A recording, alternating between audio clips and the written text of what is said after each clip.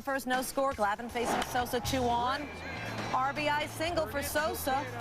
Mark Rudzelanek would score. 1-0 Chicago. Glavin was booed off the mound at Shea. He lasted just 3 2/3, 8 hits, 5 earned runs, 4 walks. And Glavin, it certainly wasn't what I envisioned.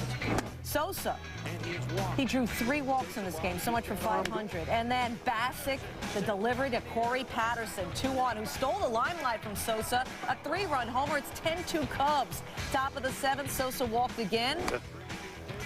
To prove my stat right, 3 walks. Top of the 7th, 13-2 Cubs. Oh, yes. 4 hits, 7 RBI for Patterson, the most RBIs in an opener since 1970, and for the Cubs, the most lopsided opener in the majors since 1951. Cubs and Mets, Sammy Sosa swinging for number 500, now 6 for 27, 222 lifetime average, 2 homers against New York starter. That would be Al Leiter. First inning, full count. Sam, take your base. 1 of 2 walks for Sosa. Bottom first, Cliff Floyd. His team's down 1-0, but not any longer. A 2-run shot. That's hitting the old apple. 455 feet, 2-1 New York. Now we go to the 6th inning. It's 4-1 Mets. It's Sosa. It's Leiter. It's Boomer. He got it up. There it goes. Way back goes Floyd. Is it far enough? Missed it by that much. Not sure you go warning track power, but Sosa thought he had it, gave it the hop. Cubs fan Bill Murray is there. He was ready to go. Al Leiter, please stay in, please stay. Yeah, you don't want to be in the history books there. Top 9, last chance for Sosa facing Armando Benitez. 1-2 pitch, and he went fishing. Sosa 0 for 2, a couple of walks. Mets win it 4-1. Floyd's 2-run homer holds up. Cubs-Mets series up for grabs. Sammy Sosa's 500th is as well. Facing Steve Traxel, who's, well, given up a milestone homer before. September 8, 1998. There we go! Mark McGwire's 62nd homer. Sosa had a pretty good view of that one. Yeah, there's the love. So Traxel trying to stay off the history pages again. Top first, Sosa's first at bat. Little single keeps him in the yard. Mark Rudzelanek, Alex Gonzalez score. Sam's 2nd and 3rd RBIs so far this season. 2-0 Cubs. Sosa's 2nd AB. Bases are chalked. Hits a grounder to Ty Wigginton. Gets a hold of it, slips a bit, but then the long throw, a little off. Jay Bell got it over at first. Blue says safe. Let's take a look at it again. Mark Pryor, the pitcher, would score. Cubs up 3-1. May have gotten him. Definitely got him. Went 5-hole. Blue says safe. Man safe. Art, go back in the dugout. Next batter, Moises Alou, still with him loaded. That one is smoked. Grudzielanek, Gonzalez score again. Grudzielanek scored 3 times, Gonzalez twice. Sosa, though, at the plate, not even close. This time, says you're out, you're out. Eventually they got to him, but the damage is done. Cubs up 5-1, and then Sosa's 4th at bat. That's ball 4 intentionally. Finishes up 2 for 3, hitting .429. Mark Pryor, 1 run in 6 innings for the win. Cubs 6-3. Sosa looking to continue that trend in his search for number 500. Cubs in Cincy, where the Reds are still looking for their first win in their new crib. Top 3, Danny Graves gets Sosa swinging. Top 7, Sammy still hitless, facing Scott Sullivan. Misses Sammy watching. Cute Chip Carey. And a high fly ball belted right center field. There it goes, number 500. Sammy Sosa earns that ticket to Cooperstown. Sonia Sosa said, I feel so proud of my husband and God bless America. Sosa, 18th player in Major League history to hit 500 home runs, and only the 5th player to do it before his 35th birthday, after Aaron, Ruth, Mays, and Jimmy Fox. A 22-year-old fan who caught the souvenir told the Reds he's already been offered $20,000 for the baseball. And there he is at the bottom of the pile. Some drama here. Bottom 8, 9-9. Barry Larkin into left off Dave Ayers. Jason LaRue scores. Larkin 3 for 4. Reds get their first win in their new ballpark, but they are one-upped by Sammy's 500. It's great because I really don't have to think about that anymore. I can come back and go out there and help them out of the ball club in a lot of different way. I don't have to go out there and every at bat thinking about, hit the ball at the ballpark. So I'm very happy about it. It's no time to celebrate because it's still a long season. Sammy needed just 1 year and 323 days to go from 400 home runs to 500 homers. That's the second fastest span between 400 and 500 in big league history. Only Mark McGwire was faster. Big Mac did it in just 1 year and 89 days. It's the visiting Cubs Saturday, and it was not a doubleheader. Sammy looking for 501, top one. Jimmy Haynes and Jason LaRue with the old strike Sammy out, throw Alex Gonzalez out. Inning over. Top 8, Ken Griffey's game is over, as is a significant amount of his season. Dives to the Paul Bacco shot to center. No catch, 3-run score. Bacco gets a triple. Griffey is down and out. Dislocated his shoulder. Made the all-century effort to get that ball. Leaving his feet and getting his uniform dirty right there. X-rays found no break. Griff unable to get a break since coming home. Some of that may be his own doing. This could be Cincy's undoing. The Reds will update his condition on Sunday. Not expected back soon. Cubs win at 9-7. Afterwards, Barry Larkin. Bummer. You hate to see it. You hate to see it for anybody, but, you know, especially for him. He's such an integral part of the team. And he's had so many injuries over the last couple of years. It's a shame. You know, we're just hopeful that it's not as bad as it can possibly be. And it's tough to watch. I mean, this the stuff that, you know, he did to try to prevent injury this year, and something, you know, a fluke injury like that, it's just, it's a shame. An important person in Ken Griffey Jr.'s life right now, guy whose last name is Clinching, first name Doctor. He's the one who popped Jr.'s dislocated shoulder back into place Saturday, the third straight year that Griffey's had a major injury in March or April. Clinching's also the guy who says that with surgery, Jr.'s season is done. Without it and with rehab, he could be back in 6 to 10 weeks. Jr., of course, takes option B, but if rehab doesn't work, he'll still need surgery and miss the season anyway. You feel for him more than anything, because he was looking so forward to this season, and he was in the best shape he's ever been in, and his spring training was unbelievable, and what he was doing early on this season was unbelievable. So more than anything, you feel for him, just because, you know, when's enough as far as these injuries go. He realizes that the last 3 years he's just been decimated by injuries. You know, he doesn't like it, but, you know, he's not going to give up. Reds playing their first game without Jr., facing the Cubs. Top 5, Reds down 4-2.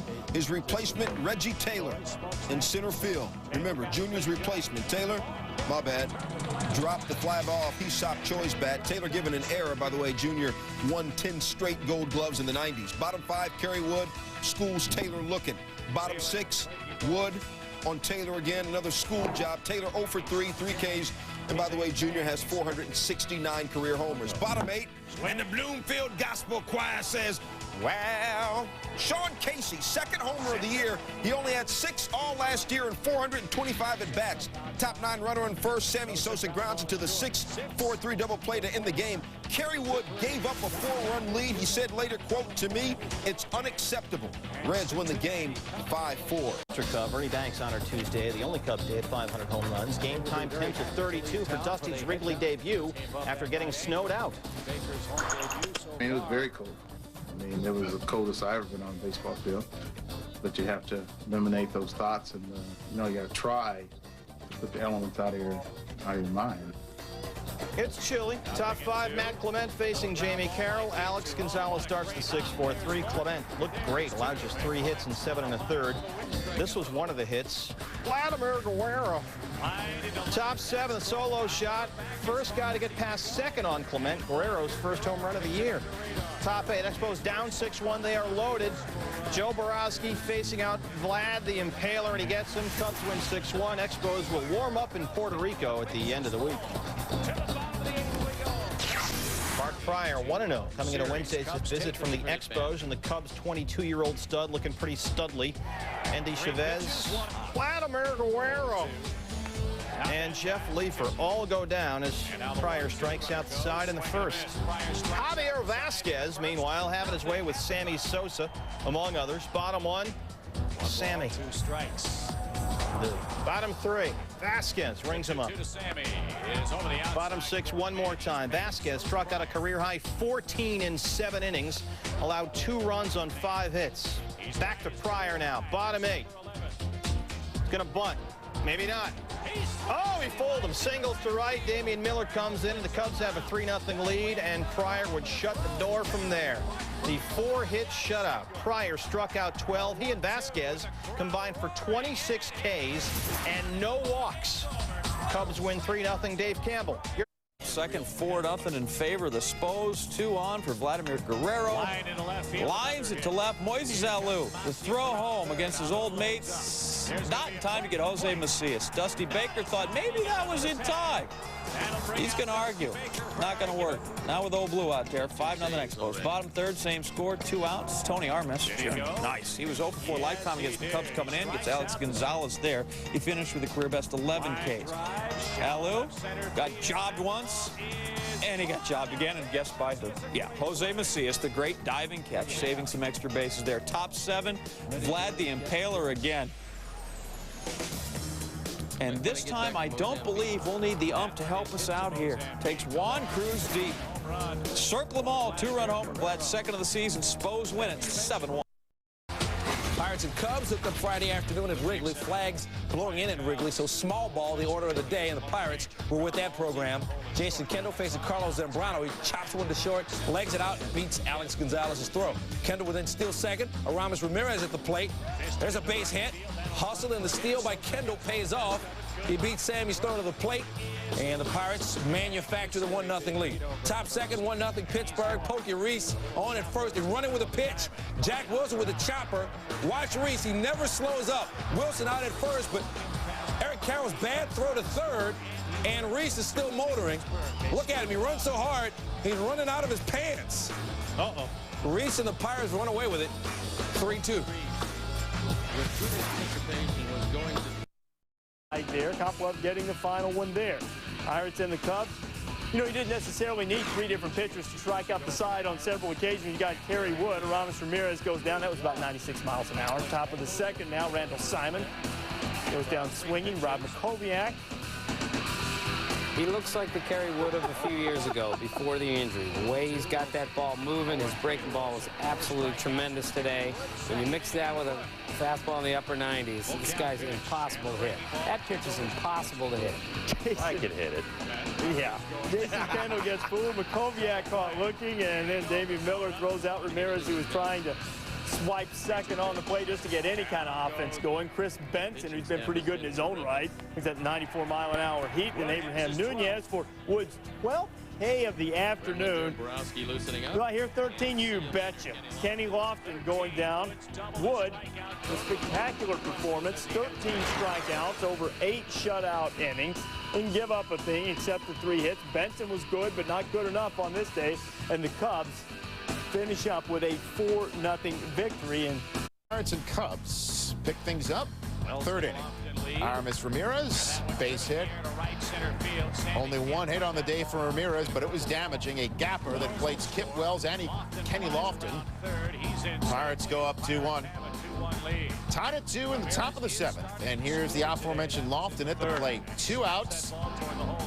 An infield single plates Jack Wilson, and the Pirates are up 3-2.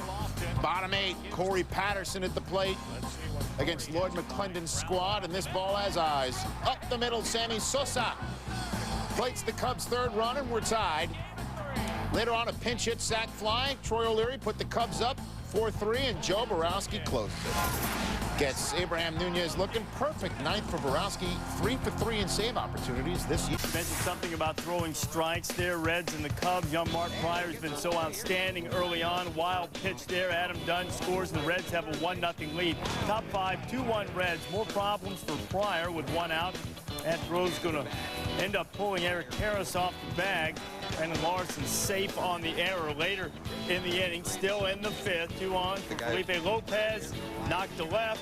Jason LaRue and Larson would score. Pryor gives up 3 earned in 6 innings. That pushed his ERA up to a whole $1.71. Reds get the win, 11-3. Day on the north side, Reds and Cubs at Wrigley. Bottom 4, Sammy. There's a high. Off Danny Graves. Looks like the wind is going to take this one with it. 2nd of the year for Sosa, number 501 on the career, and the Cubs win big, 11-1. Sosa's first at bat, 2 on. Sammy has bat scratch Match fever. Home run number 502. It's Sammy's third home run and 10 at-bats against Paul Wilson, who lasted less than 4. Bottom 7, 7-2 Cubs, and that fever is spreading. Moises Alou going yard on John Riedling with 2 on. Alou's first of the year. The Cubs commit 2 errors, walk 7, and hit 2, and they still win it, 10-4. 10 years later, Bake's reclamation project is the Cubs, who have 20-win potential with Kerry Wood and Mark Pryor. We know Sammy can do a decent Bonds imitation, and Baker says there's no difference between the two teams. Well, Cubs fans hope so. San Francisco won 103 games in '93. Cubs haven't won 100 games since 1935. Let's go to Wrigley, where the Reds were trying to avoid the sweep, but in a 6-zip hole in the top of the 4th. Austin Kearns going glove hunting with that shot, bags a glove, and well, Moises Alou returns it to its rightful owner, who also cried while watching Bambi. 2 pitches later, bam! The NL's home run leader almost takes out an usher. Kearns would eventually strike out swinging. Kerry Wood struck out just 3, but he did strike back with the bat. A 2-run shot off Jimmy Haynes, who was put on the 15-day DL after the game with a bulging disc in his back and hurt feelings. Wood, by the way, is hitting home runs at a faster pace than his second baseman teammate Mark Grudzielanek. That always goes over well with the fellas in the clubhouse. 3 batters and a new pitcher after Kerry's good Wood. Sammy connects for the 3rd time in as many days. 503 career, 1 shy of Eddie Murray for 17th place on the career list. And you're going to see a big league effort to get the souvenir right there. Sosa's shot. Does he live there? By breaking in. That's not all he took. Grudzielanek trying to keep pace with Wood. He joins the SWAT team. 15-3 Cubs. The Reds are going to get the glovely play to end the highlight, but it was a low-light day. 16-3, your final. Peter Gammons on the hill on Cincinnati's pitching woes. There's no question. The Reds aren't going anywhere until they get their starting pitching straightened out. They have 2 wins from starters all season. The ERA is well over 7. The walk-strikeout ratio is 49-30. Now, Ryan Dempster could turn it around, and so could Danny Graves, but Jim Bowden is going to have to go out and find a couple of starters if they're going to contend. Cincinnati drops 3 of 4 to the Cubs. The Reds allowing 33 earned runs and 11 homers. It was the first time since 1894 that the Reds had allowed at least 10 runs in 3 straight games against Chicago, who were called the Colts back then. Was 7-1 in his last 10 starts dating back to last season. His lone loss to the Cubs, who were PNC Friday. Top 1, Mark Grudzielanek singled, and then he's going to go to 3rd on Benson's poor attempt at a pickoff. Alex Gonzalez would score. Grudzielanek with a single. Sammy singled, Alou walked, and with the bases juiced, he sucked Choi, doubling off the wall and right. Choi was 0 for 3 with 2 Ks in his only previous meeting with Benson. Must have watched some film. Cubs up 4 before the Pirates have even come to the plate. 4-1 in the 4th. Mark Bellhorn leading off with the rip. Right at Rob Makoviak in right. After that, we are going to pick on Pokey, who entered the game 7 for 29 against Cubs pitcher Matt Clement. 2nd inning, he's retired with the slider. 2 innings later, Pokey a peeping Tom, watching that strike 3 pitch. And in the 6th, with 2 on, Reese goes down swinging. Pokey 0 for 4 with 4 Ks. Clement 10 whiffs in 7 innings. Cubs win 7-2. Choi Choice batting .500 in the Cubs' last 4 games. This after going hitless in his previous 4 games. In fact, Choi's numbers over his last few games looking very similar to Sammy's, except Sosa's average is slightly lower. Let's show you the Cubs and the Pirates now at PNC. Top 4, Moises Alou on first. He stopped Choi. 1 for 4 with an RBI. He's been red hot all week long. Cubs up 1-0. Eric Karros getting a lot of pine time with Hesop Choi. Pretty much hitting everything this week. Bottom 5, Mark Pryor gets Rob McCoyak. 2 batters later, Kip Wells batting. Pryor gets out of the 5th, 1, 2, and 3. Bottom 9. 3 outs to go for Pryor's 2nd complete game of the year. First batter, Jason Kendall. Chow under it. Yeah. Well, he misses that ball right there. But the reason that Pryor is still in this ball game is simply because Dusty Baker wants to make it known. These guys, he expects them to finish the ball game when you start it. So this is not a sort of condemnation to the bullpen at all? I don't think it's a condemnation. I think it's expectation. If you don't have... They've got an excellent bullpen. If you don't have expectation for your starters, then who's going to have it? And this is a gutsy move because with that 1-0 lead, Pryor's putting himself in a jam here in the ninth. So it's second and third. Still 1-0. Randall Simon grounds out to Ramon Martinez, but Jason Kendall comes in, and he left Pryor in, and he couldn't shut the door, so it's 1-1. 2 outs, pinch hitter Pokey Reese on third, Pryor, Reggie Sanders. He went 9, gave up the 1 earned run on 6 hits, struck out 6. A lot of young pitchers, when they lose their shutout, they panic and start trying to do different things. Pryor didn't panic at all. He continued to make pitches and got out of the inning. And he threw that breaking ball in the dirt first and second. He struck Sanders out with a man on third with a breaking ball. But the Cubs come back against Mike Williams. They tack on a few runs and win 6-1. Pryor finished the 9th. Chicago scored 5 in the 10th, so he is the winning pitcher. Cubs and Pirates, an eventful day for Sammy Sosa. Top of the first, no score. Josh Fogg delivering to the Dominican daddy. Get out of there. Sosa ties Eddie Murray for 17th on the career home run list with number 504. Fogg would leave the game with a strained abdominal muscle. Now, scary moment. Solomon Torres facing Sosa in the 4th. Sosa. Oh, wow. Sosa said he'd never been hit like that before. He was examined at a nearby hospital and actually returned to the clubhouse. Now, Torres and Sosa from the same hometown. Torres said that he felt bad to hit a guy who is one of his idols. Sosa, okay. Bottom of the 6th, and Torres gets plunked by Juan Cruz. Both sides warned. It's a theme on Sunday. Later, crazy. Later in the evening, Jack Wilson, baseball, actual baseball. He singles to center. Torres scores from second. Torres would leave the game with a knee injury where he got hit. Pirates win big. 8. Cubby Sammy Sosa not missing any games, back after getting beamed in the ear. The fans pleased to have their man. Bottom of the first pitch. And Brian Lawrence is a strike, fouled the segment off, and then half swing, whole strike. Down he goes. Sosa 0 for 3 with 3 strikeouts. Bottom of the 4th, there's a nasty flashback. After getting hit in the head, he gets beamed again, this time in the back. Hit for the 50th time in his career. A couple of batters later, Lawrence gets Aesop Choi in the ankle, and 2 batters later, chilly night, he gets Mark Bellhorn, ties a major league record, 3-hit batsman in an inning. That one to load the bases. Next batter, Damian Miller. He's from Wisconsin. I'm from Wisconsin.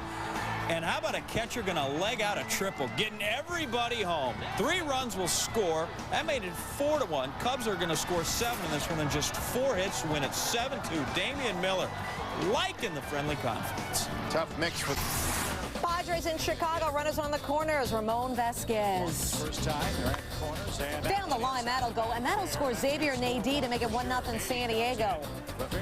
Padres looking to snap a skid. Bottom 4, Sammy Sosa leading off. Sosa looks harmless, right? Shane Victorino somehow loses it in the Rays, and they call that a double. Generous, the official score. Next batter is Moises Alou. Looking to make some contact, but doesn't get that. 1 out. Next batter, Aesop Choi. You heard me. That's the walk. 2 men on, 1 out. Next batter, Corey Patterson. This is a 3-1 pitch. He walks, bags full. Mark Bellhorn. 3-2 again. Adam Eaton takes care of things. Strikes him out. Next batter, Damian Miller. Eaton gets him. Eaton striking out the side less than 2 years after having elbow ligament replacement surgery. What an outing. And then Sosa strikes out. Eaton goes 7, a career high 12 Ks. The Padres stop their 6. It's the news some baseball fans have longed to hear. Bud Selig is stepping down as commissioner. But before you go designing your Pete Rose for Commish bumper stickers, bear in mind Selig's expiration date is 2006. The 67-year-old says he will not seek a new term in office after his current deal expires. Selig took over as commissioner in 1992 after the forced resignation of Fay Vincent. Back on Cubs looking to avoid their 2nd straight loss to the Padres. Bottom 2, no score, Eric Karros. He was 2 for 4 in this game. But this was not one of the hits because of Xavier Nadie. Flat out leather flasher. Nady also went 1 for 4 in this one. Bottom 7, 2 on, 2 out for Lenny Harris. With the Cubs down 2, Mike Matthews gets Harris to pop out. The Cubs fail to score on that golden opportunity. Bottom 8 with Sammy Sosa at bat. A fan will throw a cell phone and hit the foot of Sean Burrows. The fan was later arrested, charged with a misdemeanor. Said he threw it because he was annoyed his friend's phone wouldn't stop ringing. I hate when that happens. Same Sosa at bat. Jarrett Wright gets him. Padres get a win. Wright gets his second save. Sosa 1 for 4 on the day. All right, Mark Pryor in Colorado taking on the Rockies. His prior experience at the stick did not include a home run. Does now off Nelson Cruz. Solo shot. 3-0 Cubs. Bottom 3, Pryor getting Ronnie Belliard. He's a voyeur. Bottom 5, 2 on, 2 out. Jay Payton, 463 career hitter at Coors. Pryor doesn't care. Top 6, and Pryor grips a double down the line. 3 runs score. The bases were loaded after an intentional walk. Pryor made a play. Pryor this year at the plate batting .357 with the home run. Opponents hitting a .180 with no homers against him. Mark Pryor is going to end the Rocks' 5-game home winning streak. Went 2 for 4, 4 RBIs. Cubs win it 11-7. Sitting on dead river, the Cubs in Colorado. Rockies in second place in the NL West. Todd Helton turns this one around from Sean Estes, just not out of the park. Wow, of course, actually held it. Helton 3 for 5. He's batting .345 after he plates Jay Payton. 2 batters later, Helton's 24 RBI leads the NL, by the way. 2 batters later, Larry Walker, base hit to right. Estes, a Coors nightmare, allowed 12 hits and 7 runs in 2+ innings. Rockies up 6-2. On the flip side, well, that humidor was working for Sean Chacon, coming into Saturday's game 3-0 with a .980 ERA. The 30 strikes out Corey Patterson. Top 4, Mark Bellhorn rung up. Top 6, Sammy Sosa, swing and a miss. 8 strikeouts for Chacon, 1 earned run, 7 innings pitches, ERA now 1.04. Rocks win 8-5. Cubs and Rockies in the Coors Field rubber match, and humidor or no, Eric Karros is in Coors Field, and that means he will leave the yard. It's his first of the year. He ties it at 3, and that home run makes him the all-time home run king of non-Rockies at Coors Field, surpassing now teammate Sammy Sosa. Most home runs ever by an opponent in Coors Field, Eric Karros. Bottom 7, 2 on, 2 out. Jay Payton. Mark Gruzzolani keeps it in, but doesn't prevent a run from crossing. Rockies go up 4-3 and win 6-3. He could have told us he wasn't losing any sleep over his return to Pac Bell Park for the first time as manager of the Cubs, but that would have been a flat-out lie. Baker said the thought of his return not only woke him up one night, he got upset because it did. The 3-time NL Manager of the Year has the Cubs in first place in the Central. Baker's family in the stands as he faced a Giants team he got into the World Series just last October. Hello. Before the game, Kerry Wood warms up with a towel instead of a ball. Bottom 3 tied to 1. Uh-oh. Wood hitting Barry Bonds with a pitch. Bonds heads to first. What did Bonds say about being intentionally walked by Baker? Oh, I'll just throw the bat in the dugout. I'm going to bust him right in the eyeball. Because he doesn't intentionally walk hardly anybody, and if he intentionally walks me, I'm throwing the bat at him. Because there's so many times we're like, walk him, and he won't do it. He better walk me. He better not walk me either. Well, he's in that other dugout now, Barry. So Bonds walked to load the bases with 2 out, bottom 4. Oh, Wood walking Cruz with the bags full. A run scores from third. It's 2-1 Giants. But the Cubs were up 3-2, and this happens. Kerry Wood hitting Bonds again. Ouch, babe. Top of the 8th, 3-2 Cubs. Moises Alou. Oh, some insurance. It's gone. It makes it 4-2 Chicago. Cub fans expecting a lot out of Alou this year. His daddy watches. Bottom 8, 1 out. Bonds up again.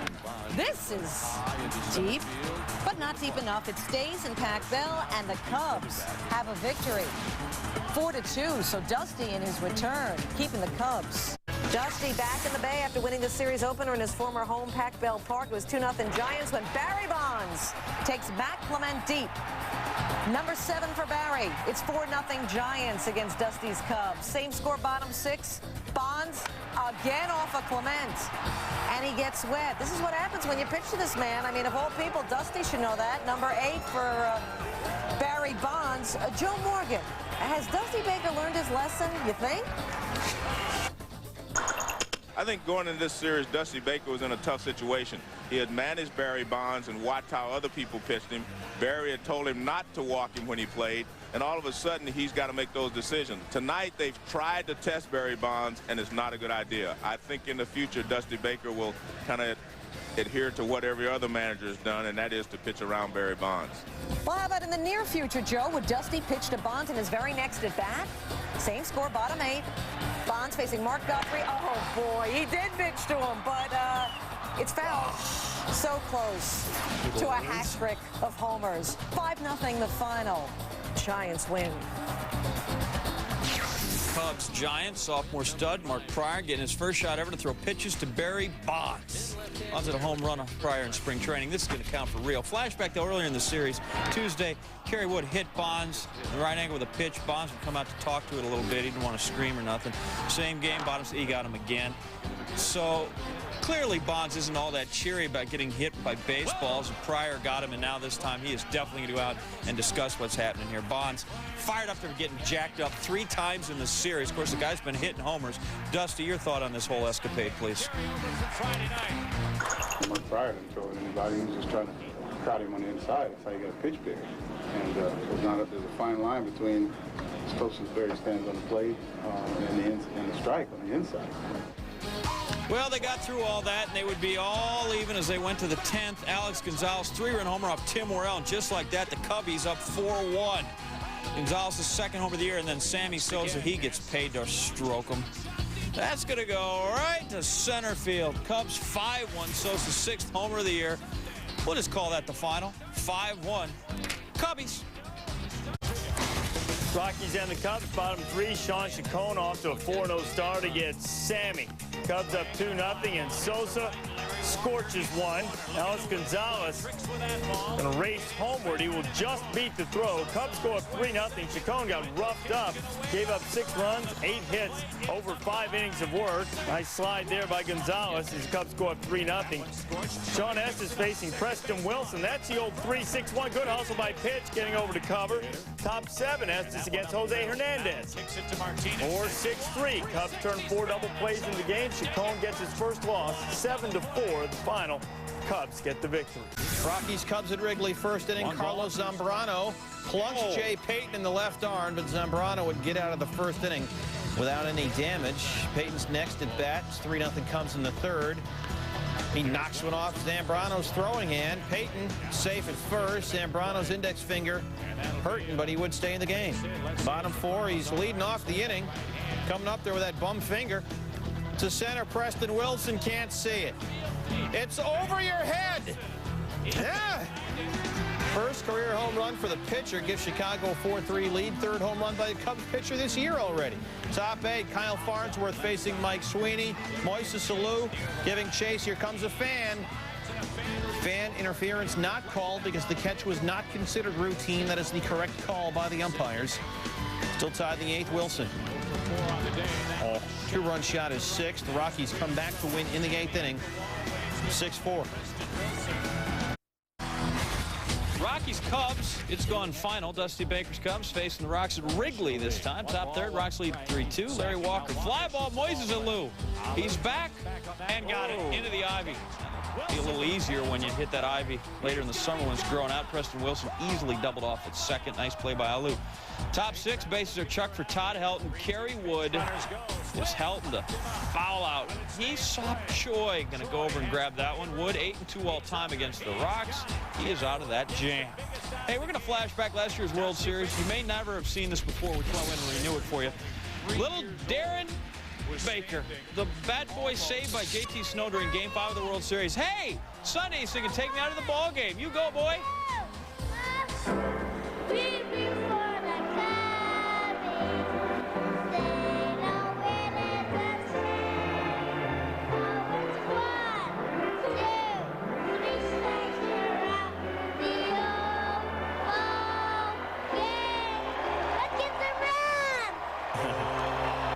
That was a proud papa, too, wasn't it? Hit the ball. First Cubs batter, Ramon Martinez. Hey, The Baker thing works.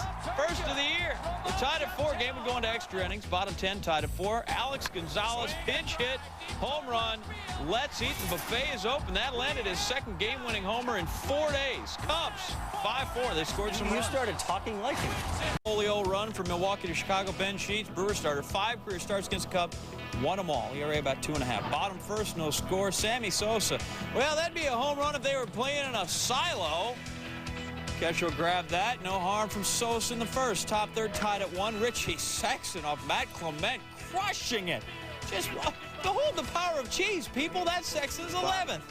Takes over the National League lead with 11, tied with Juan Gonzalez for the Major League lead. It's 3-1. Sosa goes down looking that time in the 4th. Same inning. He stopped Choi. He homered in the 2nd. Didn't get the bat off his shoulder in the 4th.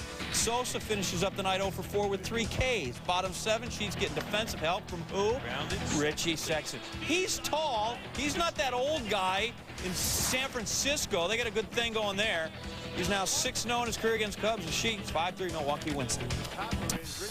Night baseball at Wrigley with the Brewers visiting. Milwaukee's Eddie Perez, 5 RBI on the season. Mark Pryor trying to become the NL's first 5-game winner. Top 4 tied at 1. Perez facing Pryor, and John Vanderwall, who singled and advanced to second on a walk, runs home. It's 2-1. 2 batters later, pitcher versus pitcher. Wayne Franklin laying down the bunt, and Pryor overthrows Mark Bellhorn, allowing Perez to score on the E, and the Brewers lead 3-1. Bottom 4, Moises Alou and Bellhorn led off with singles. Corey Patterson, he's trolling for bigger fish. Deep to right for the 3-run home run, his 6th of the season. The Cubs take a 4-3 lead. Top 8, Brewers down 6-3. Perez against Juan Cruz with 2 on. And that's baseball's Big Bang Theory. 3-run shot, 3rd of the season, first since April 3rd. Cruz gives up 4 runs in 1+ inning. Top 9, Vanderwall facing Mike Remlinger. Ground ball to left, the loose throw way off. Keith Ginter scores. He'd led off the inning with a single against Cruz. We take another look at Alou, who obviously ate an extra bowl of Wheaties. He's just too strong. That cost Chicago a run. Perez. Top 9, he's officially on the SWAT team. Base hit, run, scores. He goes 3 for 5 with 5 RBIs, doubles his season total. Brewers lead 8-6. And then turn out the lights, the party's over. The game would follow after a 15-minute delay. Milwaukee looking for the sweep at Chicago. Brewers looking at Sean Estes, top 5th. Clendon Rush attempts the sac bunt. Mark Bellhorn starts the unconventional 5-6-4 DP.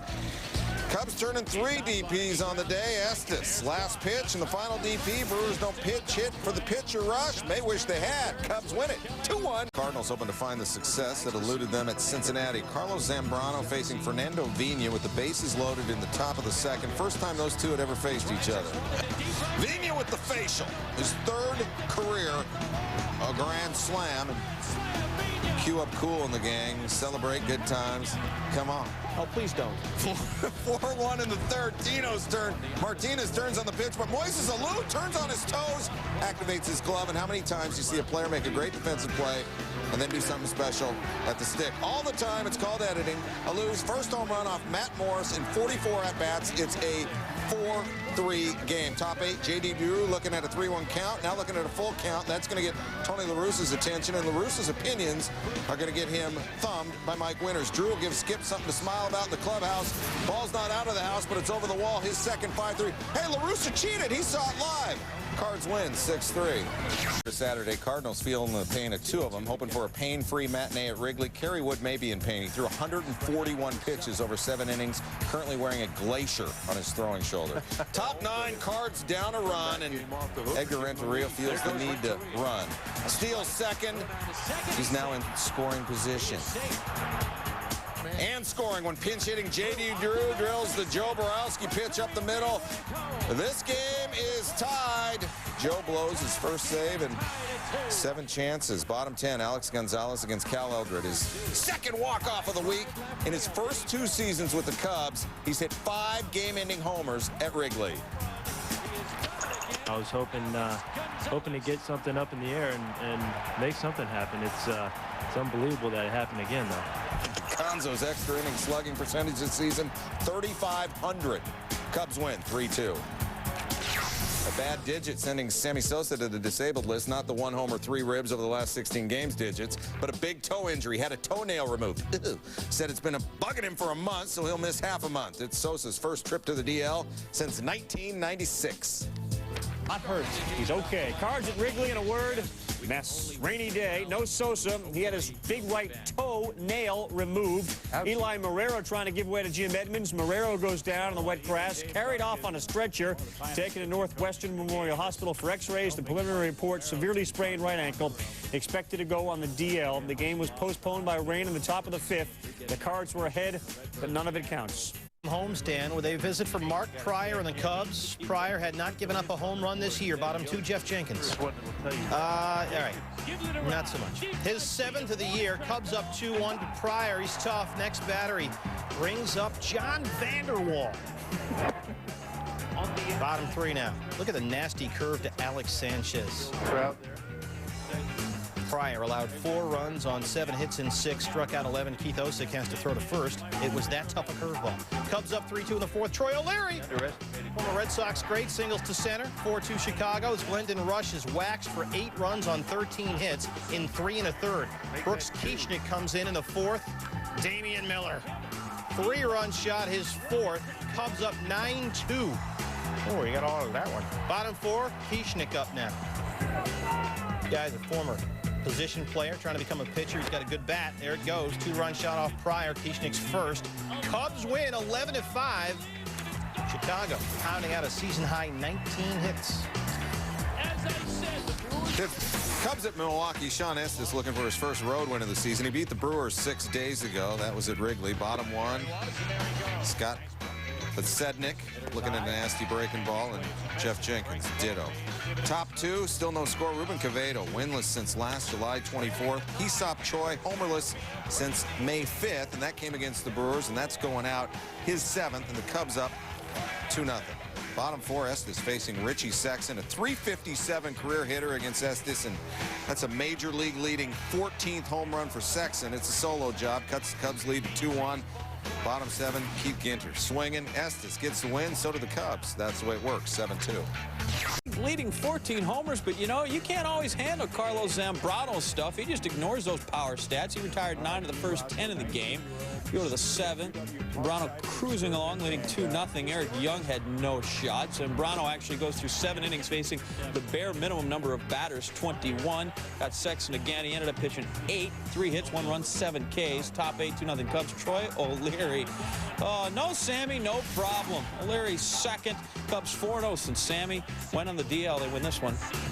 17 innings, if that's what it'll take. Kerry Wood, the Cubs looking for their 5th straight win, trying to sweep this series. Wood, Scott Sednick, no. 2 batters later, Richie Sexson. I don't care if you're leading the league in home runs. That was a 97-mile-an-hour heater. Sexton 0-for-7 and 5 Ks. Wood, 13 Ks on the day. But Sednick gets Antonio Alfonseca to deep. Ties it at 1, his 2nd. No decision for Wood. We're going to extras. In the 10th, Brady Clark shoots one to right. Troy O'Leary coming up with it and firing home. Eric Young still can hustle after all these years. He's in ahead of the tag. We're tied at 2, and Dusty Baker's like, oh, my goodness. How long are we going to play? I got to get the little kid to bed. It couldn't go. At top 14, Cubs been breaking out the rally caps with a runner on 3rd. Damian lines one to short. Royce Clayton is there with a Sports Center top 10 caliber play, and they're like, hey, we're wearing the hats. You can't do that to us. Top 15, Alex Gonzalez takes Leo Estrella deep to left. Jeff Jenkins at the wall. He'll make that catch. How about we play to the 17th? 1 on, 2 outs, tied at 2. Corey Patterson came into this game in the 8th inning as a pinch hitter. Ended up going 3 for 5. That's a home run off Brooks Kieschnick. 2-run job, his 8th, 4-2 Cubs. I think the count was 2-0, so I just really, looking inside there and trying to get a good ball to hit and make sure I calm myself down, and that's what I was able to do. All right, well, the Cubs twice blew 1-run leads in this game. How about a 2-run lead? Todd Wellmeyer making his major league debut, gets Eddie Perez. Then the next batter, Clayton, and then Brooks Kieschnick. Gave up the home run, can't get it back. Brewers set an NL record for strikeouts in extra inning game, 24. Cubs win it 4-2. With Sammy on the DL. Cubs have outscored their opponents 31-12 during their current 5-game win streak. However, the flip side is the Cards are 20-3 at home against the Cubs since 2000. Something's got to give. And thankfully, it wasn't Mark Grudzielanic's arm. Woody Williams hits him, 1 on, nobody out. 3 batters later, base hit Alou. Alex Gonzalez come on down. Cubs up 1-0, which bodes well when they're facing Williams because the Cubs have never lost to Williams.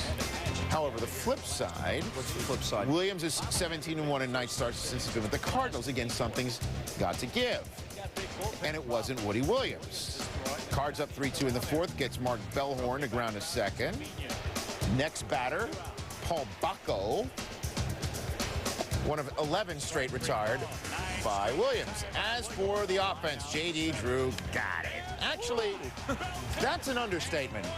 He eviscerated the baseball, which you can't see land. Why? Because it went 514 feet. Woo!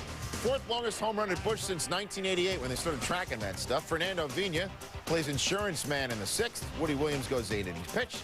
And the Cards improved to 21-3 at home against the Cubs since 2000, winning 7-4. Cubs and Cardinals from St. Louis. Mark Pryor, 2.13 ERA. That's the best in the National League. Bottom 1st, Albert Pujols, just looking. Bottom 3rd, J.D. Drew, swinging and missing. Pryor 6 Ks, also 3 for 3 at the plate. Bottom 4, men on 1st and 3rd, 1 out. Pryor gets Edgar Renteria. Throw to second, cut off. Back home, and Pujols is out. Game remains scoreless. Top 5, Brett Tomko facing Troy O'Leary. 2-1 pitch. Called ball 3. Tony La Russa didn't think so. And he lets Matt Hollowell know about it. Bottom 7 now, Pryor pitching to Chris Widger. 1-1 pitch called strike 2. La Russa argues the call, and, well, Tony was asked to leave. His 3rd ejection of the season. Tony, would you leave already? Bottom 8, 1-0 Cubs. Pryor facing Drew. That's long. Corey Patterson says not long enough. Pryor's digging it. 6 hits and 7 in the 3rd. He's worked at least 6 innings in all 9 of his starts. Take another look. Patterson laying out to rob Drew of extra bases. That's another top 10 nominee. Next batter, Pujols. And let's just say Patterson won't get this one. 10th homer of the season for Pujols. He's 2 for 4, hitting .326 on the year. Game tied at 1. Top 9, same score. Mark Bellhorn pinch hitting with the emphasis on hitting. Off Steve Klein, his 2nd of the season.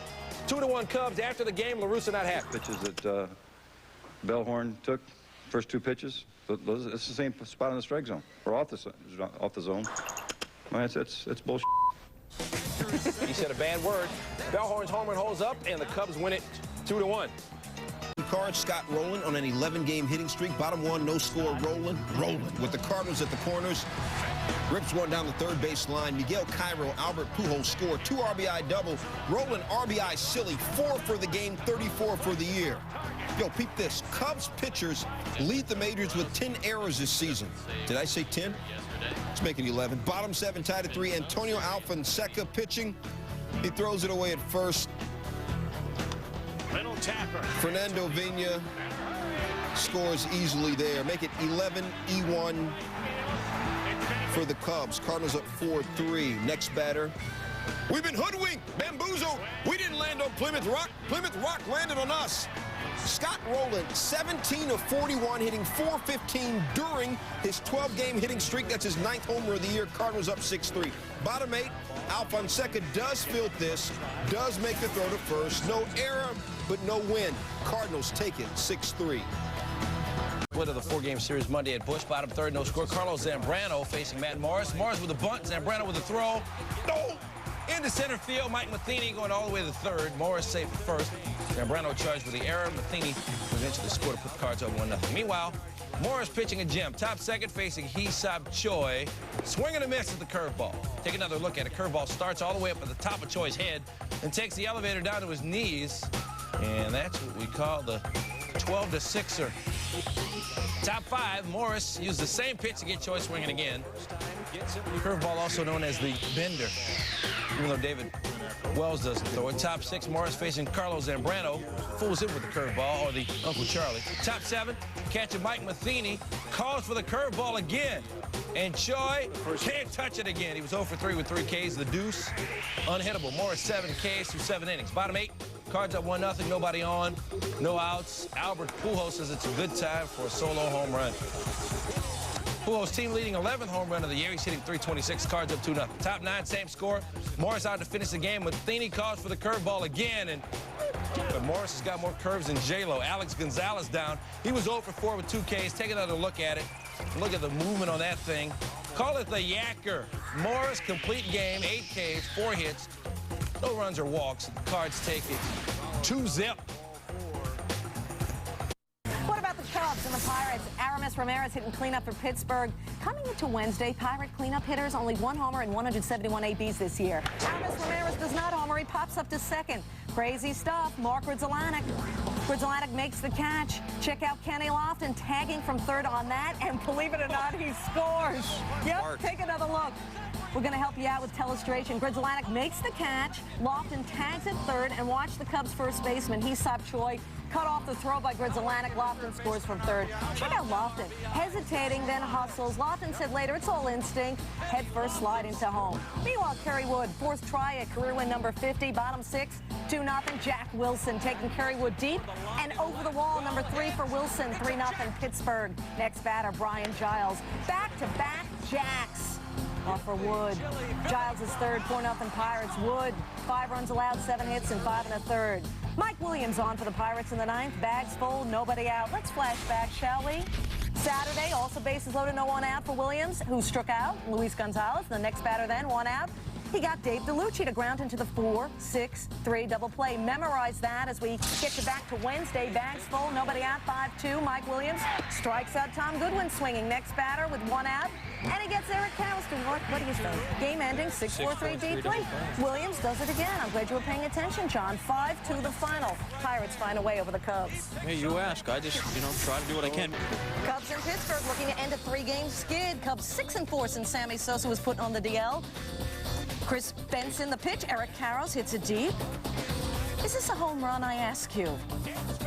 Well, let's check out Eric Karros. He rounds the bases like it is. Benson, well, on the mound, he doesn't think so.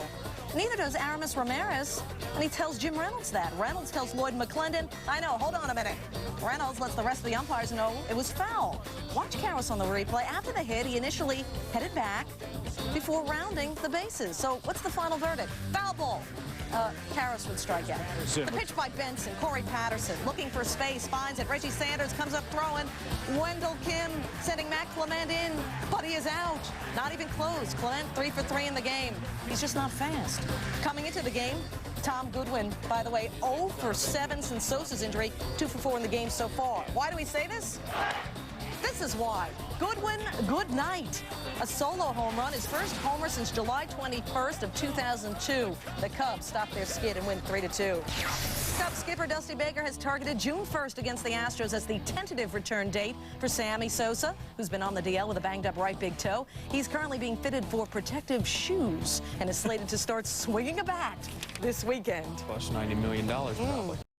All right, the Cubs' Mark Pryor on the mound in Houston. Lowest ERA in the National League, 2.02. Pryor, since his Major League debut, look at these numbers, 11-7, 2.87, 10.9 Ks per 9 innings. Opponents hitting only .221 off the Cubs stud. But bottom first already in trouble. Orlando Merced slices one into right. 1 run comes to turn. All right, 3-2 Astros. Where's Brian Kenny when you need him? Next batter, Jose Vizcaíno. And this turns into the worst inning of Pryor's career.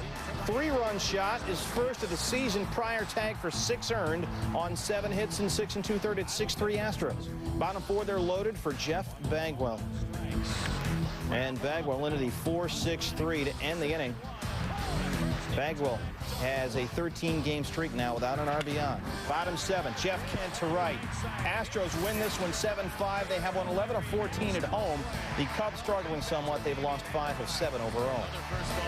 Won the Cubs from 2 the Astros in the Central. Jeff Bagwell, no RBI in his last 13 games. That drought appears to be over in the 6th. No.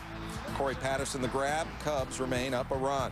have added a run in the 7th on an RBI double by Alex Gonzalez. That chase starter Tim Redding, Nate Bland in, and Patterson immediately greets him with a double that scores Gonzalez. Chicago up a field goal.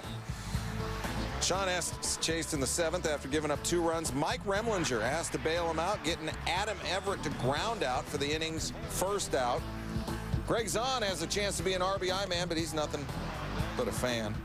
Craig Biggio being intentionally walked to load the sacks. Remlinger then unloads on Brian Hunter. Cubs keep their 3-2 lead. Houston's last swings. Man on second for Zahn against Joe Borowski. Whiffs on the slider, 2 down. Top of the order, but Biggio not on top of his game. He went 0 for 4. Borowski gets his 9th save and 11 chances. And the Baker boys win it, 3-2. Price one. He got the bun. Cubs and Astros, top 2, 1-zip Stros, 2 on for Lenny Harris. Just a .228 hitter, but getting his hit on up the middle. Moises Alou scores. Hesop Choi will try and score. Brian Hunter's throw is in time. Choi called safe. 2-1 Cubs. Jimmy Williams comes out to beef a little bit, but take another look. The throw is there, but a little high. Looks like Choi's foot might have hit the plate first.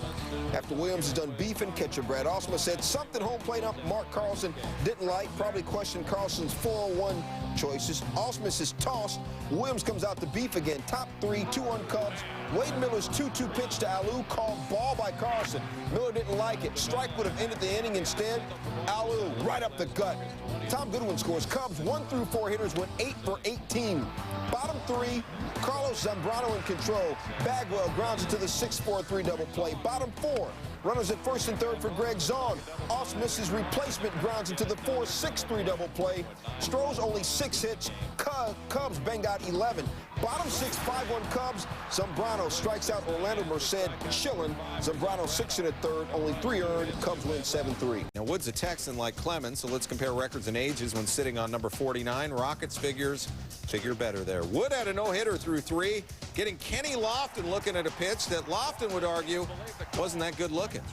7th inning, Rob Makoviak with good Wood. Wood with better leather. That's a top 10 nominee. Wood, by the way, struck out 10, left giving up just 1 earned, but down 1 none. In the 8th, the Pirates forced 3 Cub pitchers to walk the plank. Phil Norton goes first after a walk and a single that extends Lofton's hitting streak to 24 games. Next up, Juan Cruz. First guy he sees, he hits Jeff Rebele. Then he walks Brian Giles. Gives up an RBI single to Aramis Ramirez. And then walks Kevin Young. 4-zip Bucks. Dusty's taking another walk to the mound. Next, Antonio Alfonseca walks his first batter, Jason Kendall, on 4 pitches. Norton Cruz, Alfonseca give up 9 runs in the 8th inning. Pirates win it 10-0. Sammy Sosa showed off his injured toe to reporters Monday, and we're sorry we missed that. Sammy says he'll be back in the lineup Friday for a series opener against the Astros. Sammy's been on the disabled list with toe woes since May 10th. Top third, 1-0 Pirates. Kenny Lofton, career against Matt Clement, 3 for 19, a 158 career hitter. But he doubles to right there, extends his hit streak to 25, ties the team record for the longest hitting streak by a lefty. You remember Charlie Grimm in 1923. 3 batters later, Aramis Ramirez in the shallow end. Lofton scores. Ramirez went 4 for 5 with that RBI. Top 7, Lofton still working.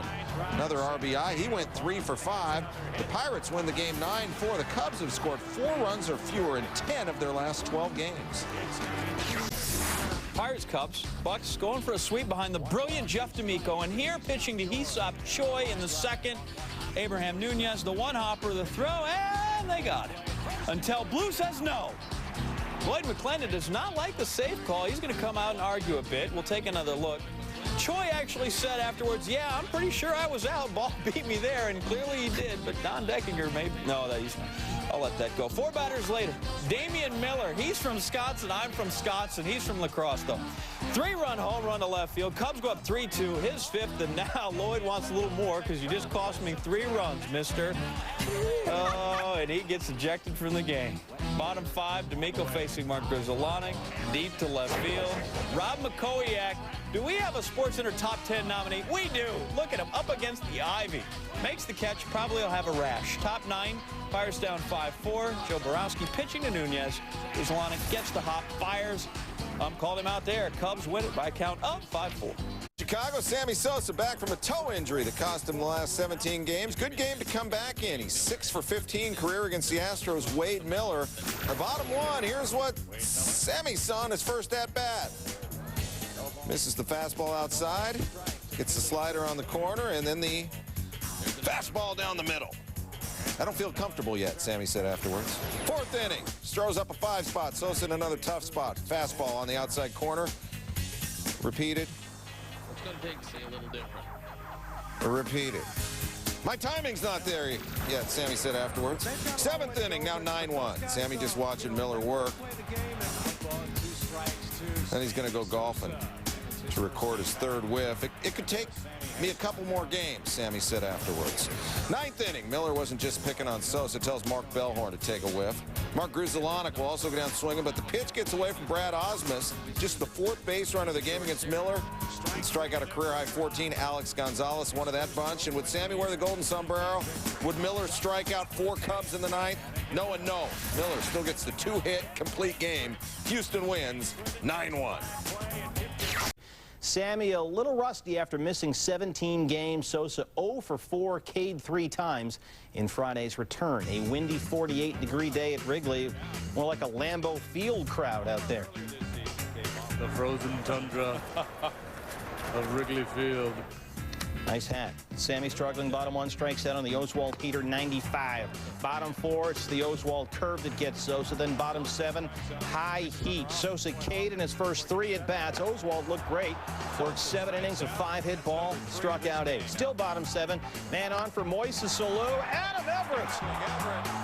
Diving stop, and I'm going to make this a top 10 nominee right there. A unilateral decision. You can do that? Yeah, apparently I can. Everett throws to Kemp for the force over there. Top 9 still scoreless. Astros with a man on second. Morgan Ensberg to left. They're going to wave Lance Berkman from second. Look at the throw by Moises Alou. It is perfect. Berkman is meat. Still no score. Bottom 9, it's that Sosa guy up again. Struggling, as we said, his 4th K and 4 at-bats. And we're going to extras. Diehard Cubs fans, at least the next generation of diehard Cubs fans, sticking this one out. Bottom 11, Cubs with a man on second. Sosa on deck. Corey Patterson will get a free pass. Dusty Baker, your thoughts? Exactly. They want to pitch to Sammy. His 5th strikeout in 5 at-bats. In fact, Cubs hitters combined to K 23 times.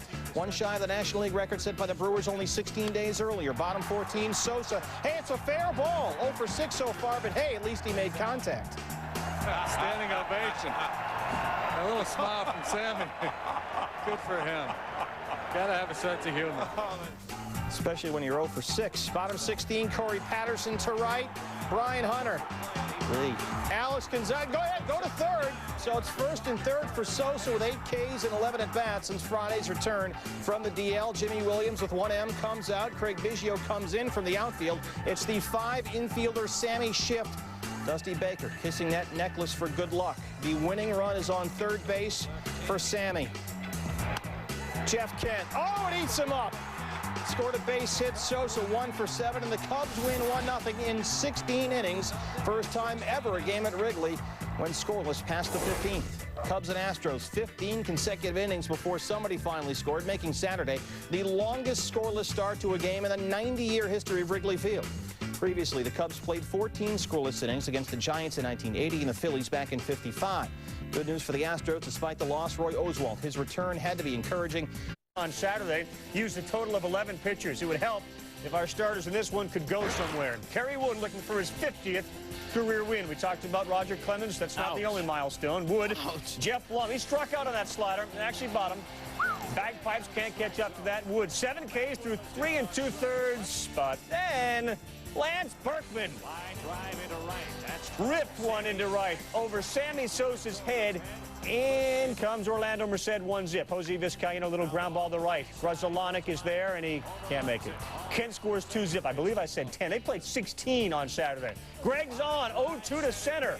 2 more runs score. 5 straight Astros reaching base with 2 outs. Jeremy Robertson, Sosa, bottom 4. Sosa, your hero, despite having one of his worst offensive days on Saturday. 2 for 15 since coming off the DL. Get it. In the 8th, 5-3 Houston, Mike Remlinger to Lance Berkman, swinging a drive. man. That's power from Lance. Astros roll. Go ahead, Kerry Woods really pitched well. Had nothing to show for it in the last 4 outings. In this one, they could have gotten him off the hook, but didn't do it. No Richard Hidalgo, by the way. He has been DL'd with mono-like symptoms, although they say it is not mononucleosis. Kerry Wood got 11 and 6, but he fails for the 6th straight start. The Cubs hosting Tampa Bay. Bottom one, no score. There's Sosa at bat. Runners on second and third, one out, but that's not the story. This is the grounder and the broken bat of Sosa's. Mark Grudzielanek would score from third for the moment, 1-0 Cubs. A broken bat for Sosa on the ground out, right? So home plate Tim McClellan gets to work. Picking up the bat of Sosa's, he meets with the other umpires, discusses what appears to be a cork in the bat of Sosa. It's cork without the champagne. No reason to celebrate here. Sosa's broken bat gets looked at. And let's flash back. Speaking of McClellan, yes, he was involved in this. July 24th, 1983, McClellan ejects George Brett for using too much pine tar. Brett obviously not thrilled with that decision by McClellan. Back to Tuesday's game. Sammy Sosa visibly shaken. Dusty Baker comes out to talk to McClellan to check out what is going on. What about Sammy? Oh, boy. Exactly. Look again at the broken bat of Sosa. The bat appears to be corked. Sammy would say later he simply picked up the wrong bat. Take a look at the Major League Baseball official rule book, 606, Section D. A batter is out for illegal action when he uses or attempts to use a bat that in the ump's judgment has been altered or tampered with. No advancement on the bases will be allowed, and any out or outs made during the play shall stand. Here it is again. Another look. The bat breaks. Sosa said later he actually uses corked bats in batting practice to make the fans happy. He simply picked the wrong one. Meanwhile, McClellan rules that Grudzielanek must go back to third. Sosa is out number 2, and Grudzielanek's run does not count. Back to a scoreless game, and the staff of CSI wouldn't like that, Tim. You wiping off your hands. Sammy stunned. Later, baseball officials walk away with the evidence. That bat not going to Cooperstown. We're tied at 2, and Sammy's replacement, Troy O'Leary at the plate. Up the middle, off of Al Levine, a leadoff single for O'Leary, and then later, runners at second and third, 1 out. Levine throws the wild pitch to Martinez, and look who scores the winning run. Sammy's replacement, O'Leary, after Sammy spoke with our George Smith. We're joined by Sammy Sosa, who was thrown out of tonight's game, apparently for using a cork bat. Sammy, let me ask you first of all, you say it was an innocent mistake. How did it happen? Innocent mistake, you know, that was a bat that I managed to use for BP, you know, batting practice. And, you know, I picked the wrong bat. I understand that, you know, it's a big blame for. I got to, you know, stood up and take the punishment and everything that I had to do. I just say that I apologize before to my teammates, the Major League Baseball and everybody up there. I never had that in my mind, you know, to go through that, but, you know, it happened. And I feel really bad about it. You know, I just here talking to you guys to letting you know that from the bottom of my heart, I really apologize. Why do you have cork bats at all? Is it just for show? In BP, in practice, in batting practice, I don't, you know, it's something that, you know, really, you know, just to make my fans happy, everybody out there, you know what I mean, to come to see the batting practice in BP, definitely. Is that your only cork bat? Do you have others? No, sir. You know. And knowingly, have you ever knowingly used a cork bat in a game? No, sir. I really can't say that right now. And, you know, it's a mistake. It's a mental mistake. You know, it happened. I just picked the wrong bat to go out there and, you know, play in the game. And that's what I'm here today, you know, to say I'm sorry, and I feel bad about it, but I got to just keep it continuing. You've built up a lot of goodwill. Your home run race with Mark McGwire, a great ambassador to the game. How do you think fans will react to this? That's what I'm here to try to explain, that, you know, what happened tonight is not something that, you know, happened to any single guy. I had to say, you know, that was a mental mistake. That, you know, every human being sometimes got to go through that, and I feel bad about it. I feel that, you know, all the fans up there, they deserve for you know, for me to apologize, and, you know, just I feel, you know, that it's something that I got to deal with that from now on, and hopefully they, you know, they can understand that. Does this taint anything you've done over the last few seasons? I don't think it's going to change anything that I've done, because, you know, it's something that, you know, I grab about just by mistake. I really don't need to use that. because, you know, I'm a very strong guy and I'm a fighter. So I never give up my fight. So it's something that, you know, hopefully they, you know, they can understand that. And that's what you'll tell the commissioner when you meet him? Yes, sir. Okay, and final question, just for the fans, what will you do to get back the goodwill? Do you think you have to do something now to get back some goodwill? Well, it's going to be tough. I understand that. You know, it's going to be some fan probably right now, they not too happy about it. I understand that. You know, it's going to be hard for me to go through that process, but I got to deal with that, you know. I'm a man enough to take my blame and pay for my punishment. But, you know, hopefully they understand, and, you know, we just got to go out there and play it again and just keep it continue to win. Sammy Sosa, thank you very much for joining us. That's the story here at Wrigley. Now back to you. Thank you, George. Thank you, Sammy. So will Sammy's many accomplishments be tarnished? His 505 career homers, 17th all-time, his 3 career 60 homer seasons, a major league record. His 450 homer seasons, tying the mark for Mark McGwire for the major league record. He also has 6 career 3-homer games. For analysis, our Baseball Tonight. At least half the guys are using steroids. They talk about it. They joke about it with each other. Remember when Ken Caminetti blew the lid off of baseball with his roid rage? Jose Canseco followed that up saying he would name names in a book about baseball's performance-enhancing problems. Do you remember? Well, it was at about this exact same time 1 year ago. How many people are talking about that now? How many people will be talking about Sammy Sosa and his corked bat a year from now?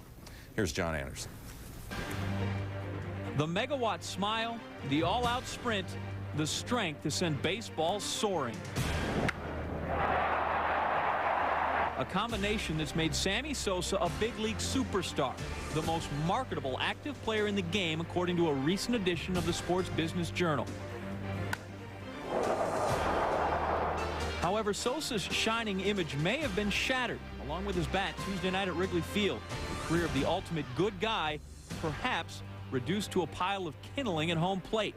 All those home runs, 505 total, now 505 question marks. Was the power supplied purely by Sammy or by cork glue and a drill? Is Sosa a serial corker or a guy looking for some help after coming off the DL and going 2 for 15 with 8 strikeouts, including 5 Ks on Saturday before he finally managed a 16th inning game-winning single?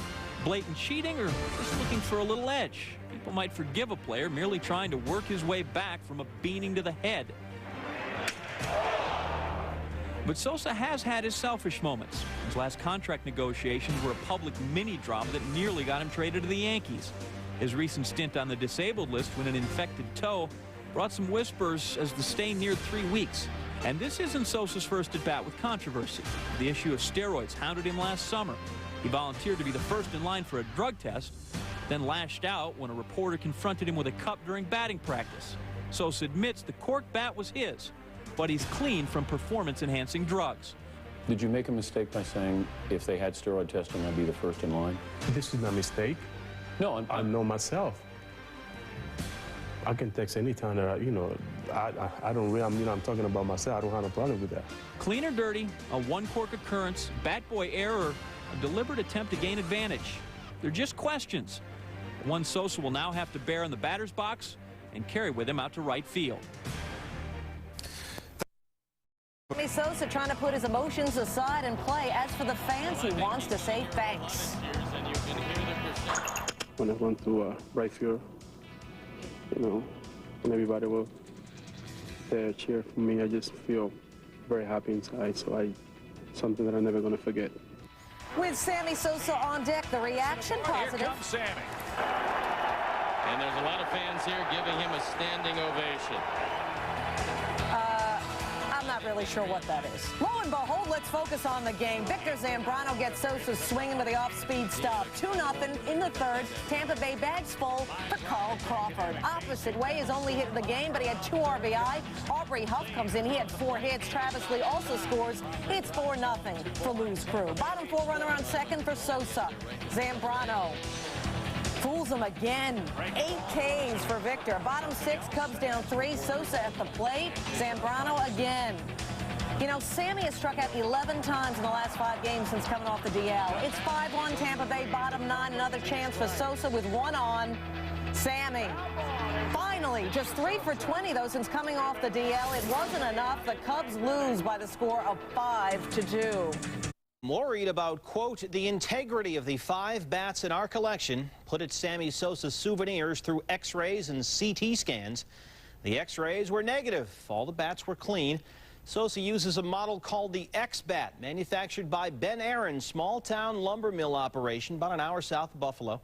The day after Sosa's X-Bat exploded all over Wrigley Field, X-Bat sales exploded $15,000 worth on Wednesday alone. And now Ben Aaron is too busy for interviews. He's out trying to buy more wood. Still no word on a possible Sosa suspension. Cubs and D-Rays rubber game at Wrigley. Sammy, little testy. Leave him alone, please. Bottom 1 facing Dewan Brazelton. To center. Carl Crawford. Noonan. Corey Patterson scores. Cubs up 1-0. Base hit for Sammy. Bottom 3 now. Matt Clement. To third. Jason Smith. Clement safe, E5, a 7-run Cubs third. Only 2 of those runs were earned. Same inning, Sosa's second at bat of the game. Smith again, still not quite got that throwing thing down. Heads up! Patterson scores, Smith's second error of the inning. Bottom 4, Sammy's third AB of the game. Uh-oh, we've got the Sosa hop. It's right into Crawford's glove this time. Bottom 6, Sammy to center again. He went 1 for 4 with an RBI in the Cubs' 8-1 win, but he's just 4 for 24 in his last 6 games. He has not homered since May 1st and is now facing a possible suspension. Here's George Smith with more. Sammy Sosa Friday got an 8-game suspension for exploding cork all over Wrigley Field. Sosa, who admitted corking is bad and apologized profusely after it happened Tuesday, immediately appealed. A hearing won't be held until at least next week, clearing Sammy to play in a pair of nationally televised games against the Yankees this weekend. So the networks got what they wanted. Now can Sosa's appeal get him what he wants, a reduced suspension? Here's Pedro Gomez. Sammy Sosa, who might be the most playful superstar in the majors, was anything but jovial before or after baseball handed him an 8-game suspension Friday. The former MVP and perennial All-Star was subdued after the Yankees beat the Cubs, refusing to discuss his status. You got the Yankees that everybody's been looking forward to the whole season. Everybody's been waiting for this game the whole season. Then what happened this morning. How does it affect your mindset going into the game? Happened about what? What happened this morning? When the suspension came down this morning. I don't want to talk about that. Next question. Sammy, you know that you are going to miss some games at some point. Do you feel the pressure to help the team as much as you can right now? I don't feel no pressure. When that comes, I will deal with that. Despite his appeal of the suspension, the Cubs realize Sosa will probably miss at least a week. They are 2 games over 500 with Sosa in the lineup and 3 games over without him. The Cubs know their best chance of reaching the postseason is with Sosa in the lineup as often as possible. 8 days is 8 days. It sucks anytime you lose a guy like Sammy for 8 days. But again, we got to step up as 25 and fill that hole. The sad part about the whole thing is that he's just now getting a stroke, and then you lose it again, and it takes some more time to get it back. So, just the timing of the whole thing was terrible. This team needs Sammy. We just need to survive while he's out because without him we can't go all the way. Friday, Sosa in his suspension managed to take the spotlight away from Roger Clemens and his pursuit of 300 victories. Saturday, Clemens may be able to return the favor. In Chicago, Pedro Gomez. In Wrigley Friday, Sammy assuming the position, his first game since the 8-game suspension. He'll play it pending the appeal. We flash back to the last time the Yankees played at Wrigley, Game 2 of the 1938 World Series. Joe DiMaggio homered in the 9th. Top first Friday, Jason Giambi homering. This off Carlos Zambrano, 2-run shot, 14th of the year for Giambi, and it's 2-0 New York. Cubs trailed 5-2 in the 3rd. David Wells strikes out Sammy. Sosa has not hit a home run since May 1st. Top 4, David Wells at the plate. Boomer! 7th career hit and his first since June 5th of 2000. Wells said he loved Wrigley's crowd, saying, "I heard all the fat jokes." Well, here's another one. Wells running. Check this out. Motoring Oh, man, is he svelte. Cadillacing in a second. New Yankee Ruben Sierra laughing it up. Wells pitched to beauty, allowing 3 runs on 7 hits in 7 2/3. Bottom 6, Sammy. Deep to right, but not deep enough. Sosa Friday, 1 for 4 with 2 strikeouts, 5 for 28 since coming off the DL. 2 men on in the 9th. Cubs down 5-3. Mariano Rivera gets pinch hitter Hee-Seop Choi. Yankees win 5-3. Clemens goes for 300 Saturday against Kerry Wood. The same mound Saturday in Chicago, both of whom throw the kind of stifling heat you'd expect of Texas in June. And what a plot line. Roger Clemens going after career win number 300 against Clemens' clone Kerry Wood, who is chasing his 50th victory. Wood lists the Rocket as one of his 2 baseball idols, along with another fireballing Texan, Nolan Ryan. But both gentlemen could not succeed at Wrigley on this day. Clemens' 3rd attempt at win number 300. Wood hadn't won since April 29th. This was his 7th try at number 50. First inning, Wood coming out strong, getting Alfonso Soriano waving. Alfonso 0 for 4. Jason Giambi, the nasty hook. Bottom 1 we go, 2 outs. Mark Grudzielanek at 3rd. Sammy at the bat. Clemens throws a fastball by him, and then 99-mile-an-hour heater, and Sosa would get a piece of it, grounded to Robin Ventura. Inning over. We are scoreless after 1. Sosa 2 for 4 with an RBI. Top 4 we go now, and things get interesting. Giambi pops it up. We got confusion on the infield now. Always bad when the pitcher doesn't get out of the way. Kerry Wood does not. Hee-Seop Choi collides and hits his head on the dirt, knocked unconscious. The trainers would come out quickly. This a very scary moment. We take another look at it. There's the collision. And it's not the collision with Wood, it's the collision with the ground right there. You see his head bounce up. Ambulance on the scene. Choi would be taken to the hospital, would stay overnight for observation with that concussion. After a 17-minute delay, Wood gets Jorge Posada. He's got a no-no through 4. Wouldn't that be a story? Top 5 we go. Kerry, Robin Ventura, nothing. Raul Mondesi, forget about that. He was 1 for 4. Hideki Matsui. Wait a minute. First Yankee hit of the day. It's a big hit. 5th home run of the year for Matsui. 2nd in 3 days. It's 1-0. Clemens, meanwhile, in top form. Moises Alou, forget it. He was 0 for 3. Choi's replacement, Eric Karros, not up to the task. And Lenny Harris also bites on the splitter. Clemens strikes out the side in the 5th. He had 5 Ks. Bottom 7, 1 out, 1 on. Yanks up 1-0. First pitch to Alou is ball 1, then ball 2. And that one's called low. And on 3-1, it's ball 4. Take your base. Torrey says, all right, I've seen enough. Juan Acevedo, you're in the game. Clemens, not a happy guy. Thinks he got squeezed by the umpire, but reluctantly leaves with the runners at 1st and 2nd. He went 6 1/3, gave up 3 hits, struck out 5 through 84 pitches. Later complained of a respiratory infection. More on that in a minute. He's still miffed in the dugout, meanwhile, and Choi's replacement, Karros, very first pitch he sees. There's a fly ball to left field, and it's deep. It's back. It's on its way. It's gone! On 1 pitch, Roger Clemens' bid for 300 has gone up in smoke. Just like that, Clemens can't win it. It's 3-1 Cubs. Acevedo inconsolable. Karros a hero. He'd thrown a great ball game, and probably 9 times out of 10, you know, I'm not going to hit a 3-run home run. So it was just one of those things that things worked out right for me for the ball club. But the game's still in doubt. Top 8, 2 on, 2 out. Wood walks Jeter on a full count. That loads the bases, and Dusty says, Kerry, you're done. 7 2/3, 11 Ks, gave up only 3 hits, but Mike Remlinger had a mess to clean up. Giambi with a bases loaded, 2 out, got him on the change. Remlinger pumped, Wood even more so. That's my boy. Top 9 we go, though. It's still not decided. Todd Zeile, the wily veteran, he's the tying run with 2 on and 2 out. Joe Borowski gets him on the comebacker. Cubs win 5-2. Karros with the big blow. Clemens' next scheduled start Friday at home against the Cardinals. And ball. Rainbow there. Mark Pryor, drafted by the Yankees, you know. Struck out Jeter. Bottom of 1, 2 on. Moises Alou. Español now. En dirección hacia el jardín izquierdo. A lo profundo.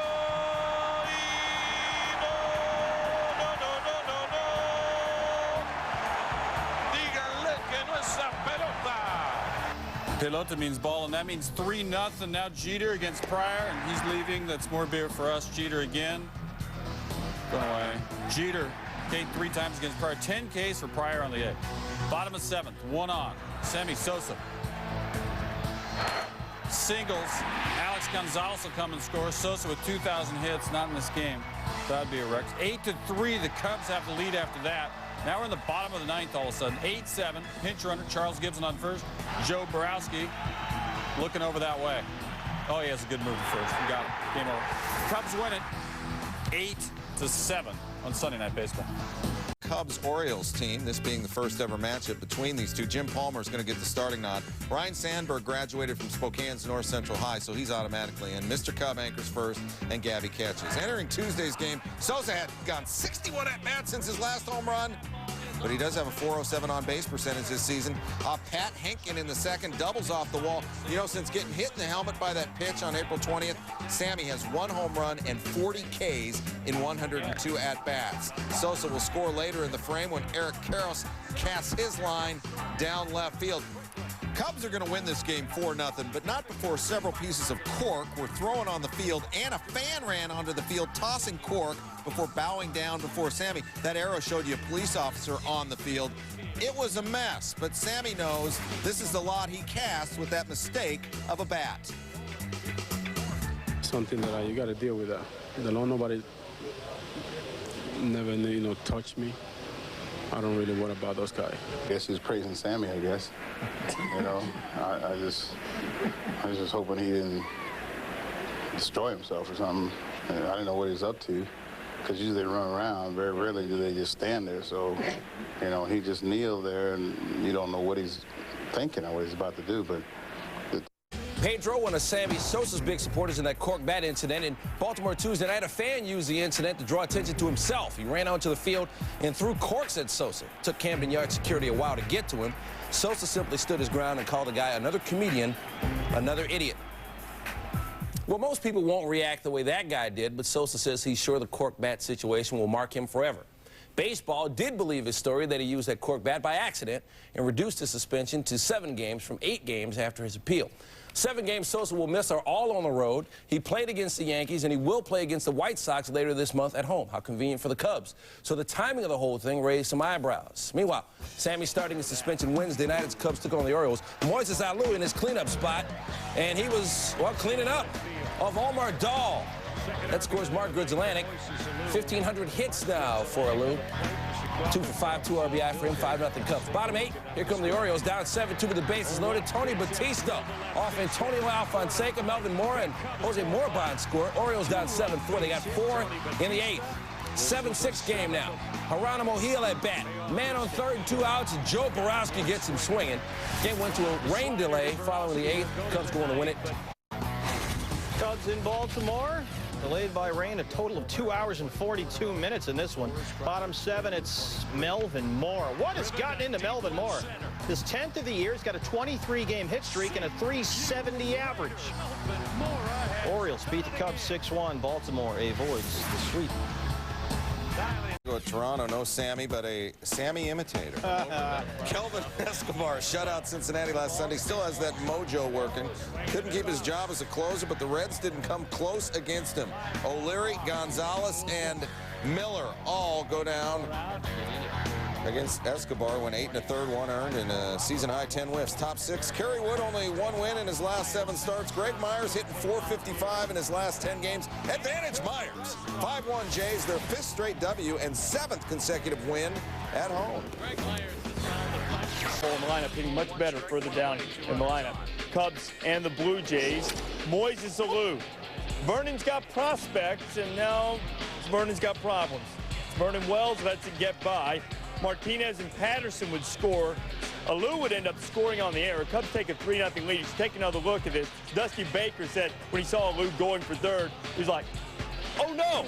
And Dusty said, the ball gets by, and I was like, way to go, Mo! You want to talk about being out of gas, he gets hit in the shoulder right there. And, man, he's looking for the oxygen tank when he gets to the dugout.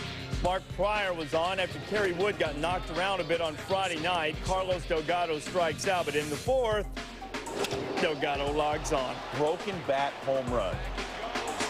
22nd home run of the year. He's got 76 RBI. Cubs still with a 4-2 lead. Pryor apparently took exception. He got Greg Myers. He got Tom Wilson. The big bender, then the gas. Struck out 8 over 5 2/3. Mike Remlinger gets Delgado. But Carlos didn't like it much. little out on the black. Remwinger gets Wilson. Blue Jays at this point 0 for 10 with runners in scoring position. They're the best team in baseball in that situation. In the ninth, you see they decided they're going to pitch around Delgado. So Borowski now talking with Larry Rothschild. Here's Josh Phelps. A couple of guys on. Those are the tying runs. Strategy works beautifully. A lot of broken bats in this game. Cubs win. The Blue Jays' 5-game winning streak is over 4-2 is the final in that one. Jays score fewer than 5 runs for the first time in 14 games. That's amazing offense by Toronto. And great to see the Cubs come back after Kerry Wood got beat up on last night, and the other half of that ace staff. Cubs and Blue Jays. 13-year-old Matt Tosca, son of the manager Carlos Tosca, playing both national anthems on his violin before the game. Well done, proud father there. Bottom 1, Reed Johnson. Music this off Sean Estes to start the game. His 5th home run, 1-zip Jays. The leadoff homer, always a good thing. Ahead of the 6th, 2-0. With the bases, Chuck Troy O'Leary goes to the deli counter. Get in! 3rd grand slam of his career, first though in 5 years. Cubs take a 4-2 lead. Jump to the 8th. We're tied at 4-4. Antonio Fonseca to the swingman, Carlos Delgado. That's a drive. Is he number 23? No. Corey Patterson picks it out of the air. Fonseca, like that, got me off the hook. We will go to extra innings. Bottom 10, Mark Guthrie facing the same guy that led off Johnson. He started it. He just ended it. Open the buffet. We can eat now. First player to lead off a game with a homer, hit a walk-off in the same game since Darren Erstad, June of 2000. Jays win it 5-4-10. Cubs first 4 in Cincinnati. Sammy and Ken Griffey Jr. commiserating in the batting cage. Bottom 1, 2nd, and 3rd for Aaron Boone. Off Matt Clement, Adam Dunn and Barry Larkin come in, and the Reds have a 2-0 lead. It was 3-2 Cincy in the 6th. Moises Alou off Jimmy Anderson, who hung a changeup. Alou 7th, tied 3-3. Next batter, another hanging change. This one to Eric Karros. And Junior is at the wall. Watch that shoulder. Back-to-back jacks for the Cubs. Karros is 7th. Cubs lead 4-3. Look again. Remember, Griffey missed 5.5 weeks with a dislocated shoulder. Bob Boone said about Griffey, he didn't hurt it, but he could feel it in his shoulder. Junior did stay in the game. Bottom 6, Clement gets Reggie Taylor. Clement gave up 3 runs and 6, struck out 9. Bottom 9, 1st and 2nd, 2 outs for Barry Larkin. Joe Borowski gets him for strike 3. Cubs win 4-3. Cubs 3-3 without Sammy, who has 1 more game to go on his cork suspension. Ronald Camacho, a fan choked by the Dodgers' Chad Kruger during this Wrigley Field brawl in May of 2000, was awarded $475,000 in damages by a jury Monday in a lawsuit filed against the Cubs. Camacho earlier settled the lawsuit against the Dodgers for $300,000, claiming he suffered a neck injury. I just wanted to say that I'm very happy to be back. I know I'm playing tomorrow. So exciting. They got me out there like I'm a criminal, and I thought I was alone in this world, but I'm not. You know, I received so many support for so many friends, family, everybody, and you know, that motivated me because to see the support like that and made me feel great and, you know, made me more strong. Sosa says his side hurts from all the batting practice he's been taking while unable to play. His pride clearly aching even more. Sosa's 7-game suspension ended after Tuesday's Cubs-Reds game in Cincinnati, and that's where we are. And there was no Ken Griffey, not playing, twinge in the shoulder. They're even with him, even without him. So something's going to change on that. We're in the top of the 4th, no score. Alex Gonzalez to Aaron Boone, and Gonzo out at first. That's a top 10 nominee. Top 9 tied at 1. 2 on. Scott Williamson, Tom Goodwin. Goodwin to Barry Larkin, and doubles up Gonzalez. We're going to extras. Bottom 10, Sean Casey up. Let's take a look at Casey at the bat earlier. Well, in the 1st, in the 4th, in the 6th. Let's go to the 10th. And Casey, 2 out, 2 on, and the left center, Willie Mopena, going to come around to score as Casey shops at the gap, and the Reds win 2-1. They lead the majors with 18 wins in their last at-bat. Face the Reds. You know, this is where Sammy hit number 500. But in the 1st inning, he gets ready for his first at-bat, and they've got no love for Sammy this time around at Great American Ballpark.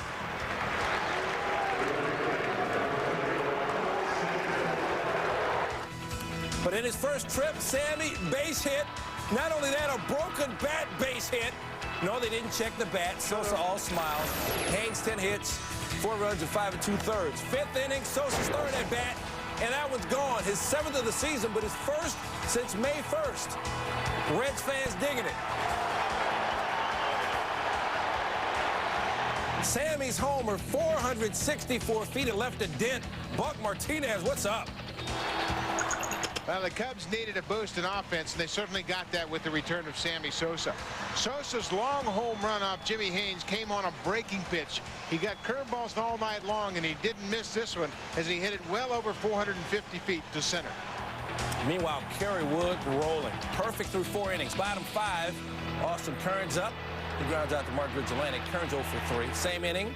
Wood gets Adam Dunn looking. Dunn 0 for 3, 2 Ks. Wood complete game. 9 Ks, just 1 earned run. Good game, Kerry. We wanted to go out and just establish a fastball and see what else came after that. And you know, they came out swinging early and I made pitches early in the count that they were swinging at and got some ground balls and got some early outs and didn't have to throw a lot of pitches. 9th inning now, bottom 9 to be exact. Barry Larkin up. Sammy, give me some glove. 2 for 4 with a home run, 2 RBIs, and a SportsCenter top 10 nominee as the Cubs win it 4-1. Cubs and Reds from Cincinnati. There were some issues. We'll get to that in just a minute. First, Sammy, second game back, third at bat. This came in the 6th. Down the line at third, Aaron Boone with a nice stop, and he throws him out. Sammy 2 for 4. His average up to 300 now. Paul Wilson, 7 innings. He allowed 1 run and 3 hits. Bottom 6, Mark Pryor throws behind Jason LaRue. Top 7, Wilson facing Moises Alou, and he hits him at the knees.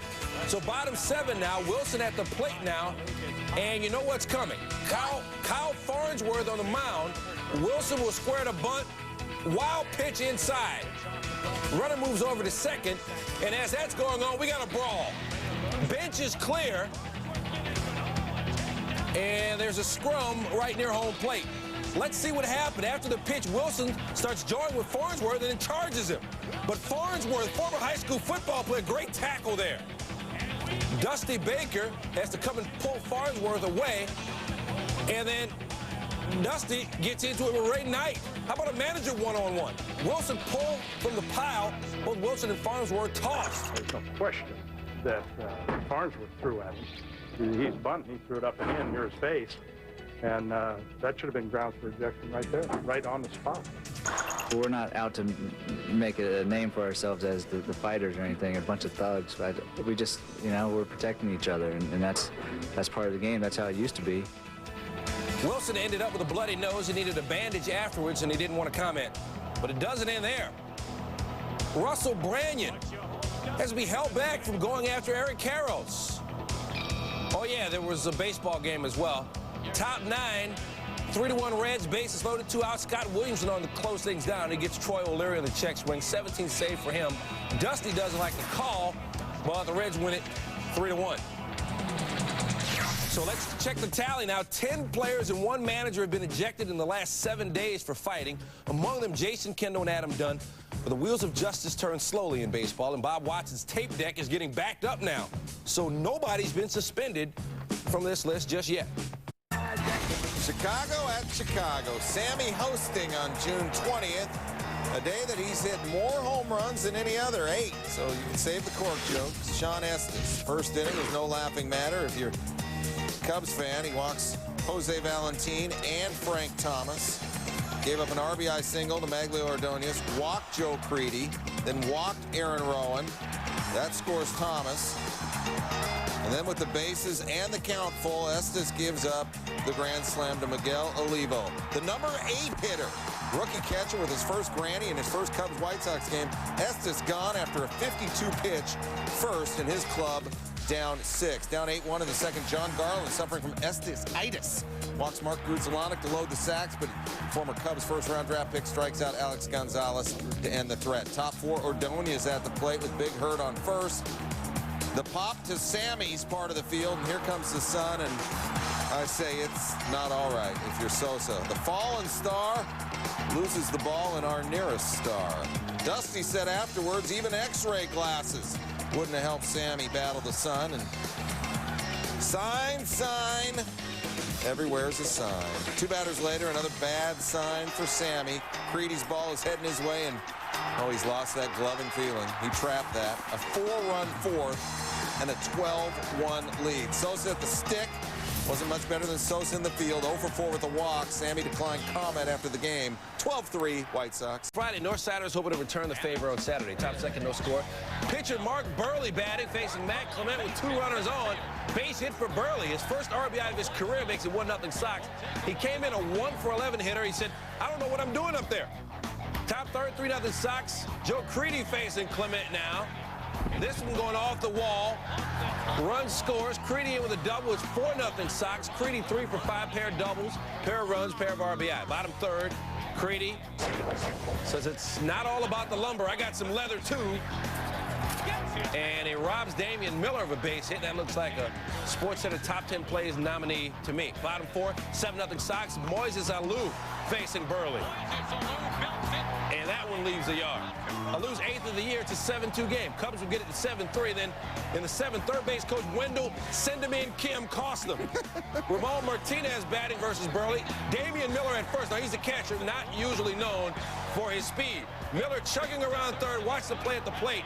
Josh Paul has the ball already. Miller's shadow is barely in the picture, and he's out by a mile. And Kim said, I thought he could run better than that. Later in the inning, Cubs within 2 at 7-5. Sammy off Tom Gordon with a runner on, but it's not going to be a problem for Willie Harris. Sammy homerless at Wrigley since April 17th. Bottom 9, still 7-5. Sosa facing Billy Koch. Man on second. Base hit. Mark Grudzielanek coming around to score. Sammy 2 for 4 with a run and an RBI. And it's a 7-6 game. Dusty Baker decides to pinch run for Sosa with Tom Goodwin. Let's see if it works out. Alou back at the plate now. White Sox pitch out, and Josh Paul nails Goodwin. Dusty says, well, I guess that didn't work. After Alou walks, Eric Karros already 4 for 4 on the day. You would have to be satisfied with that. Harris makes the catch. Ball game. Sox win at 7-6. They go for the sweep on Sunday. Win. More same-city baseball. White Sox chance to sweep the Cubbies right back to Wrigley. Bottom third with scoreless. 2 on for Sam Sosa, who watches it and walks away. Bartolo Colon, 7 innings, no runs, 5 Ks. Top 5 still scoreless. Carlos Zambrano strikes out Carlos Lee. Zambrano, he seems to be pleased. We go to the 8th. Jerry Manuel goes to his bullpen. Brings in Damaso Marte. Damaso Marte in for Colon. We flash back to Saturday when Cubs third base coach Wendell Kim nearly tore his labrum. Rotator cuff waving home Damian Miller, who, by the way, is a catcher and appears to be running uphill and into the wind and is out by at least that much, maybe more. Back to Sunday's action. Bottom 8, 1-0. They're down. Ramon Martinez shot to left. Kim once again starts up the windmill. A breeze for everybody on the first base side. Mark Grudzielanek is going to try to score, and Kim is saved by a terrific slide. Gets his hand in there just in time. We're tied at 1. Next batter, Corey Patterson. A base hit, and Martinez, he can just go in standing up. Cubs going to win it. 2-1's your final. No sweep. Thank you. Steve Stone, would Sammy take advantage? I think that if Ruben stays in long enough, Sammy's going to hit his first home run since April 17th in this ballpark. Swing and a drive. Stone is right. It's deep and it's gone. His first homer at Wrigley since April 17th. 3-1 Cubs. Later in the first, problem with the lights. Power failure causing some of them to go out. The delay lasted longer than 15 minutes. Back to the game, though. Bottom 5, Sosa up again. Could this be his second of the game, 9th of the year? Whoa, 59th multi-home run game of Sammy's career. He went 3 for 3 in this one. Bottom 6, Kerry Wood at the plate. Yes, Kerry Wood, the pitcher. Not only throws hard, but hit hard. He hit a homer. And then back-to-back jacks. Back-to-back-to-back jacks by the Cubs. Grudzielanek at the second, Alex Gonzalez that third one. Cubs went on to win by the score of 9-1. Milwaukee at Chicago. Cubs up 3-1 in the 6th. Nobody's given up more home runs in the bigs than Ben Sheets, who was 6-0 career against the Cubs. Now down 5-1 after Moises Alou powers number 9. It's 5-4 in the 7th. Sacks are loaded for Keith Osick. Ground into Eric Karros. Looks like double trouble. No, this looks like trouble. Throw late, Richie Sexton scores, tie game. Let's break down the film. Pitcher Antonio Alfonseca with the fundamental breakdown did not reach first in time to complete the DP. 8th inning, 2 outs. A Mark Guthrie wild pitch moved Eric Young to third. He'll move on home after Jeff Jenkins singles to center. Brewers have come back from 5-1 to take a 6-5 lead. Cubs tied it on a sacrifice in the 8th. Sammy Sosa with 2 outs and 2 on in the 9th. Sammy 1 for 3 with 2 Ks. Let's play extra innings. Top 10. Brewers got their first pinch hit home run of the season earlier in this game from Keith Ginter. Brooks Kieschnick joins him in that club with the go-ahead pinch hit job. Brewers go on to win 12-6. Kyle Farnsworth says his 3-game suspension for this 2-point takedown of Paul Wilson is fair. Cincinnati's Wilson not only got the worst of it from the Cubs pitcher, he also got the worst of it from Major League Baseball. A 5-game sit-down and a fine. I have vim and vigor, or do I need to get some? Let me think about it. Brewers and Cubs from Wrigley. Cubs blew a 5-1 lead on Wednesday. Remember that. Top second, Mark Pryor facing Richie Sexton, and Sexton goes down looking. 2 batters later, Wes Helms swung, but it didn't matter. Next batter, Keith Osick. He swung 2, but Pryor struck out 5 through the first 2 innings. Bottom 5, Cubs up 1-0. Wayne Franklin facing Sammy Sosa. Look out on Waveland Avenue. There's one coming in. 10th of the season for Sammy. Cubs up 3-0. Top 6, Keith Ginter off Pryor into the basket and left. 2-run shot. Brewers down 3-2. Now watch this. I'm watching. This is the top 10 nominee. Watch what happens to the ball. Dad helps his little girl get it. She said, I don't want this. Precious. They teach him young in Chicago. Bottom 7, Pryor with 10 Ks and counting. Richie Sexton makes 11. John Vanderwall, you're number 12. Wes Helms, that's 13. Keith Osick, number 14. Enrique Cruz, 15. Pinch hitter Brooks Kieschnick, no chance. Number 16 for Pryor, 8 innings of work, 16 Ks, 126 pitches. Kieschnick, nowhere near it. So Dave Campbell, what's up with Pryor? 126 pitches is the second most Mark Pryor's ever thrown in a major league game, and Dusty Baker was torn between what he was seeing, the dominance of Pryor, versus worrying about what might happen down the road if Pryor maybe threw 140 pitches to complete the game. Even though Dusty's disdainful of pitch counts, trust me, pitch counts do matter. That's the 4th time Pryor's thrown 120 or more pitches this year. Well, pitch counts matter, but this matters a little bit more. Joe Borowski on, Jeff Jenkins out. 3-run shot, number 19 on the season for Jenkins, and the Brewers come back to win it 5-3. It's the Windy City matchup. Cubs and Chi Sox top 4, 1-0 Cubs. Sammy Sosa off of Danny Wright looking for his first win of the season, and Maglio Ordonez trying to help get it, sliding grab. Top 5 bases loaded. Sammy, nothing. That's the right stuff. Wright gets him his 2nd strikeout of the day. Wright had 3 of those. Top 7 in a 1-1 game. He walks Corey Patterson with the bases, or with 2nd and 3rd to load the bases for Sammy. You know, last year you just don't do this, but this year it's the right decision. Tom Gordon comes in and gets him. Sosa goes down. Bottom 7, Carlos Lee off of Matt Clement and Souvenir. 2-1 Sox, number 12 of the season for Lee. He was 2 for 4. Top 9, it is 3-1. Gordon in some trouble, loaded the bases with 1 out. So here comes Billy Koch. And Billy the Kid, not this time. Sammy, deep enough to score the run as Tom Goodwin tags and scores. RBI number 35 for Sosa. He was 0 for 4, but still it's a 3-2 Sox lead. Next batter, Moises Alou. Runners on the corners, and that is a seeing eye single. Mark Grudzielanek in. Alou ties it at 3 with RBI number 48. Koch blows his 3rd save. Bottom 9, Jose Valentin off of Antonio Alfonseca. That ball hit hard into right center field. Way back, he looks up. You can't put it on the board. Yes! Yes, in stereo, the walk-off job for Valentin. I rule. Knows it as soon as it hits the bat. 11th home run of the year. Koch off the hook. Sox win it 4-3. Cubs and White Sox went right down to the final at-bat. Again, Jose Valentin, Friday's hero, with his 11th home run of the season, bottom of the 9th. Bottom 7, White Sox down 6-4. Valentin facing Kyle Farnsworth with 2 on. Sammy Sosa says, give me that. That's a top 10 plays nominee as he robs Valentin of a home run. Bottom 8, Willie Harris facing Antonio Alfonseca, 1 on and 1 out.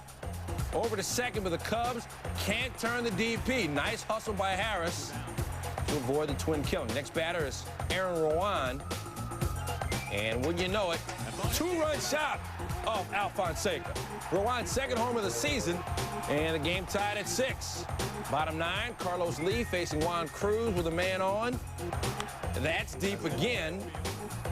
Sammy got that one as well. Magler Ordonez tags and makes it to second base. You don't see that too often, but good hustle by Ordonez to get himself in a scoring position. He's a gamer. Friday's hero, Valentin now. Another shot to win it. So we take you back to Friday afternoon.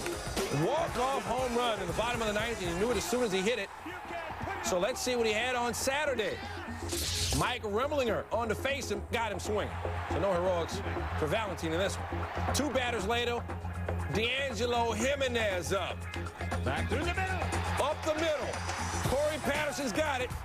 Ordonez trying to score. The play not in time, and the White Sox win it again in dramatic fashion, 7-6, the final. Second straight weekend, the White Sox have taken the first 2 from the Cubbies. Esteban Loaiza looking for his 12th win. This ain't gonna help. Moises Alou, clock me, 2-run. 10th of the year, Cubs up 2-1 on the 2-run. Now we go to the 7th. Kerry Wood, 2-hitter. It's 5-2 game. 2 hits coming in. Facing Brian Daubach. That's a bit outside. Like Wood maybe injured himself on the pitch. The trainer comes out and says, we can't go to the bullpen. Yeah, hunker down. Hunker down, son. There's Mike Remlinger, but seriously, we don't want to go to anybody back there. So Wood stays in because he's a hockey player. Jose Valentin with the tying run at the plate. He is the tying run, and Sammy. Look at Sammy Sosa using the old milk carton to haul that one in. Valentin thought he had a home run. He didn't. He had it out. Next up, Aaron Roll with 2 on, and that is ball 4 to load the bases. Catcher tried to frame it, not enough. Damian Miller did that. Pinch hitter Armando Rios. Dusty Baker says, Wood, it's still your game, son. Oh, Uncle Whiffy. 2 outs now, and next up, Willie Harris. Willie's up, and he's popping up. The Sox are going to strand 3. Wood talks about getting out of the jam in the 7th. I had a pretty good slider today, and I kept throwing it, and the guys kept chasing it and swinging it, and just a big inning for the team to get out of that and to make it easier for our bullpen. Filthy pitch. Wood, 8 innings pitched, 4 hits, 2 earned runs, 7 strikeouts, 6 walks, though, but the Cubs still win at 5-2. Sam's happy. 3-2, 1 on, 2 out for Jim Thome. He's down the long distance. Sean Estes pays for the call. Thome's 21st. He's got 6 home runs in his last 9 games. Larry Boa is digging that. Same score in the 9th. Jose Mesa in to close it out for the Phillies. Here's Boa on Mesa. He takes a lot of abuse in Philadelphia. Sure, he's going to blow some saves. Everybody's going to blow some saves. I have no complaints at all about him. So Boa checking out his man in the 9th. 2 out, nobody on. Hee-Sop Choi. That'll be good for a double off Mesa. And Boa says, come on, Jose. I've been talking you up. Don't let me down. Next batter, Ramon Martinez, 1-1 count. That's in the dirt. Boa getting a little nervous. Doesn't want to see it. Gonna go back into the tunnel. Mike Lieberthal comes out, says, don't let Larry down. Boa back out of the tunnel. 2-2 count to Martinez, bit outside. Larry says, come on, Jose. Too bad he doesn't emote. Mesa's 3-2 pitch to Martinez. Oh, he walked him. So 2 on and 2 out. Boy, like, oh, man. Next batter, first pitch to Troy O'Leary. Call strike. Oh, so that's a little more like it, Jose. Now the 1-2 count. And Mesa gets O'Leary to ground out to short. Jimmy Rollins makes the play. Mesa out of the jam. Boy, like, I never had a doubt. And the Phillies win it 4-3. Phil's had a 6-game win streak on the line against the Cubs and Mark Pryor, but Pryor wouldn't get a whole lot of help from the guys playing defense behind him. Bottom of the 2nd, Mark Pryor facing Bobby Abreu and hits it through Jose Hernandez. That's E5. Abreu at 2nd, David Bell at the plate. And the artificial turf bounce over Moises Alou. Bell goes to 2nd on that error. Phil's will go up 1-0. Bell would eventually score. Gonzalez to deep left, up and out. Congratulations, his 1,000th career hit. Cubs are still down 2-1. Bottom 4, Cubs now up 3-2. Pryor facing Burrow, rips to 3rd. Hernandez can't get that one. Run scores. Burrow gets a double. Game tied at 3, and for Hernandez, one of those days. Bottom 9. Looking for Jim Thome magic like Monday night with the Phils down 3-2 on a 3-0 pitch from Sean Estes, the eventual game-winning homer for Thome. Phils won that game 4-3. Back to Tuesday night, bottom 9. Thome at the plate. Get at it! Oh, no. Not getting out of anywhere.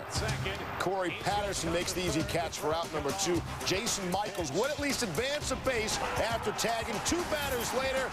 Mike Lieberthal off Antonio Alfonseca, and the Phillies win 4-3.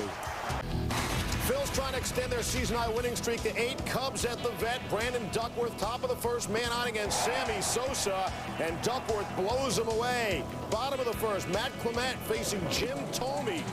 So far for the Sluggers, Zippo, nothing to show for it. Bottom of the third, Clement against Marlon Byrd, and Byrd goes down. Clement, no hits allowed through 3 innings. Top fourth, Duckworth dealing rather well himself. Gets Sammy looking at strike 3. Second straight strikeout for Sosa. Bottom 5, Clement still hasn't allowed a hit, facing David Bell, and the grounder off Eric Karros. It's ruled a base hit. Clement's no-hit bid ended after 4. Top 6, Sosa with 2 on and 2 out. Another curveball fools him. Guy can't hit the curveball. I say send him to Iowa. Top of the 9th, still no score. Oh, wait a second. Maybe it's just who's throwing the curveball. Off Turk Wendell, the hanging curve. Sammy gets out of town the 11th of the year, and the Cubs a 1-0 lead. Joe Borowski in to close it out, bottom of the 9th. Cubs, their last 4 losses, all by 1 run. Not this time.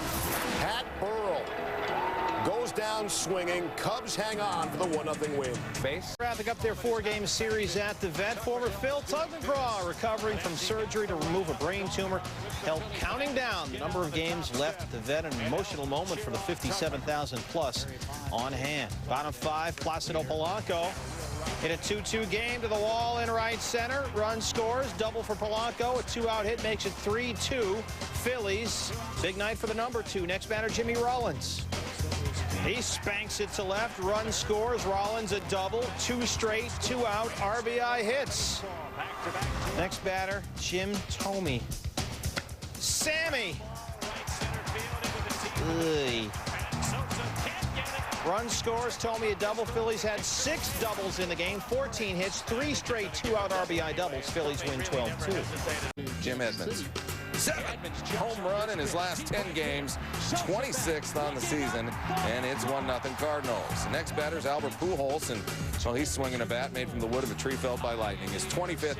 Pujols and Edmonds become only the 6th pair of National League teammates to homer 25 or more times before the All-Star break. Wood, 3 innings, 7 earned. Bottom 4, it's St. Louis 7, Moises Alou 1. Now it's St. Louis 7, Moises Alou 2.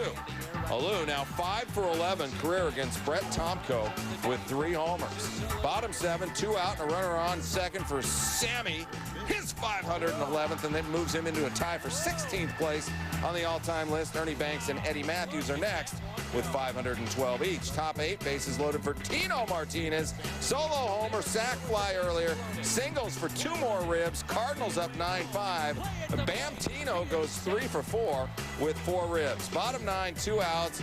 Alou at the bargain. 1 shot ain't enough, Jack. You better make it 3. It breaks out of a 2 for 24 slump with 3 jacks. Cubs are in a slump. They've lost 8 of 10. 11-8 losers to the Cards. Lewis at Chicago. Sean Estes winless in his last 4 starts, and this is not the start he hoped for. For the 2nd consecutive day in his first at-bat, Jim Edmonds orders a shot at Jack. Edmonds has homered in 8 of his last 11 games. Albert Pujols also homered Friday. He was 1 for 7 career against Estes coming in. The 1 a homer. Like that one, his 26th. 5-0 Cards. Legal flashback time. Moises Alou with a triple scoop Friday, homering in the 2nd, 4th, and 9th innings. Cubs still lost. Back to reality. Or Saturday. Matt Morris, 2-0 against the Cubs this season. Now up 5-1 after Alou's solo job. His 4 homers ties a career high over a 2-day period. 5-2 in the 5th when Sammy decides it's time to tie Ernie Banks and Eddie Matthews for 14th on the career home run list with number 512. 2-out, 2-run shot. Makes this a 1-run game. Bottom 7, Cards trying to hold on. Tom Goodwin on second after a walk and a sacrifice. Moved to third when Cal Eldred goes wild with Sammy at the stick. And Eldred followed that with this, and here comes Goodwin. Said afterwards he kind of closed his eyes when he slid. Well, when he opened them up, he was safe. And the game was tied. Bottom 9, still tied with runners on second and third. Esteban Yan instructs Sammy to take a whiff of that. With 2 out, first base open, Moises, you're going to get a freebie. And that's going to bring up Alex Gonzalez, who has had 6 game-ending hits in the 9th inning during his 2 years in Chicago. Make it 7. Neither Scott Rowland nor Edgar Renteria can make the play. 6-5. Cubs pull within 1 game of the NL Central leading Cardinals.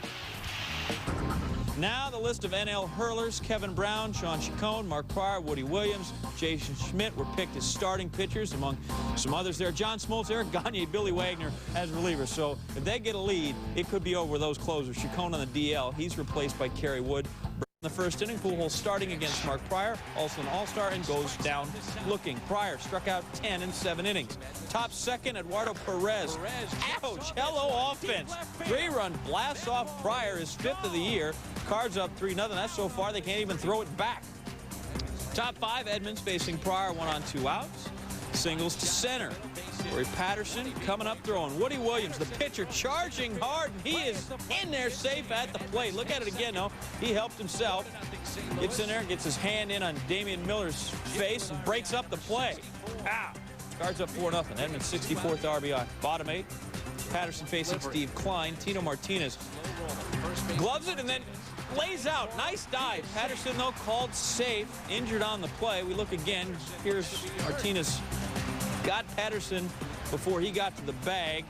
Maybe should have been an out. Doesn't matter. He's safe. But Patterson's going to leave under his own power, but he will now be dealing with a sprained left knee. And then the rains came before the next batter. 52-minute rain delay. Hey, if it can rain on Tiger, it can rain on everybody else. Runners at the corners, 2 out, 4-1. Here in the 8th, Jason Isringhausen K's Jose Hernandez to end the threat in the 8th. Cards going to win at 4-1. Take 2 of 3 from the Cubs in Wrigley. Marlins and the Cubs. Top 1, Pudge Rodriguez, not on the National League All-Star team. He logs on against Matt Clement. Pudge is 12th of the year, starting to get the hang of this National League stuff. Marlins up 1-0. Now let's compare the 2 Alex Gonzalez's. Would it be Alex Gonzalez-I? You see, one's hitting .291 for the Marlins, having a great season. Alex S. Gonzalez from the Cubs, a specialist at the walk-off shot. Here we go now with Alex the Marlin doubling down the left field line. He later scored an RBI single that made it 3-1. This is Alex S., and the S stands for SWAT. His 11th of the year. The Cub ties the game at 3. Top 4, Alex the Cub. The S stands for snag. Taking one away from Derek Lee and making a top 10 play nominee. Gonzalez flashing the glove. Still tied at 3, bottom 4, 2 outs, 2 on for Clement, the pitcher. Doubles down the right field line. He's top choice scores. Paul Bacco likewise, I'm sure. Clement, as they often say in the trade, helping his own cause with a couple of RBIs, 5-3. Kyle Farnsworth facing Pudge Rodriguez, and Sammy comes in and makes a forearm tackle. Cubs go on to win it by a count of 6-3. But all not good news for the Cubs. Center fielder Corey Patterson done for the year. He was placed on the DL after tearing a ligament in his knee Sunday. .298, 13 homers, 55 RBI, 16 stolen bases this season. Patterson was listed among those in the vote for the final All-Star. Kenny Lofton will now take his place on that ballot. Yeah, this seemed dark and gloomy, but the game got underway. The electric Dontrell Willis, not an all-star, actually drafted by the Cubs in the 8th round of last year's amateur draft, but they sent him to Florida. Oh, do they regret that? Boy, 7-0 in his last 9 starts, 8-1 ERA and under 2. Moises Alou shot. Mike Lowell, great diving play. It's a top 10 nominee. Lowell making up for going 0 for 5. Bottom 6, runners on first and third. Rain coming down. Willis striking out Jose Hernandez. The rain delayed the game for over an hour and 20 minutes. Both starters did not return as expected. Marlins energized after the rain delay. Luis Castillo off of Mike Remlinger. Castillo's 6. You know, the Marlins have homered 19 times in their last 13 games. Next batter, Pudge. Yes, Pudge, Rodriguez's 13th homer of the year. Irod is hitting .414 over his last 14 games with 5 homers, 21 RBIs. It's 4-0. Cubs losing Sosa. He's been lifting. Sammy's 14th of the year. Cubs within 3. It's now 4-1. It's now 4-3. Bottom 9, 1 out. Runners on first and second. Alou. right to Castillo, who makes, oh, wow, he almost pulled off the game-ending double play. Cubs with one more chance, though, and Sammy's up, but he pops out to Mike Lowell at third. Sammy finished 2 for 5, 1 RBI, he's hitting .294, but it's the Marlins that came away with a 4-3 win at Wrigley.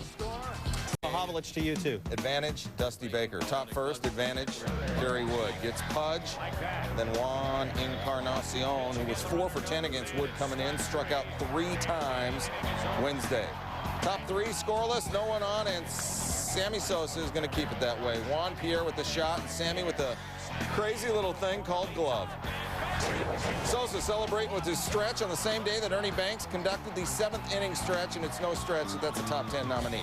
Bottom 5, Marlins up a run. Tom Goodwin on the run. Alex Gonzalez can't make the catch, and they're not catching Goodwin.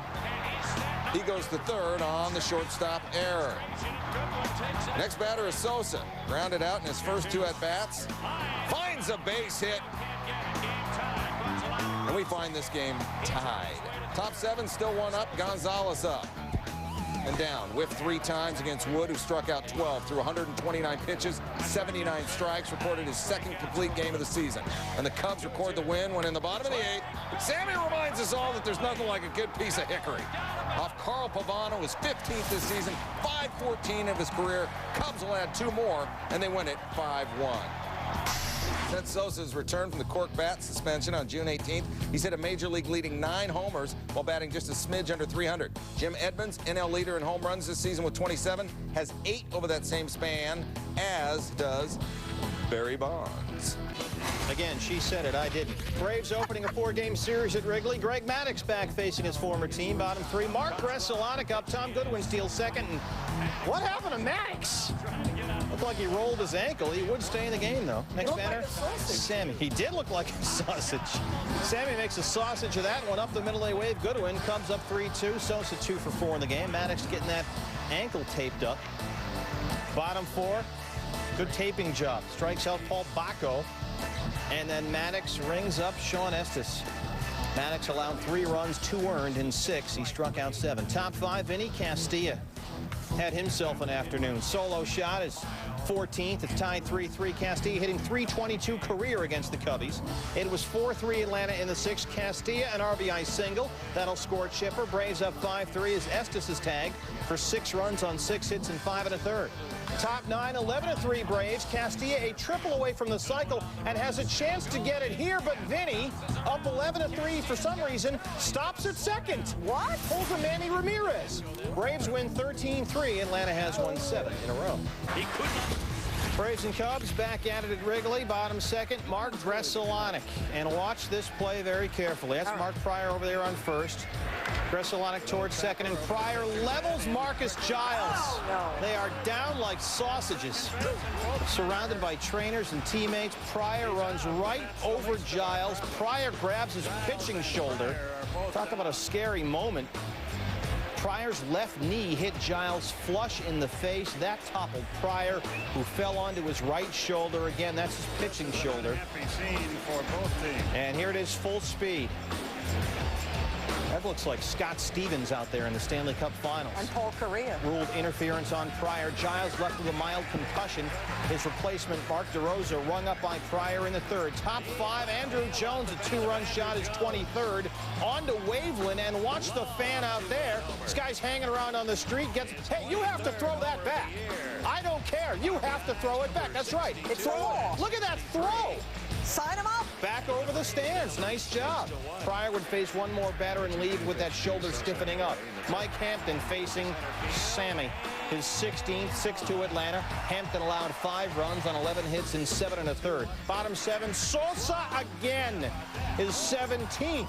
He was 4 for 4, 2 singles, 2 homers. It's 6-3 Braves. Top 8, Mike Remlinger to Hampton to right, and Sammy's going into that wall. Hampton a triple, 9-5 Braves win. They've won 8 in a row. Cubs struggling. They've lost 15 of 22. Marlon. You know that other slugger, Sammy's been hot since that cork bat incident. 7 games was a suspension, 23 games since then, 11 home runs, 21 RBI, 19 runs. Pick up Saturday's game in the bottom of the 1st. No score. Sammy facing Horacio Ramirez with a man on third. Little floater, Mark DeRosa tried as hard as he could, but came up a little short in the results department. Mark Gridgelandic scores. Ramirez not digging that. Cubs up 1-0. Move to the fourth inning. Bottom four tied at 1. Sosa up again. Deep. And that one's headed for the basket. Solo shot for Sammy. Ramirez wasn't too crazy about that either. Cub fans risking their lives for the ball. Sosa's 18th of the season, and Chicago up 2-1. Next batter, Moises Alou. Base hit. 2 batters later, Alex Gonzalez. Line drive. That'll be good for a double. Run scores, 3-1 Cubs. Next batter, Jose Hernandez. I'll take some of that. Another double, 2-run score, 5-1 Cubs. 3 batters later, Mark Gridgelandic joining the party. Another double for the Cubs, another run in, and it's 6-1 Chicago. Not a good day for Ramirez. 3 2/3, 9 hits, 7 earned runs. Kevin Grabowski pitching now, facing Ramon Martinez with a runner on, and same thing. Martinez with a triple. Gridgelandic comes in to score. Cubs win at 7-3. Ramirez loses for the first time since April 11th. As Cubs get the victory at Wrigley. Night baseball taking to the All-Star break. Cubs fan Bill Murray trying to take it to the M's. Here, take some money. Call it our way. Like to see that. Quest Tech, who needs it? Sammy Sosa, red hot as of late. Let's check it out. His last 5 games, hitting .571. 5 homers, 9 ribs, 5 runs. All, we assume, with perfectly legal lumber. First inning, Sosa staying hot, facing Shane Reynolds. Singles to left, but the Cubs failed to score in that inning. Sosa and friend stranded. Jump to the third, 2 outs, nobody on for Tom Goodwin. Grounds the ball to second. Mark DeRosa, ooh, booty, booty, booty, E4. Booty, booty, booty. Goodwin hustles into second. Yeah, like you booted. Inning should have been over. Okay, I'm following you now. Next batter, Reynolds walk, Mark Gridgelandic. Go down to first, take your base. Next guy up, Sosa. Rafael Furcal. Look at the pick and now the throw, but no, Sam hustles, beats it out. Goodwin also running hard in the play. One's it, Cubs, Sosa's 51st RBI. Bottom 5, Cubs down 2-1, 2-1, 2 out. Sosa, 3-1, got a pitch to hit, fouled it straight back. The next one, Sosa, oh, now that would be a home run on a silo or a grain elevator or any other tall, sort of thin, farm-related structure. You know a lot about that kind of stuff, but we don't go into Midwest kind of thing. Top 6, same score, 2-on for Robert Fick of Carlos Zambrano.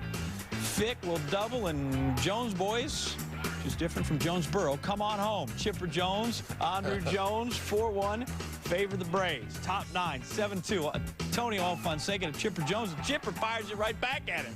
Teach you to throw it to me, right off the hip. Take another look. Alfonso, he's down, but he's going to get up, and as you see, you got him in kind of in the thick part. He went down, but he would be just fine.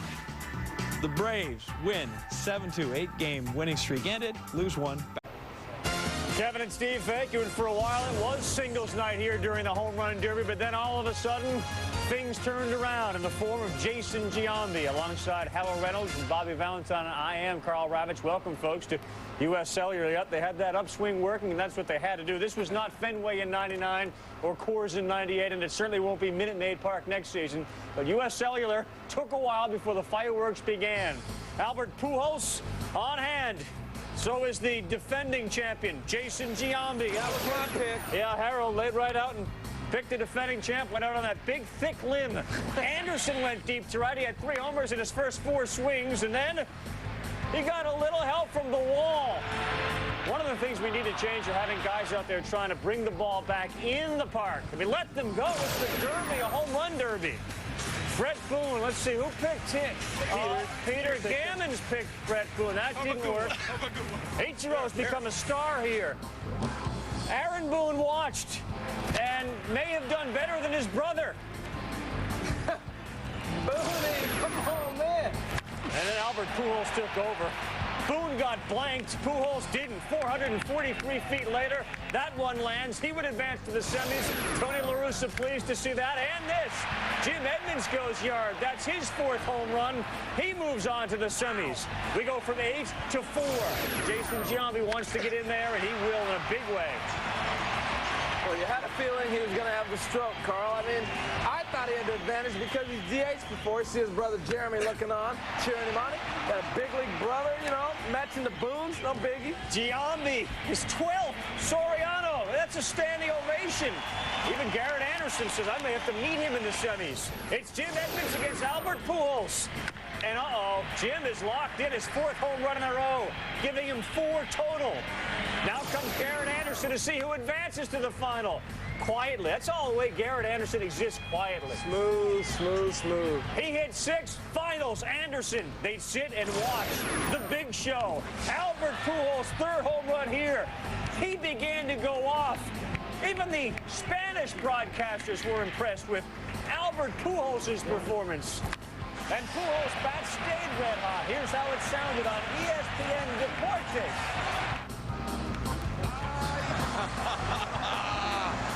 A lo profundo. No. What's he saying, Bobby? He said, yes, yes, yes, to the 13th home run for Albert Pujols. Make it 14. Remember, 14 ties a single round record. Jason Giambi, his hands are full. He did it a number of boink off the foul pole. Pujols lead, still comfortable, but Jason gets hot. We're up to 9. And there's more to come from Giambi. 10. Look out! And Garrett Anderson's laying in the weeds saying, burn yourself out. 15 would be a record. Oh, my God. It's another homer. Look at Albert. And at some point, you just get tired. I mean, he basically saved the home run derby early in round 1, carried it all the way to the final round, where it's Albert Pujols and Garrett Anderson. Mano a mano. Anderson smooth, deep to right, his 8th home run.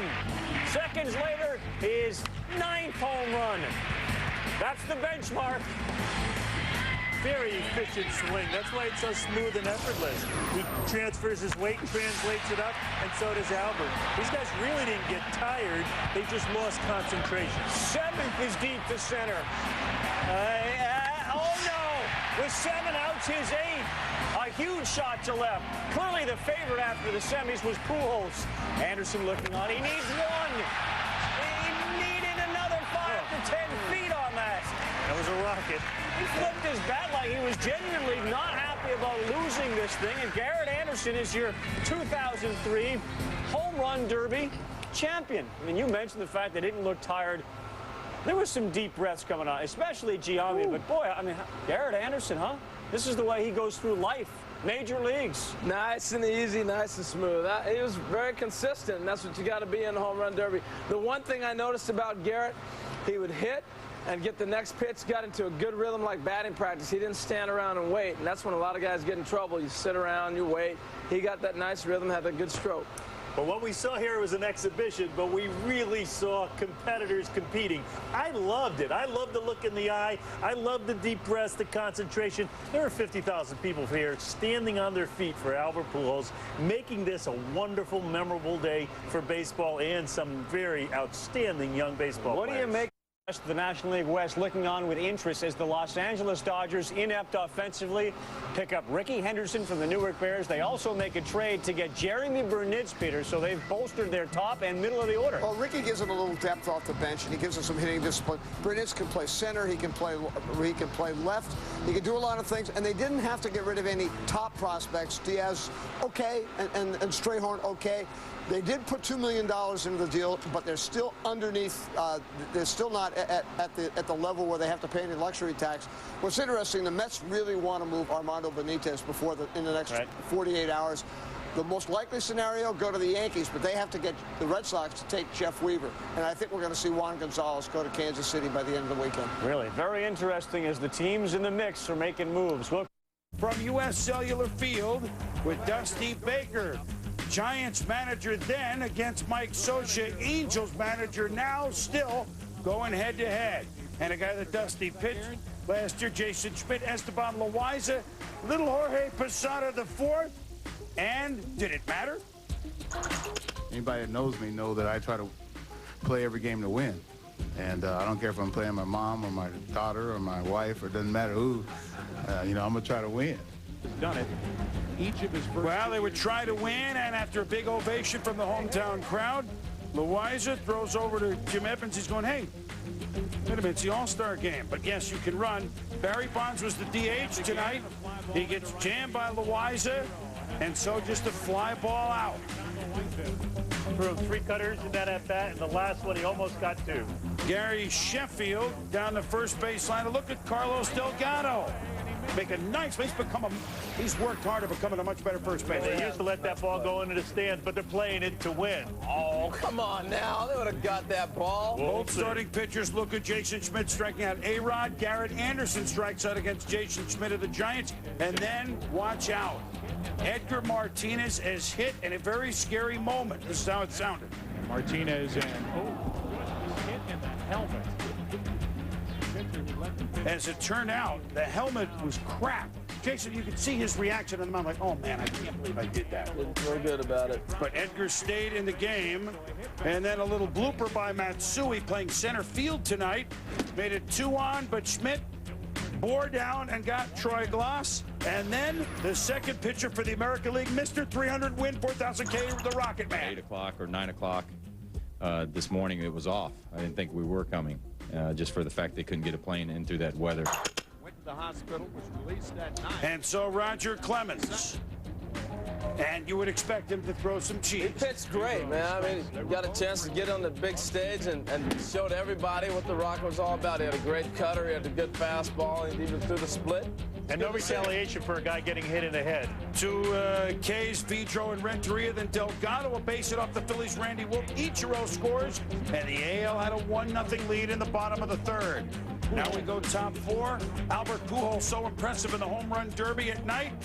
Tries for a bit, but Ichiro was there to flag it down. A fine running catch. Jamie Moyer, who followed Clemens, says thank you. First All-Star appearance at 40. Kerry Wood, pitching for the National League, strikes out. Edgar Martinez looking in the 4th, and then he strikes out Glass looking. So Kerry Wood, who's a horse for the Cubs, Dusty wanted him in here, and he looked very impressive.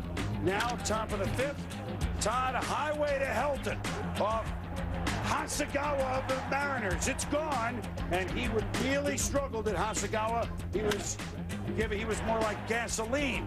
Andrew Jones makes it down the 3rd baseline. Scott rock and roll and scores. And now, interesting call. I thought the umpires got this right from the vantage point I was at up in the 3rd deck. I got a chance to see for a call. He was clearly in a position to score.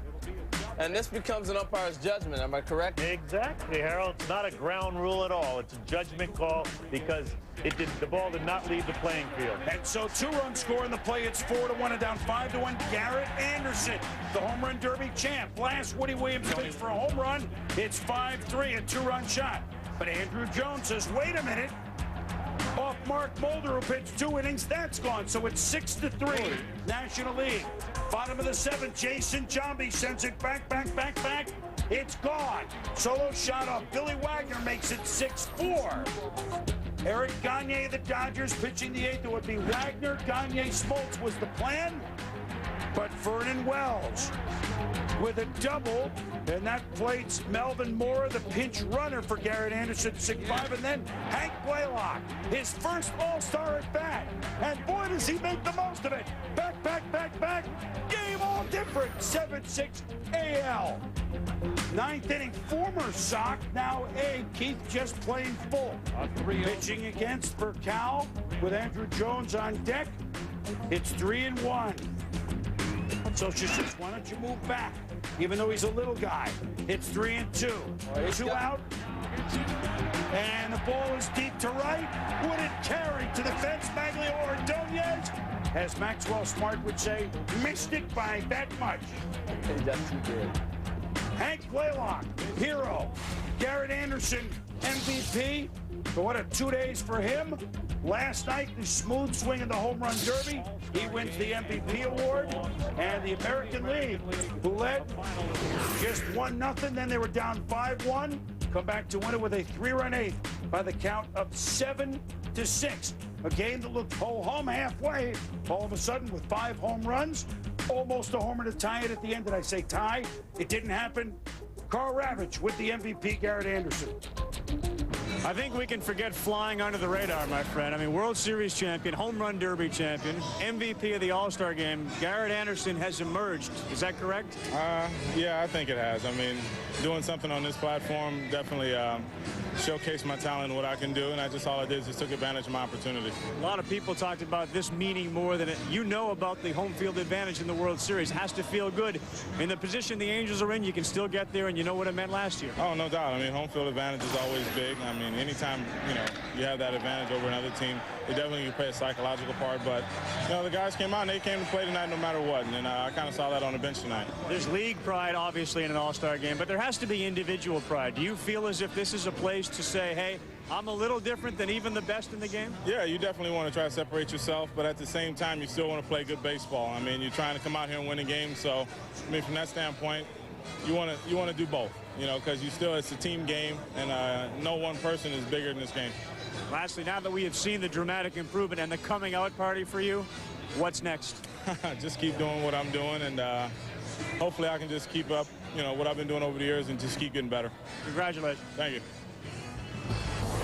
All right, Carl, thank you. And Garrett Anderson, reminiscent of Cal Ripken. Remember when he got on a roll at the All-Star game in Toronto in '91? He rolled through the home run derby, then hit a homer in the All-Star game. Frank Thomas did the same in the '95 All-Star game, won the home run derby. I'm just really happy to be in the All-Star game. First of all, and to be able to do this is just kind of icing on the cake. I was really just trying to get a single to, tie the game, pass the baton to the next guy. So that was all I was trying to do, and that, fortunate enough to work myself into a good count where I could try to get something to drive. It makes me feel really good to be able to play hard and earn the respect of the rest of the players and fans. Well, so a big comeback, capped by Blaylock. No, they just hit it. I mean, I got to be on the count and just hit it. That's why they're all-stars. They don't miss pitches. Right. This won't affect you at all the rest of the season. It's over. I can't worry about it. It's no big deal. I mean, it's a big deal for the World Series, but it comes down to it. We want to do it for the fans, and we did it. And it came down to me. So it's no big deal. No big deal. By the way, you see why he's a great closer, because he has the right. It didn't work tonight. Give me the ball the next time. It'll work the next time, because, I mean, his last blown save was in August of last year. But in the All-Star game, the ERA is always going to be a little bit bloated, but so far, not so good. Well, it is a test when you do blow them, and you blow them again. I think we were more conscious of late-inning matchups than we might have been if it was, more of an exhibition game. And I think that's one reason why Hank appeared so late in the game, is make sure that we at least were by Wagner and, could get him matched up against one of the other guys. Although it's not a great matchup facing Gagne or Smoltz, but it was a little better than maybe Wagner. Well, the quality of play was excellent. I mean, you can tell in batting practice, the guys' approaches to hitting. You can tell the pitchers. You can tell how Sosa used his pitchers, how I used mine. It was a well-played game. Well, I mean, again, could have. Memphis, the side of the AAA All-Star game. This time, yeah, it counts. Johnny Estrada, catcher out of the Braves system, leading the International League All-Stars. The top of the second, up and out, 2-1 in favor of the International League. We're tied at 6-2 in the fifth. Estrada again off Jason Ryan out of the Cardinals organization. The double down the line. Estrada went 3 for 3 with 3 RBIs and gave his league the lead, 7-6. Up 11-6, bottom of the sixth, Jason Jones of the Texas Rangers organization. Get out of town. It's a 2-run game, and here we go. Top 9, now a 3-run game.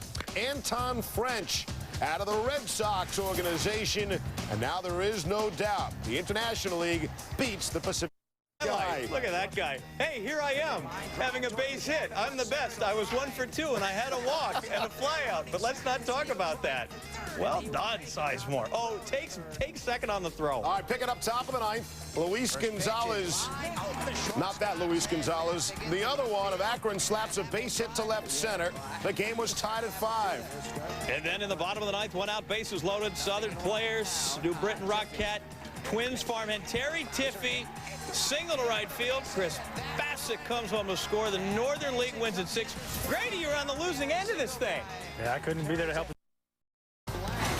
Chicago and Florida, Matt Clement, 5-1 career against the Marlins, but must have been watching Bull Durham prior to Friday, starting with Ebby, Calvin, Nuke, LaLoosh. Juan Pierre in the 3rd, Derek Lee in the 4th, bruised Alex Gonzalez there in the 6th, gaffed 3 Finns, 1 wild pitch, 3 earned in 6 innings. He's gone. Kyle Farnsworth in and getting pudged. Rodriguez with his 14th, 6-zip Marlins. Cubs fall below 500 for the first time this season. Cubs and the Marlins. Marlins manager Jack McKeon. And the fish of the day, usually flying fish. The Marlins love to run. Florida leads the majors in steals with 107, but they're tied for last with 41 caught. Let's see what happens Saturday. Bottom first, Kerry Wood picks league stealer. Juan Pierre off first. Bottom 6, Paul Bacco fillets Pierre, trying to steal second, same inning. Bacco throws out Luis Castillo at second as well. And Wood, he's your major league leader in strikeouts. Here's why. Bottom 4, Wood gets Juan Encarnacion with a high cheese. 76 of his 130 pitches were strikes. Bottom 5, Wood gets Miguel Cabrera upstairs. 8 Ks for Wood. Larry Rothschild comes out to talk to Wood. Finds some time for the closer, Joe Borowski. McCary said, Joe, I got this one.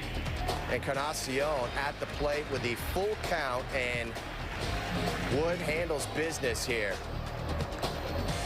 As Wood would get Encarnacion a ground to Choi at first to end the game. Complete game shutout, 2 hits, 8 Ks, and he allows 1 earned run, and he takes the loss. D Nice looking for his 8th straight win. Marlins hosting the Cubs. Top of the first, 2 on, 2 out. Good night now. Eric Karros, check yourself before you wreck yourself. But then the rains came. A 67-minute rain delay, and that was trouble for D Nice because he wasn't nice afterward. Top of the 3rd, Carlos Zambrano. Next batter, Marco Zelanic. Trinidad Hubbard, who was 4 for 5. 2 batters later, Moises Alou gets it.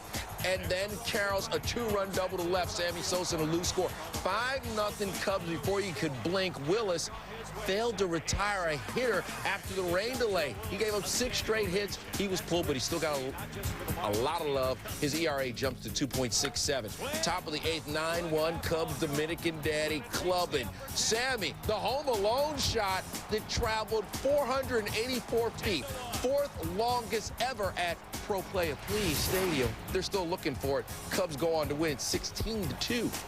Mets Baker boys were fabulous Sunday in Florida, scored 16 runs, but Atlanta's Shane Reynolds is 10-1 in his last 12 starts against the Cubs. Sammy doesn't care. 3-run first inning shot, 22 on the season, 519 career. Willie McCovey and Ted Williams are tied for 12th all-time at 521. Braves erase a 4-0 deficit, now lead 5-4 in the 5th. I know, you know, that ball is Gonzo. Alex Gonzalez's 14th 2-run job. Cubs retake the lead. They won't give it back. Top 6, Moises Alou feeling it. Went 4 for 6 with 5 RBI, 2 on this double. Tom Goodwin matched a career high with 5 hits. Cubs with 21 hits in the 15-6 romp. Steel City, Pittsburgh sending outfielder Kenny Lofton and 3rd baseman Aramis Ramirez to the Cubs for shortstop Jose Hernandez and 2 minor leaguers. Earlier in the day, the Pirates shipped lefty Scott Sauerbeck to the Red Sox in a 4-player deal. As for Lofton, he replaces the injured Corey Patterson in center for the Cubs. Lofton hitting .277 with 9 homers, 26 ribbies, 18 steals. He also brings playoff experience to a Cubs team that hasn't seen the postseason since '98. The Cubs' new 3rd baseman is Ramirez. He's hitting .280 with 12 homers and a team-high 67 RBIs. He's 2 years removed from posting career highs in home runs and RBIs. And Sauerbeck heads to Boston, making a good bullpen that much better, according to Red Sox GM Theo Epstein. Sauerbeck could especially help against the Yankees in that lefty lineup. The team Boston continues to chase, of course, in the AL East. Now, as for the Pirates, Jose Hernandez, who leads the NL in strikeouts, is expected to move from short to 3rd. As a Red Sox, Brandon Lyon converted 9 of 11 save chances. Also coming to Pittsburgh, minor leaguers Anastasio Martinez and Matt Bruback, plus 1 to be named later. Right now, we get Peter Gammons' take. Well, we all know the Pirates are trying to downsize. They've given up trying to finish at 500 with an oversized payroll. So now they started to move. They moved Mike Williams. They moved Scott Sauerbeck. This deal is a really interesting one for the Cubs. They needed offense in center field because they didn't have Corey Patterson. Lofton is proven to be a winner. Every single year he gets into pennant races and does it. Aramis Ramirez, they were reluctant to take as he makes over $6 million next year. But the Pirates have put the money in to try to help them fray the cost. I mean, he's a good offensive 3rd baseman, especially when he's motivated. This is a pennant race. Should be a good spot for him. This is a big night for the Cubs. Cubs Braves. Hey, hang in there, baby. Kenny Lofton's coming. That's Sergio Mitre making his major league debut as Greg Maddux making start number 558. We flash back, though, to September of '86 when a mustachioed Greg Maddux made his first career start for the Cubs, and he won at 11-3. Now, would Mitre be treated not well by Vinny Castilla? But, you know, you got to give up that first big league gopher ball to somebody. Castilla does a 2-run shot, Braves up 3-0. Top third, more bad luck for the Cubs. Tom Goodwin rounding the bases on a double, humping here, but then hammy. There it went. Stops at second. Lead the game. Listed as day-to-day with a strained left hamstring. Send Kenny. Bottom third, 3-2 Braves, 2 men on. Chipper Jones, base knock. Marcus Giles scores. Chipper 2 for 4, knocked in 2, scored once. 4-2 Braves. Andre Jones was 2 for 4, knocked in 2, scored once. On this base hit, Gary Sheffield comes home. 5-2 Braves. Then Robert Fick. Oh, Bobby through the left side. Chipper will score. 5 straight singles for the Braves. Lead at 6-2. Mitre, 3 2/3, 10 hits, 8 earned. Not exactly Maddux-like stuff. Braves win at 8-4. Couple of new Cubs, Ramos Ramirez, Kenny Lofton. First game, newly acquired. Tony Gwynn talks about the new acquisitions. I think both of these players are a big help for the Cubs offense. Kenny Lofton plays center field, goes to the leadoff spot. Ramirez is a guy the Cubs have been looking for a third baseman. Remember, they tried to get Mike Lowe from Florida, wasn't able to swing. Now when they get a young player who can step in, bat behind Lou and Sosa, and, you know, hopefully get back to being that player he was 2 years ago. All right, that's the plan. All sounds good. No score, runner on third, 1 out. Randy Wolf gets Sammy Sosa missing. Bottom of the second. Phils, 1-0 lead. 2 on, 2 out. Wolf in a bit of a jam, and there's Kenny. And Kenny will go down swinging to end the inning, end the threat. Lofton 0 for his last 29 bats with runners in scoring position. That's the longest streak by a player this season. Top third, 1 on, nobody out. Jim Thome. Oh my goodness. That is so far. Some sort of low Earth orbit. 3-0 Phils. It's Thome's 1,000th career RBI. 6th inning. Ramos Ramirez, well, that's not good down there at third. His 24th error leads all third basemen. Bottom of the 6th, perhaps the chance to pick himself up at the dish, and a 5-4-3 double play to end the inning. Hey, you got to get used to the new uniform, the new place, the new teammates, the new confines, friendly or otherwise. Phil still lead 3-0. 9th inning. Wolf looking for the complete game, and he'll get it, putting up 9 goose eggs. Alex Gonzalez grounds out. Shutout, 4 hit, 4 Ks, 3 walk. No earned runs. It's a shutout. He's got some good distance on their drives. Bottom 1, Sammy off of Vicente Padilla. And that was just a 3-iron. 2-run shot, his 21st, career jack 520. Puts Sammy 1 behind Willie McCovey and Ted Williams for 12th all-time. It's 2-0. Top 4, Kerry Wood smoking it by Bob Abreu, one of 9 Ks. But just think of Abreu as a sleeping dog. Wood should have let him lie. Abreu with a sacks pack, nobody out. Harry Callis, talk to me. Long drive, watch this baby. Back as Sosa leaps up, can't get it out of here. Grand slam, home run, Bobby Abreu. So it's 5-3 Phils, same inning. Now a 9-3 game, and the bases are loaded again. We all know Fernando Tatis, only guy to hit 2 grannies in 1 inning. He's still the only guy, because Abreu could muster only a sac fly to score Marlon Berg, but he did drive in 5 in the inning as the Phils pound the Cubbies 14-6.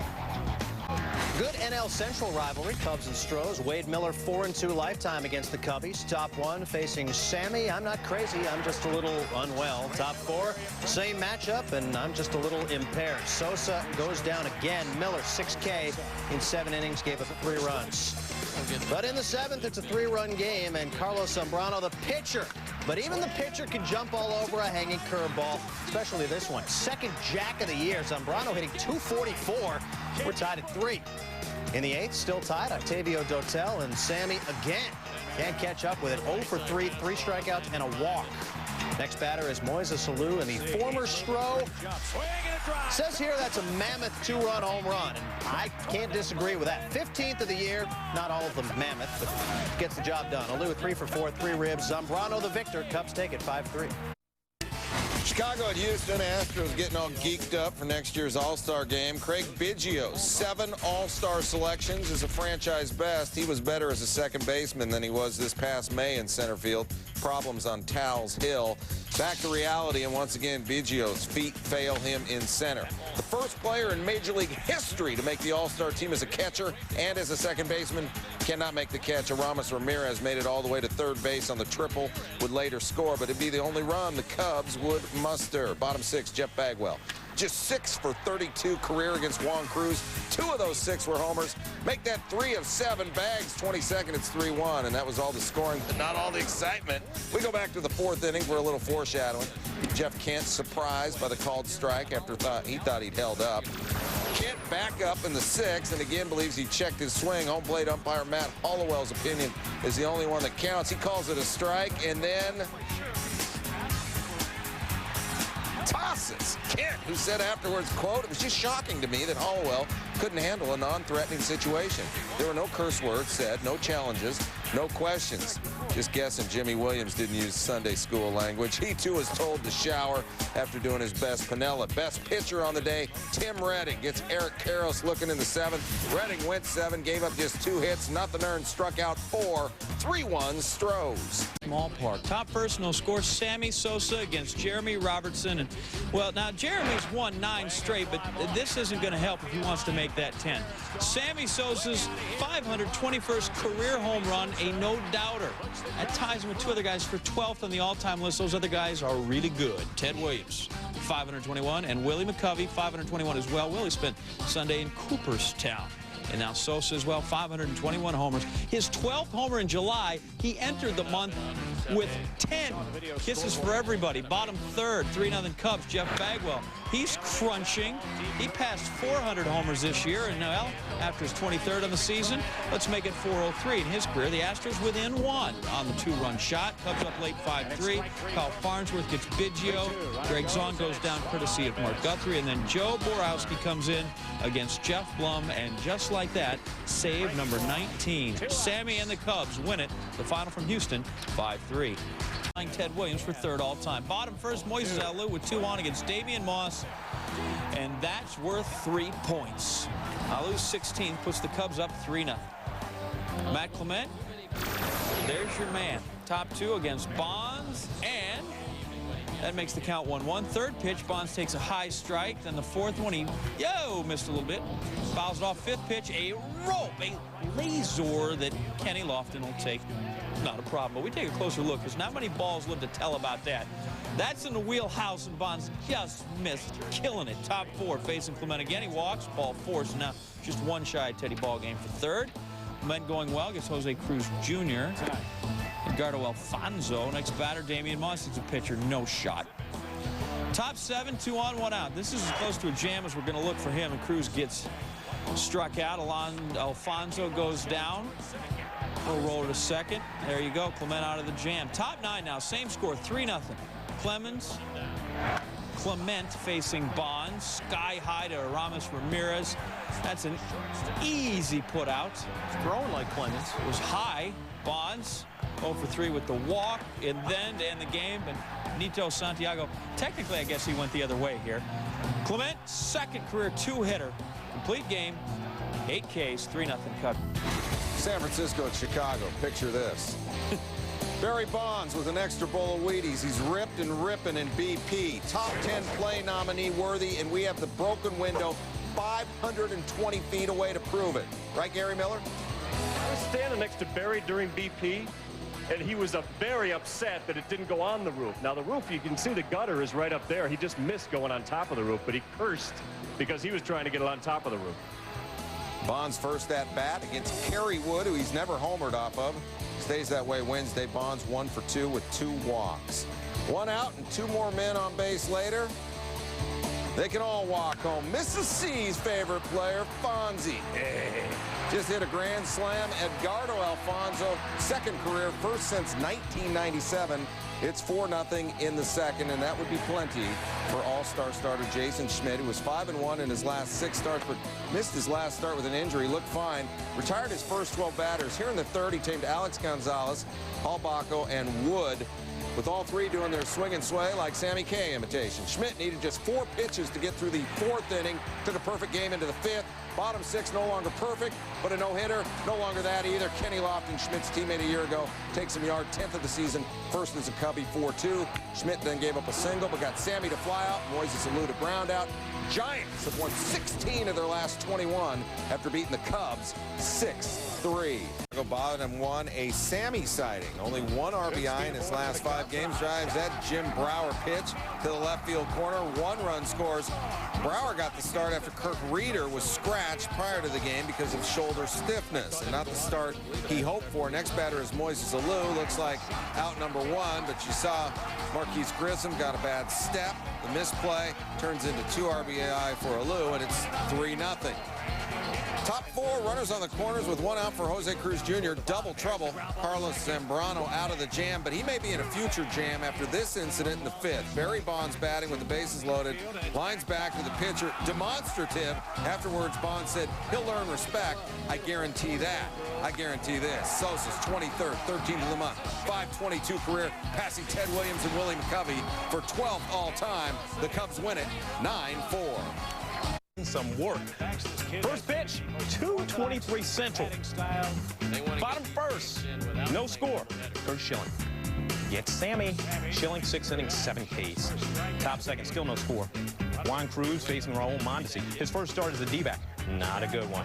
He was 1 for 6. Top 5, Rod Barajas. A little fly to center field, and he lost it. Still can get it done. Bottom 6, 1-0 D-backs. Sammy with a man on third. Little sack fly. All right, Raul, show us that gun. Show it to us. That's not it. Lenny Harris is in there. We're tied at 1. After the 6th, a rain delay. Called at 4:09 Central. 3 hours, 3 minutes later, there's the first pitch after the delay. Bottom 7, tied at 1, bases loaded. Kenny Lofton grounds to third. Craig Counsell. That's nifty. Heading over. Top 11, tied at 1. Rod Barajas. That's going to drop. Steve Finley. Raul Mondesi in there. 3-1 D-backs. Uh-oh. Uh-oh. He's going to do it. Oh! You got to get that ring on. Come on. That's a quickie. Bottom 11. Runners on the corners. Troy O'Leary. A double. That scores Eric Harrows. And is he in it? Or Ramirez? Yes, he is. Top 12. Tied at 3. Matt Cater. A pop to shallow left. Ramon Martinez. That was ugly. Inverted, everything. But this is ugly, too. Cater, where's the hustle? Where's the attention? Where's the focus? Only got 1 base. Could have had 2. 4 batters later. Bases loaded. Raul Mondesi. He wasn't focused. Antonio Alfonseca was. Next batter. Alex Cintron. Grounds to second. Cubs out of a jam. Bottom 12. 1-on, 1 out for Sosa. There's your free pass. Next batter. Moises Alou. Your freebie as well. Eric Harrows now. Bases loaded. 1 out. Can somebody end this thing? Harrows. 6-4-3. Double play. Heading over. Game continues. Top 13. Craig Counsell at the plate. To left. Who needs weight when you got leather? Moises Alou. Bottom 14, bases loaded. Aramis Ramirez. Just punch it somewhere. Just do something with the thing. Mondesi, that type of night. Wouldn't have mattered. Cubs went 4-3 and 14. Game lasted 7 hours, 40 minutes. That's a lot of time. A lot of time. One way from Chicago to Phoenix, only 3 hours and 35 minutes. The highlight you just saw, just over 3 minutes. You could have watched it nearly 153 times. Kobayashi averaged 3.7 hot dogs per minute. He could have eaten just over 1,700. D-backs and Cubs played a nearly 8-hour game on Friday, back for more on Saturday. Top 4, Arizona down 1-0. Luis Gonzalez off Sean Estes. And it's not coming back. Solo shot. Gonzalez' 19th homer of the season. Ties it at 1. Wait a minute. Maybe it is coming back. Watch this guy. He gets the ball. Oh, no. Don't. And then he reaches in his pocket and throws a dummy ball back. Now, he keeps the actual home run ball. Fraud. So it looks like he's in line with tradition, but maybe not. Top 5 tied at 1. Junior Spivey takes Estes deep. Solo shot. Diamondbacks up 2-1 on Spivey's 10th. Now, this little girl says, no, no, no, no, no. I'm putting this on eBay. She won't throw it back to the crowd. They eventually bring her a dummy ball, and she throws that one back. Oh, my goodness. And then top 7, here come the bugs. Gnats swarming everywhere. There were locusts in the 8th inning and frogs in the 9th inning. Just joking. Game plays on. 9th inning, top 9, Arizona down 3-2. Joe Borowski in for the save. Alex Cintron says, not yet. Solo home run. Cintron's 9th of the season. Game tied at 3. Borowski not happy. 3 batters later. Raul Mondesi. This will be good for a double. Luis Gonzalez coming all the way around from first. And the D-backs go up 4-3. But take another look at the collision at the plate. Paul Bacco says, I can't make the play, but I tell you what, I'm going to knock you on your can. Bottom 9, 2 out, comes down 4-3. Runner on second for Sammy. Matt Manti says you'll get nothing and like it. And the D-backs win it 4-3. Rocky. Cubs, Sammy Sosa and the Cubs take the field after a 3-hour and 15-minute rain delay. That didn't slow down Matt Clement because he was nasty. Starts the game with 3 straight strikeouts. He said Damian Miller called a great game. Clement strikes out the side. He had 7 strikeouts. Bottom of the 6th, 2 outs, bases loaded. Dusty Baker decides to leave Clement in the game. Brandon Webb strikes him out to end the inning. Top of the 7th, still pitching, and he gets Finley to strike out. Great game for Clement. He went 8 innings, 3 hits, and 1 run. Bottom of the 7th, and the Dominican Daddy comes up and provides a little run support. Struggling in this series, Sammy crushes the 0-1 pitch. His 520-30. He's 11 behind Jimmy Fox for 11th on the all-time home run list. Top of the 9th. Clement can barely watch this one. Trying to protect a 1-run lead. Raul Mondesi gets greedy and gets thrown out by Miller.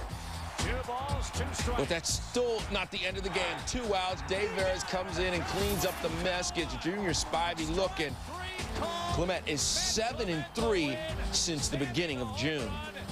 Pryor, sharp, early. Facing the leadoff batter, Gary Matthews Jr. Pryor, born and raised in San Diego, hurting the hometown team. Pryor was simply getting it done. He threw 79 pitches. Manager Dusty Baker said before the game the Cubs would keep him to 85 to 90 pitches. But boy, was he sharp. He walked 1, allowed just 1 base runner as far as second base. He struck out 6. That is getting it done. Pryor slapping hands for good reason. Why? Because the Cubs brought their D. Look at Aramis Ramirez.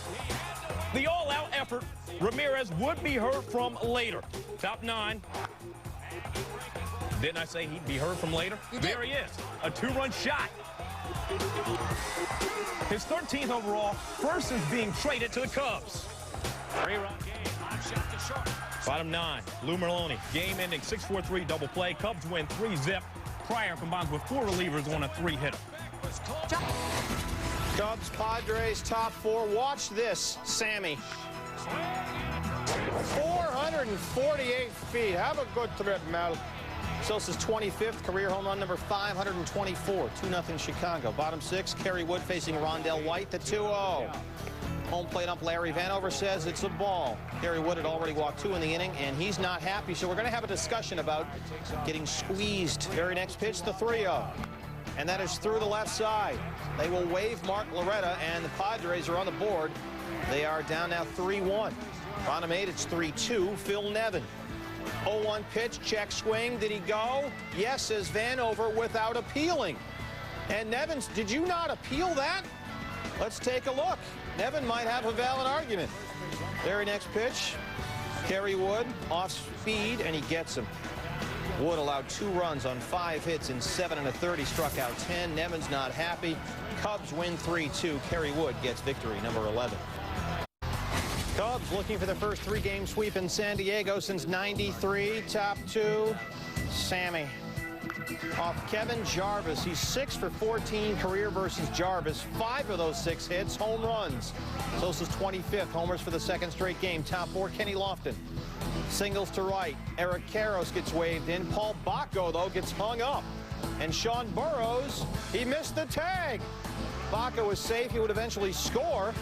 Let's check the replay. Burrows tags Bacco with the glove. One problem, the ball is in his right hand. Hey. Top 7 now. Aramis Ramirez. My bad. To right. Phil Nevin charges, but look at Lou Merloni, the governor.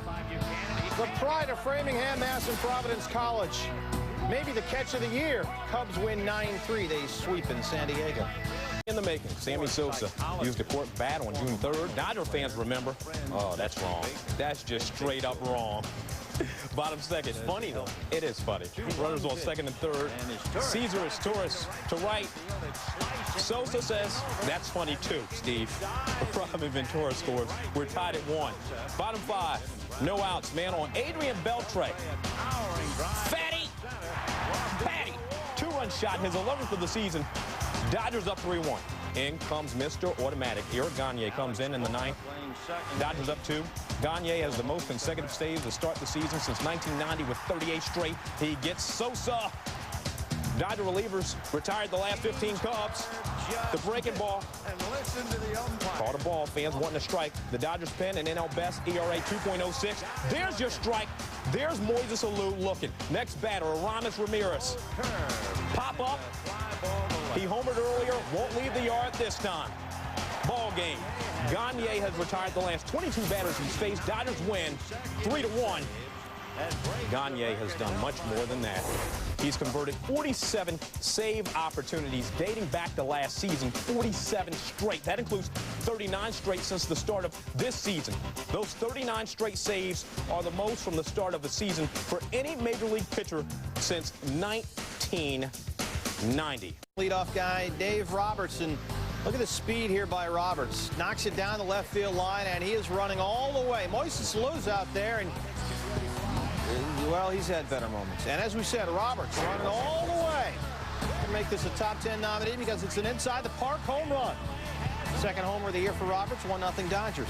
Still bottom first, the more conventional kind of home run from Robin Ventura.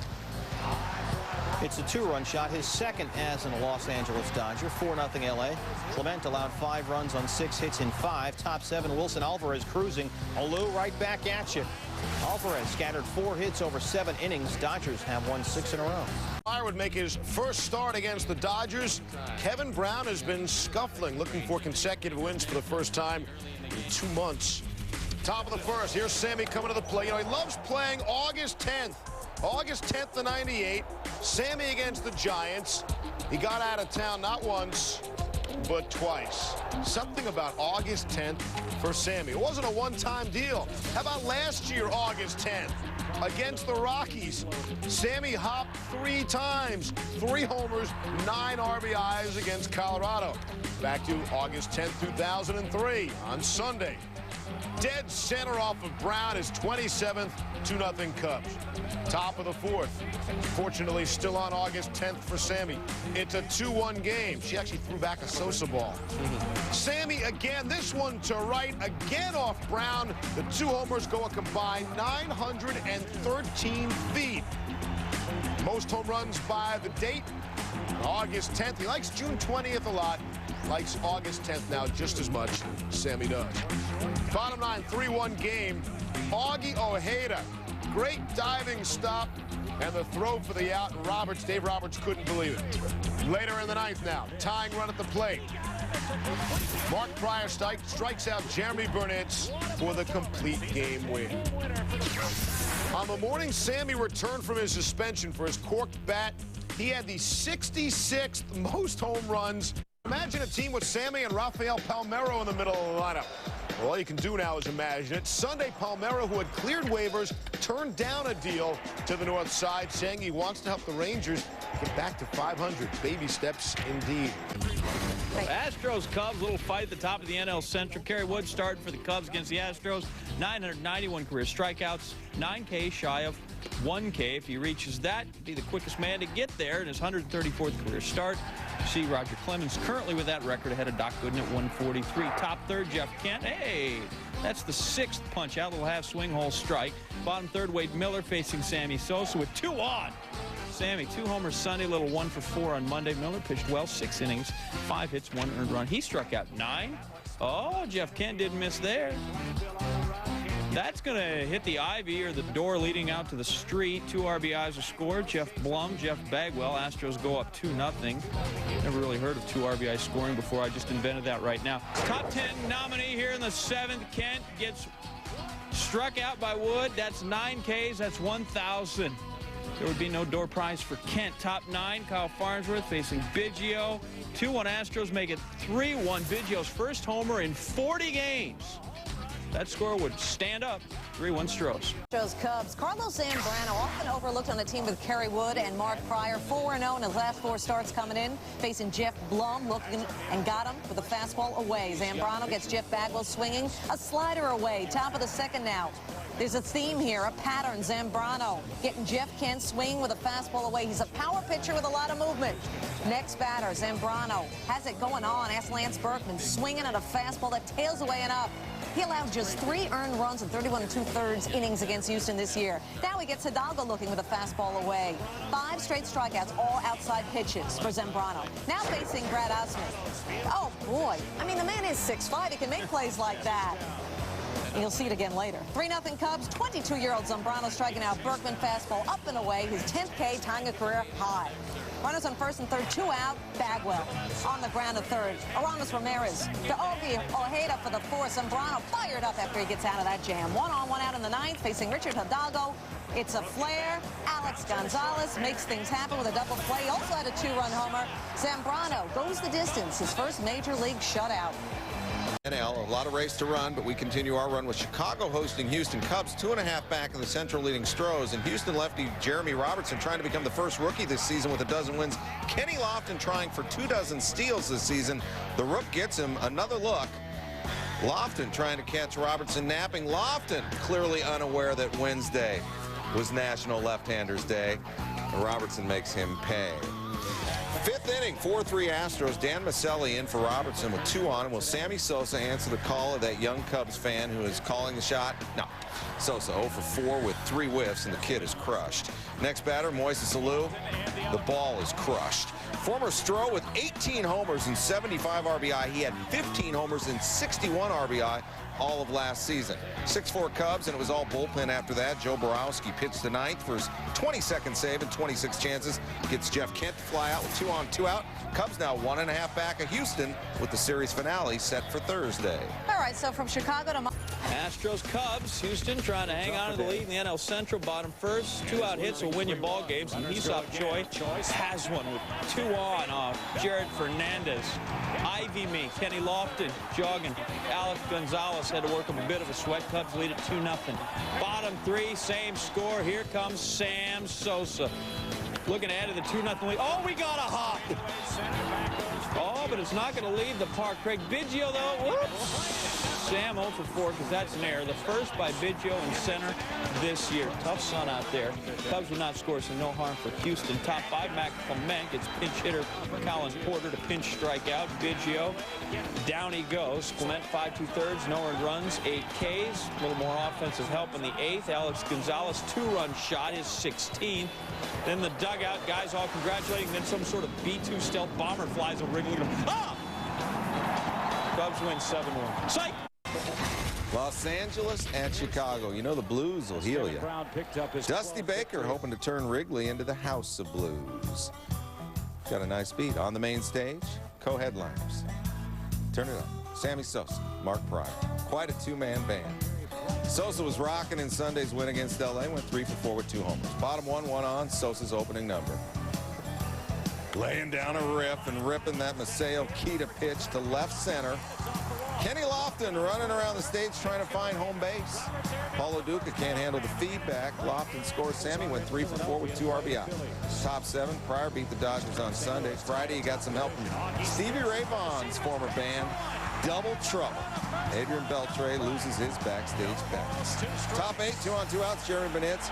He's not into the blues. He's into swing music. Inning over. Top 9, 2 outs. Still 2-1. Ron Coomer, he likes to listen and look. Pryor gets his 2nd straight complete game victory over the Dodgers. 2-1. Rock on. Cubs started Saturday with a half-game lead in the Central. They hosted the Dodgers. Kerry Wood looking for his 12th win of the year. First inning, he walks leadoff hitter Dave Roberts, and that's not good. Here's why. Later in the inning, Adrian Beltre bringing Roberts home with a double. Dodgers up 1-0. I think we got a pattern going here. Second inning, Wood walks leadoff hitter Alex Cora. Later in the inning, Cesar Torres brings Cora in with a double, and the Dodgers up 2-0. Third inning, Wood walks the leadoff hitter again, Sean Green. Later in the inning, Adrian Beltre. This is not a double. It's a 2-run home run. Beltre's 14th. Dodgers up 4-3. Wood 2 2/3. Shortest outing of the year. Gave up 5 runs. Bottom third. Cubs down 5-3. 1 on and 1 gone. Aramis Ramirez, his 16th of the year, 2nd of the game. All tied at 5. Top 4. 6-5 Dodgers. 2 on for Jeremy Burnitz. Paul LaDuca scores. Dodgers up 7-5, but Burnitz just warming up. Top 8 going deep off Mark Guthrie, his 25th. Dodgers win at 10-5 as they hit double digits for only the 2nd time this year. Dodgers Cubs, Sharon Osbourne throws out the first pitch. Watch this pitch. Ah! And it's not as bad as hubby singing. We'll see that in a little bit. Bottom 3 scoreless. Hideo Nomo schools Sammy Sosa, one of 3 Ks. And now Ozzy Osbourne in the booth getting ready to sing Take Me Out to the Ball Game. Lord help us. We're going to show you Ozzy's lyrics and compare them to the proper lyrics. 1, 2, 3, and let's go out to the ball game. Let's go out to the room. Take me in every nothing new. I don't remember what I have to do. And I run out of the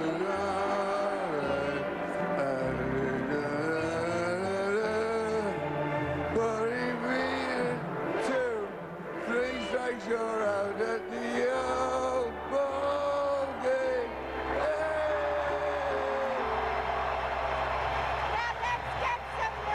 Now let's get some runs. Come on, don't make... That's Huck. Vin is like, what in the world? Vin's like, okay. Bottom 9, Eric Gagne converted 48 straight saves dating back to last season. Going for his 49th, there's Eric Karros. You ain't got to go home, kid, but you got to get the heck up out of here. 49 straight saves dating back to last season. 41 for this year. Dodgers win. Second. To the NL, Cubs and Astros, 3-0 Cubs. Matt Clement facing Jeff Bagwell with a runner on first. Bagwell.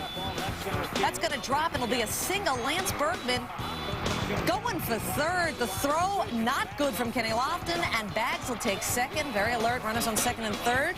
Now after a Jeff Kent RBI single, Richard Hidalgo up. Runners on the corners. Clement goes wild. Bagwell beats the throw home. Bags scored 3 times in this one. He's hitting .273 after going 1 for 2. Take another look. What happened to Clement? He knows it. He was a bit slow breaking for home, and Bagwell is able to touch home before the tag. Hey, let's flash back to the first. Aramis Ramirez on deck. Moises Alou up with a runner on second. We have 2 outs, and Robertson is intentionally walks Alou. So Ramirez is now up, and he's looking to make a statement with his bat. 3-run home run for Ramirez, number 17. Now that made it 3-0 Cubs. Back to the third. Robertson has pitched to Alou this time with a runner at third with 2 out. No doubt. Number 19 for Alou. It's 5-4 Chicago. Bottom 4 tie game. Clement facing Kent. 2 on Kent. Oh boy. And that one will stay fair. Number 18 for Kent, who had 6 RBIs. Clement wants a do-over. The Astros win. Began the day a game and a half back, but they had Mark Pryor going Wednesday, and Dusty Baker was confident they could win despite losing on Tuesday. He said, it's one game and we'll come back and win the series. It's the same way we started last time, isn't it? Dusty's got a point. They took 3 of 4 at Wrigley last week after losing the opener to the Astros. Pryor in control in the first.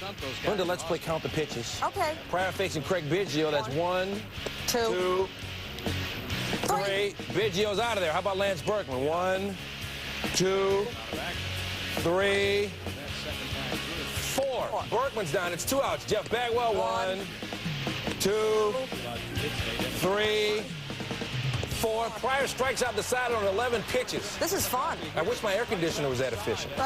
Bottom 4, 2-0 Cubs. Pryor facing Bagwell again. Got him again. Oh, did we stop counting? We stopped counting. Oh, sorry. 3 Ks on the night for Bagwell. Next batter, Jeff Kent. He's going too. Hey, Pryor's got a no-hitter going. Top 6, 3-0 Cubs. Randall Simon up. and he hit that ball like it was dressed in a sausage suit. 3-run shot for Simon. His first homer as a Cub. 6-0 Chicago. Bottom 6. Pryor still has a no-hitter. Okay, well, now he doesn't. Adam Everett breaking it up. Double overtime. Goodwin's head. No-hitter over after 5 innings. Still in the 6th. Berkman up. 2 outs. Berkman swinging, but to no avail. 7 shutout innings for Pryor. Struck out 9, and the Cubs win it 6-0. Pirate. Houston clinging, I say, to a half-game lead in the NL Central. Bottom 2nd, 1-zip Strohs, Kerry Wood to fellow starter Ron Valone. That gets away, strike 3. Richard Hidalgo comes home, and just under the tag of Damian Miller, 2-0 Strohs. Look at this again. First off, Kerry Wood's going to say, the ball's right there. We find it, but then Miller can't hang out. And Wood, it appears, wasn't so pleased the way that whole thing turned out here in the highlight. Bottom 4, 3-0. Valone up again, and, well, he's a pitcher, but he can hit. That right there, you go 1 for 2. That'll raise your average to $1.79. Turns over the lineup so that Craig Biggio gets a turn against Wood, and he bangs one. 5-0 Astros. Biggio's 12th of the year. They're going to add to it. Bottom 5, Dave Veer's in. Brad Ausmus, that gets away. Jeff Blum will score. 7-1 Astros. Hey, you take the cheap runs when you can get them anytime. Top 7, 8-1 Astros. Eric Karros, fly ball to right. Hidalgo, you saw him hustle home to score. He went 2 for 4, and he added some D. Look at him again. Glove this one. A little smooch for the wall. It's padded. 9-3. Astros are a winner. Cubs Diamondbacks. Kurt Schilling, 17 consecutive innings of scoreless baseball. Top 1 on, 2 outs. There goes the scoreless streak. Sammy Sosa, no home runs in his last 10 games. That's a 2-run shot. 29th, 6-home-run lifetime against Schilling. It's 2-0. Top 4, well, some is good. More is better. Sammy off Schilling again. 30th, 9th straight 30-home-run season for Sammy. Carlos Zambrano. Meet him and greet him. 161 ERA since the All-Star break. 5 home runs allowed this season, fewest in the majors. Minimum 125 innings. He's hot, and he is hot on Friday night, bottom 6. Zambrano, no-hitter. Tony Womack, the former Snake, backhanding the Matt Cata shot, saving the no-no. Bottom 8, 2 outs. Shea Hillenbrand. Remember the bloop single leading off the 8th? Broke up with Dallas Perez, no-hitter against the Dodgers in July. Oh, he breaks it up there. Randall Simon stretches. The call by Kevin Kelly, a fill-in from the minors, is that Hillenbrand was safe. TV replays seem to indicate he was out. Bottom 9, 4-1. Zambrano gets Alex Citron to ground out to short. Game over. Cubs win it. 4-1. You just told me that, you know, this is my ball game, and, you know, don't lose any concentration, and keep the job that I've been doing, and throw the ball like I did in the first 7 innings, and that's nothing, you know. And he told me that in my career I will have, you know, some no-hitters, and, you know, I lose that one, just keep it continuing. All right, why wait for the morning paper? Get your NL Central standings here and now. Astros and Cards both lose, meaning the Cubs are now a half game behind Houston for the lead in the NL Central. In the wild card race, as are the Cubs and D-backs. In Arizona, top 1 Randall Simon facing Miguel Batista Jr. Spivey taking out Tony Womack at the plate. The former Diamondback is meat, still scoreless. Knowing the situation, Steve, knowing that Womack's got speed, he's going to try for home and heads up play. Bottom 3, Alex Cintron on first. Sean Estes pitch gets away from Paul Bacco. Bacco airmails the throw to second. Cintron to third, but Kenny Lofton's out there. He has issues, and Cintron scores all the way from first. The error is Lofton's first in 265 games. 1-0 Arizona. 5-0 D-backs in the 5th. Antonio Alfonseca in for Estes. Robbie Hammett to the gap. Boy, Robbie Hammett, 7 homers, 23 RBIs in 40 games so far in his rookie season. D-backs, 16 hits. They're up 7-0. Womack facing Batista here in the 6th. To second, Spivey's throw wide. Womack and Hillenbrand get all tangled up. And look at Womack, a bruised left knee. He is day-to-day. Looked a lot worse, but actually it's not that bad. Very thankful about that. He was hustling out of the box, and he actually kicked Hillenbrand in the head, so they're lucky both of them weren't really hurt. D-backs cruise here, 13-2, Arizona 2.5. Back of Philly now for the NL wildcard. Miguel Batista's first win since July 18th when he shut out the Padres. Sean Estes struggling 2-7 in this. So the Astros lose ground. The Cardinals will beat Philly, and they are now tied. San Francisco Saturday, the death of Bobby Bonds at the age of 57. He had been ill for nearly a year with lung cancer and a brain tumor. His son Barry Bonds will be away from the Giants now for an indefinite period of time as he mourns the passing of his father, who was a three-time Gold Glove winner, a three-time All-Star, in fact MVP of the 1973 All-Star game. The numbers, when you think of Bobby Bonds, 30-30, 5 seasons with 30 home runs and 30 stolen bases, 332 career home runs, 461 steals. He played for a lot of teams: Giants, Yankees, Angels, White Sox, Rangers, Indians, Cardinals, and the Chicago Cubs. And here are some of Bobby Bonds' career achievements. They did have a moment of silence at Pac Bell Saturday before the Giants game with the Marlins. In his career, he hit 332 home runs and stole 400. So that means that the Northside 9 need a win to stay within reach in the Central. Bob Brenly and the D-backs hoping to take 2 or 3 from the Cubbies. This is a wild play. Randall Simon, and he just smokes one to right, and Raul Mondesi can't get it. Tony Womack slips around there. What's he? Okay, should I go? Okay, I should go. Almost gets thrown out of the dish on a ball that hit the wall. Simon had 3 hits in the day. And check it out. When Simon rakes this one, he's like, run! Run! Eventually, Womack did, game tied at 1. Matt Clement coming off his worst outing, giving up 8 runs and 4 to the Stros. And here Luis Gonzalez tries to check the swing. Bill Miller, third base ump, rings him up. Gonzalez, universally lauded as one of the good guys in the game, and he starts, you're going to get put in timeout for language like that. Oh, yeah, you and then, say that. oh, earmuffs, earmuffs. Gonzalez gets the gate. That's unbelievable, but check it out. Did he cross the line? Oh, yeah. Looks like he did. Yes, you did. You did not want to do it, but you did. Bottom 8, 2 on, 2 out. Rob Hammock, same deal. This time, Jeff Kellogg. He rings up Robbie Hammock. Brenly has had all he can stand, and now he will get the gate as well. Before he leaves, he calmly, cool, collected, covers up the plate with dirt. You know, they got a brush in their back pocket. They can clean it up. But again, check it out. You're my boy, Blue. Looked like umpires got the call right. Bottom 9, this game got close for the Cubs. The folks over at Murphy's Bleacher Bar were sweating, but no worries. On a 3-2 pitch with the bases loaded, Joe Borowski gets Finley swinging. Cubs, woo! Borowski, woo! And they keep pace. So the Stros, Cards, and Cubs all win on Sunday. So you see the Stros and St. Louis are tied at the top, and all 3 teams have a day off on Monday to think about. This is third. You're down 2-0. Randall's warm. Hitting .433 his last 10 games, and he gets that one to stay fair. 3-run shot is 12. Cubs up 5-0. Now, very next pitch, Aramis Ramirez takes Stevenson out. It's like the driving range. You hit a ball, you just get another. Hit a ball, get another. Back to back. Ramirez 20th. Cubs take a 6-0 lead. Probably not going to Philly this one away. Not with Mark Pryor on the bump since coming off the DL list. Warm. 5-0, 2 complete games. 2 earned runs in 31 innings. Strikeouts to walk ratio about 9-1. Cruising along on Tuesday night where the Cubs just 3-10 in their last Baker's dozen at Busch. Here he gets Miguel Cairo, and then on a warm Missouri night, he freezes up Chris Widger. Cubs 7-0 through 5. Bottom 6, Albert Pujols, since the 30-game hit streak, 0 for 13, but he is really good against Mark Pryor. Tears him up, in fact, 6 for 11. 3 homers now in the year when that one lands on the grass. 35th homer, 7-1. There will be no shutout. There will be a win. Pryor, 8 innings, 3 hits, 6 Ks. Last one there, Jimmy Edmonds, 7-4. 6-8 wins for the Cubs, 1 more than the last season. Wood, bottom 4, he strikes out Tino Martinez looking with a curve. Next, Wood all over Edgar Renteria, swinging through the heat. And then up next, Mike Matheny. Mike Matheny, check swing. Did he go? Did he go, I asked you? Yes, he did. Wood, 7 innings, 4 hits. 11 Ks. Woody Williams, meantime, facing Kerry Wood. Williams strikes him out.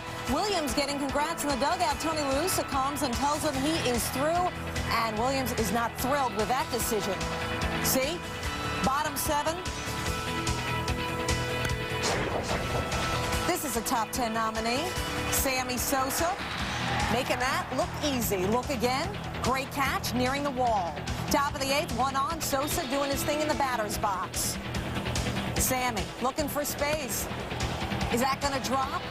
Yes, it will. Ramon Martinez will score. Sosa ends up to 3rd on the throw. It's 2-0 Chicago. Sammy 2 for 4, 2 RBI. Bottom 8, Albert Pujols, who hit his 35th home run on Tuesday, leading off. Up the middle that goes off of Antonio Alfonseca. That was enough for Alfonseca. See ya. And he's not thrilled. In the other dugout, Mark Guthrie would come in facing Jim Edmonds, and Jim Edmonds doesn't care who's on the mound. He'd have his way with that. So we have 2 on, nobody out, and that's it for Guthrie. You follow this? Is all taking place in the 8th inning. Next coming in, Kyle Farnsworth for the Cubs. After walk to Roland to load the bases, Tino Martinez. That'll score Pujols and Edmonds, and we are tied at 2. The nightmarish 8th continues for the Cubs pitching staff. Next batter, Farnsworth still in there. Farnsworth goes wild, and that'll score Scott Rowland. It's 3-2 St. Louis. 2 batters later, Farnsworth gone in favor of Mike Remlinger, who promptly walks Orlando Palmeiro. Mike, thanks for stopping. You're out. Joe Borowski in now, facing Eduardo Perez. Perez on the ground. It's a fielder's choice, so Miguel Cairo would score, and the Cards win 4-2 as they devastate the Cubs pitching staff in the 8th inning. Pujols 2 for 2. Us to thinking, how about the last at bat between these two, July 5th, Sammy, a 2-run shot. That was the 512th of his career. Let's go back to Thursday. This would be the first at bat between the two since that last matchup. Same deal, different park, different uniform. Sammy, get out of town. 1-0 Cubs, his 31st of the season, 530 on his career. Bottom of the 5th, it's 2-0 Cubs. Carlos Zambrano facing Scott Rowland with the bases loaded. Rowland pump foul first base side. Randall Simon reaching over and makes the grab. A top 10 nominee, and Zambrano was pumped by the defensive support. Bottom 7. Zambrano against Rowland. Rowland not going to take any chances. Puts it out of reach and out of the park. His 25th to tie it at 2. Top 8, still tied at 2. Mike DeJong against Ramon Martinez. Liner to center. Jim Edmonds, the catch, and the throw. If you're calling for Doug Glanville, leave a message at the beep. He'll call you when he gets home. What a play. Wendell Kim, the third base coach, sent him in a web gem from Edmonds. Bottom 9, still tied at 2. Was that like 4? Something like that. Yeah, okay. Cubs bullpen, troubles on Wednesday night. Mike Remlinger against Kerry Robinson, the game-winning home run. First homer of the year from Robinson, and that's your ball game. Now Dodgers win 6-3. So we take a peek at your up-to-the-minute standings in the... With the Astros and Cardinals both losing, Dusty's Cubs pick up a game with a win over visiting Milwaukee. The day and the time for the constant, everyday rah-rah speech is done. I mean, I love Luke Rockney and Vince Lombardi and all that, but sometimes that don't work. I mean, you can overkill that. Top 4, Brewers have just scored on a Sammy Sosa throwing error. Man on second, 1 down. John Vanderwall whiffs. So does Wes Helms. Next batter is Keith Osick. Brewers have won 10 straight.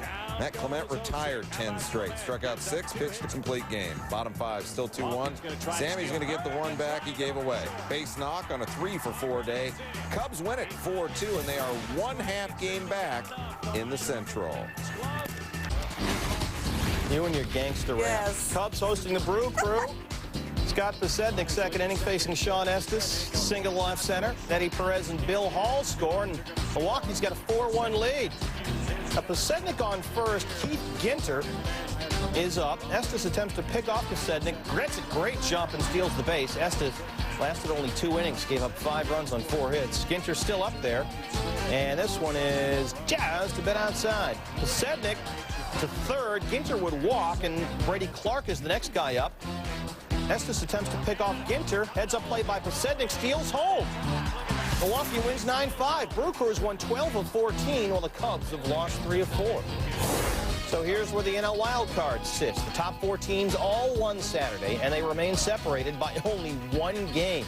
D-backs, Expos, and Cubs all lost ground. In total, 8 teams are still within 2.5 games. Cubs trying to stay alive in the Central chase, taking on the Brewers. That's Doug Davis, and he had a great day. Bottom of the first, Sammy Sosa will strike out on a 3-2 pitch. Ramon Martinez caught in a rundown between first and second, so it's a double play. Sosa, by the way, 1 for 3 on the day. Bottom of the second, double D, Doug Davis pitching, and another double play. A 5-4-3 double your pleasure. Bottom of third, Davis pitching, another double play. Damian Miller grounds into this one, a 6-4-3 double play. The third one, bottom of the seventh. Double D loves the DP. Moises Alou hits into the 5-4-3 double play. 8 1/3 scoreless innings for Doug Davis, and that was your fourth double play. Now, the Cubs go 8 innings without a runner reaching second base. 9th inning, Danny Cole pitching to Sammy Sosa, and finally, the Dominican daddy delivers. Hits a liner to right. Jason Conte, oops, can't handle it. Sosa goes to second. The Cubs finally reach second. Here they come, Cubs fans. Do you believe? Well, okay, I understand. Praying. Eric Karros, bases loaded, 2 outs. Karros hits a fly ball. Jason Conte was moved in towards the line before the play. Good thing Brewers hang on to win 2-0. So the Cardinals move into sole possession of first place for the first time since July. A rainy one at Wrigley for the first of a 5-game series between the Cubs and the Cardinals. Let's flash back. This past May 11th, the Cards visited Wrigley. It was rainy back then and windy, too. Eli Marrero would slip and injure his right ankle. He missed 101 games. He'd be activated on Monday. And on Monday, they had a 4-hour, 17-minute rain delay. Waited it out, we would get underway. Third inning, Mark Pryor against Albert Pujols, a classic National League matchup. Pryor gets it this time, and it wouldn't be his last strikeout. Now in the 5th against Fernando Vina. Vina sends a shot up the middle. Ramon Martinez, the great play and the throw to get Vina at first, keeping it scoreless. Bottom of the 5th, Sammy's on first. Woody Williams to Moises Alou. Lofts won the right center. Jim Edmonds going to play it on a bounce. Maybe some hesitation because Sammy is able to go to third. And the aggressive base running Cubs would take advantage. Very next batter's Eric Karros. Karros shoots one past Vina, who was playing it halfway. Cubs had a 1-0 lead. Later in the 5th, 3-0. Pryor, the pitcher, gonna come up with a base hit. First, the 2 hits on the night. That's an RBI hit. 4-0 Cubs. In the 8th inning, Pryor another strikeout. We turn to Harold Reynolds for more on Pryor, and not about his off-speed pitch. Cards in Chicago for the first of 2 straight day-night doubleheaders. 1-0 Cards, top of the 4th. Jim Edmonds up against Carlos Zambrano. Edmonds, he's been lifting. Opposite way, his 35th of the year. Just the 7th homer allowed by Zambrano this season. 2-0. Bottom 5, same score, Jason Simon Tachi. First start since June 3rd. Aramis Ramirez. Albert Pujols puts the squeeze on it. Oh, he dropped the ball. Umpires called it an error. Tony La Russa comes out to argue it with Bill Hahn. Take another look. Pujols just drops it while he tried to switch hands with it. 2 base errors, 4th of the year. 3 batters later, Alex Gonzalez up. His only hit of the game, it was a good one. Ramirez would score. It's 2-1 now. Another run would score and later tie it. Top of the 6th. Jim Edmonds batting 1 on. Edmonds. Tom Goodwin. Oh, how'd that happen? Edmonds 2 for 5, 1 RBI. He's hitting 286. Edgar Renteria up. Bags full. Renteria 0 for 3 with 3 walks. Top of the 9th, still tied. Joe Borowski facing Scott Rowland. Rowland gets under it. It's shallow. Sammy Sosa. It's got to be the field. Sosa, 4th error of the year. Just kidding. Rowland 0 for 6. Later in the inning, so Taguchi up with 2 on. Taguchi just watching. Cubs in the thread. Bottom 9, Orlando Palmeiro brought into play left, which turned out to be a great move. Runner on first for Kenny Lofton up against Mike DeJean. Lofton, who stole his 29th base in this game, gets a base hit. Just bounces it through. Alou is heading to third. Palmeiro, the gun. Great throw. Later in the inning with Ramon Martinez up. Check it out. Fly ball, hammered left field, pretty deep. That ball's at the wall. It is caught. What a catch in left by Palmeiro. Yeah, good thing Palmeiro's in the game. Top 10 nominee. Sick catch by Palmeiro. Saves the game. We're on to extras when Jason Isringhausen does that to Sammy Sosa. 2 strikes. Next pitch. Sosa. So swings right through the heat. Izzy, 2 innings of hitless relief. Bottom 13 now. Jeff Facero, the former Cub, facing Ramirez. That is deep. And then Kerry Robinson gets close to nature, right by the ivy. We go to the 14th. Top of the 14th, Mark Guthrie facing Mike Matheny. 2 outs. Runner on third. On the ground to Guthrie. We're going to the bottom of the 14th. And you know what, in between, Cub fans, they're so intelligent. They're saying, take me out to the ball game for the 2nd time. Get it? 14th inning, whatever. I got it. Check all the subs made in the lineup. We are in the 15th inning. Sammy Sosa up. Hitless to this point, 0 for 5 on the day. Matheny comes to the mound to talk it over with Facero, who knows Sosa quite well. Would it matter? 1 on for Sammy. Sammy drives one. Get out the tape measure. Long gone. Cubs win. We had the right man at the plate at the right time. He hadn't had a hit all day, so law of averages on his side. And, boy, I mean, what a game here. You know, this is what pennants are made of, and this is what pennant races are all about right here. Number 32 for Sammy. Cubs win. Cards, which is 5 hits in 15 innings. Even though it's 15 innings, Ernie Banks is still saying, let's play 2, and they did after his heroics in Game 1. Sammy not in the starting lineup for Game 2. In the top of the second, Kerry Wood to Jim Edmonds. Edmonds is going the other way, and he knows he got it all. 36th homer of the year for Edmonds. A solo shot, 1-0 Cards. In the top of the third, Wood to Fernando Vina. Swings and misses. Ball hit him in the knee. Rule says if you swing and the ball hits you, it's still a strike. That's strike 3. Next batter, Orlando Palmeiro. Kerry gets him. Kerry 9 strikeouts, 1 earned run in 7 innings. Gets a little nutty. Bottom of the 7th. Bases loaded. 2 outs. Moises Salou lines one down the left field line. Umpire. Third base umpire Justin Clem calls it foul. You see it kick up a little chalk. Before the 8th inning, Antonio Alfonseca, who's in the bullpen right there, actually bumped Clem. He was ejected. Then Alou got all over Clem. He'd be tossed as well. Bottom of the 9th. Still 2-0 Cardinals. They needed a player for the ejected Alou. It's Sammy time. Broken bat, ground out to second. The Cubs would not score. And the Cardinals beat them in the end, 2-0. What a crazy day and night atop the National League Central. All things told, the Cubs and Cardinals used 14 pitchers, 7 each, so at least that was even. 4 different pitchers threw in both games. Jason Isringhausen, Mike DeJean, Steve Klein, and Kyle Farnsworth all combined for 8 1/3 innings without giving up a run. Impressive. Kerry Robinson led off for the Cards in Game 1. He went 0 for 7. He never got to the plate in Game 2. Orlando Palmeiro had not 1 but 2 outfield assists, 1 in each getting Moises Salou at third in Game 1 and Randall Simon in Game 2. And, of course, Jim Edmonds did it all weekend with the glove, but homers 35 and 36 in the double dip. Cubs still hanging around where they'll be all season long. You get the feeling at 1.5 games behind in 3rd place. Of everything you'd expect in a heated rivalry. Dan Harron's the Cards starting pitcher at the plate. Matt Clement hits him on the hand. Harron would take his base, he'd be okay. Let's go to the bottom third. It's Clement's turn, right? Sure. Right back at you. Both benches would be warned.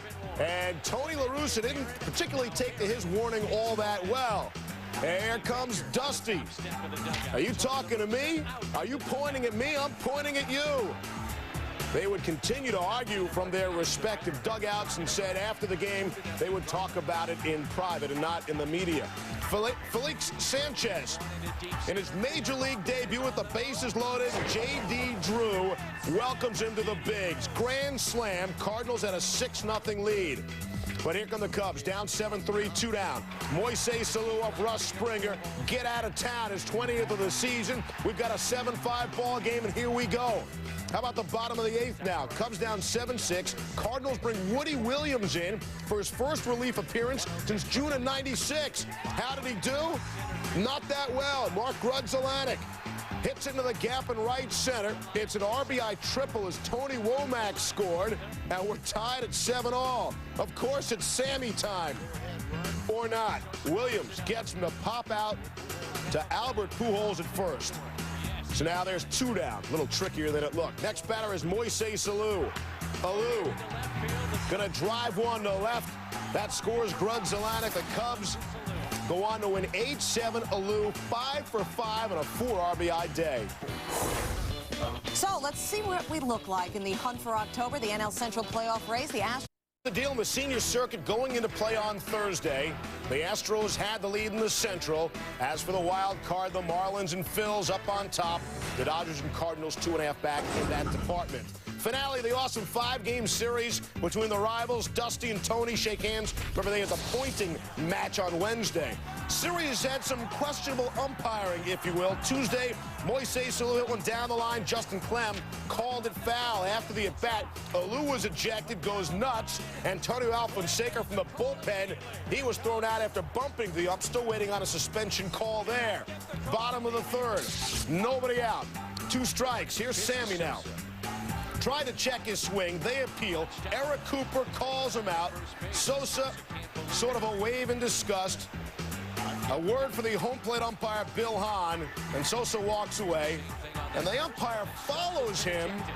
Sammy said he was cursing himself. Of course, the only way Hahn could hear that is because he followed him nearly back to the dugout. There's the check swing. Certainly looks like Sosa did go around. Also, look how far Hahn follows Sosa before tossing him. Cub fans putting their frustration into words. Top of the 5th, 2 down, tied at 3. Runners in the corners. Chris Widger to Sean Estes on an 0-2 pitch. Looked like strike 3. Hahn called it a ball. Now the 2-2 pitch. Estes doesn't get the call for the strikeout. Hahn's going to take his mask off a little bit. The stare down there. Very aggressive umpiring.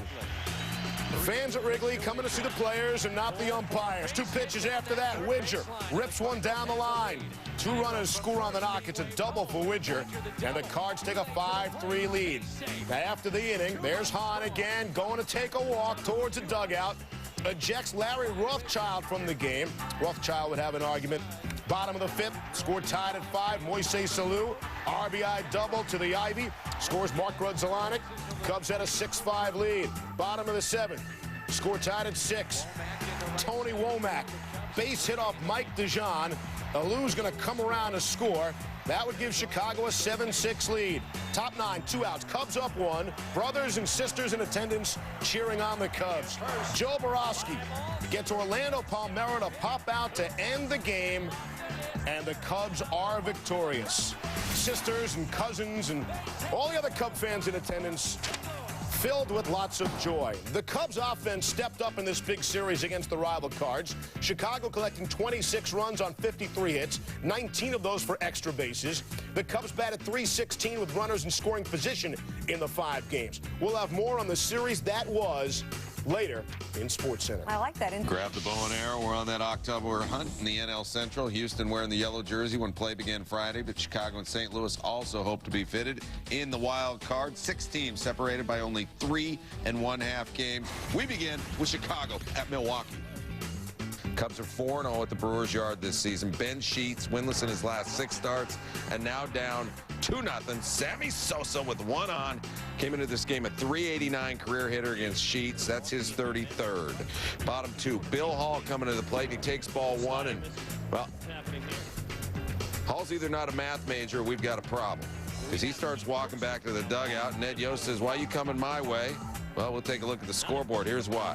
Scoreboard has Hall batting 7th. Lineup card has him batting 8th. Hall will not be called out because the rule says in part the proper batter may take his place in the batter's box at any time before the improper batter becomes a runner or is put out. Keith Osick, the proper batter, inherits the count. Hall says, oh, I got away with one there. Juan Cruz strikes Osick out. Antonio Alfonseca appealing a 7-game sit-down for bumping it up Tuesday. Strikes out Richie Sexton to end the 7th, and the Cubs go on to win it 4-2 of 6. NL Central standings, Cubs, Astros win, Cards lose. Cubs 1/2 game out of first. They'll have Mark Pryor on the mound Saturday. Cards also have a 14-game winner, Woody Williams. I mean, Pryor, best in the building? Think so. He gets the K195. He gets Richie Sexton. Randall Simon in Milwaukee. Beware sausages. He bought a bunch of sausages for like an entire section of the crowd tonight. A very nice thing to do. Section 330 gets free sausages. That's K197. Pryor. Sexton, 198 on the season. Eddie Perez comes up in the 6th. And Randall Simon. Chow that sausage. And there it is. Oh, I thought it was Section 330, but Section 112's eating as well. And Pryor looking for his 200th K. Jason Conti gets it. The win 8-4. Pryor threw a lot of pitches again today. Right, 129 pitches, 131 the last time out, but he's big and he's strong. He's got great mechanics. Today is his final day as a 22-year-old. Then we'll have to call him 23-year-old Mark Pryor. He is great at home, better on the road, 10-2 on the road this season, and based on his win-loss record, finds himself at 15-5, right back in that Cy Young race. So the Cubs get a win. Astros led the Cubs by a half game for the Central lead, while the Phils led the Marlins by a game in the wild card. Cubbies traveling down I-94 west to Beertown to take on the Brew Crew. Top 7, 6-2 Cubs, Sammy Sosa facing Leo Estrella. Sosa, booyah, 34th of the year. Kerry Wood now has a big league high 234 strikeouts. Back in 1920, Pete Alexander, the last Cub pitcher to lead the majors in Ks. Chicago wins at 9-2. Stroh's loss cost him the NL Central lead, and looky here. Brian Giles, first home run as a Padre, 17th of the year, and the Padres stomp all over Wade Miller, who was 5-1 with an ERA of 1.62 his last 6 starts. That didn't matter in this one. So we take a look at the situation, and what do you know? The Northsiders in first place for the first time since July 2nd. Cubs, woo! They lead the Astros by a half game. The Cardinals, meanwhile, blank the Reds. They're a game and a half back. Cubs head to Puerto Rico and begin a 3-game set with the Spos on Tuesday. They're the Cubs, Astros, and Cardinals. 3 teams separated by just a game and a half on top of the NL Central. Entering play Tuesday night, Chicago and Houston were tied for first. This is the deepest into the season the Cubs have been in first place since 1989, a year they ended up winning their division. Sammy Sosa bringing gifts to Hiram Bithorn Stadium. There's Bithorn's granddaughter. The jersey goes to her. Bottom 3, 1 out, Brad Wilkerson likes this. Mark Grudzielanek will like it better because he's going to run this thing down into Carlos Zambrano for the out. Great play, Grudzielanek. Top of the 4th, Cubs down 1-0. Zach Day facing Sammy Sosa, knocking the daylights out of Sammy Sosa. Second time this year Sosa was hit in the head. He stayed in the game. Meanwhile, she took another look at what happened there. Bottom 4, 2 out, none on. Carlos Zambrano getting Ron Callaway. Zambrano, 7 innings, 5 Ks, 2 earned runs. Top of the 6th, 1 out, bags full. Cubs up only 2-1. Alex Gonzalez to third. Todd Zeal, great catch to save a few more runs. Cubs would leave the bags full. Bags full, tied at 2 in the 7th. Moises Alou. You know, 10 of the Cubs' 11 hits in this game went for singles. Zambrano and Grudzielanek would score. Cubs up 4-2. Alou 2 for 5, hitting .289. Take another look. Alou and the Cubs go on to the victory. The Expos under 500 for the first time all season.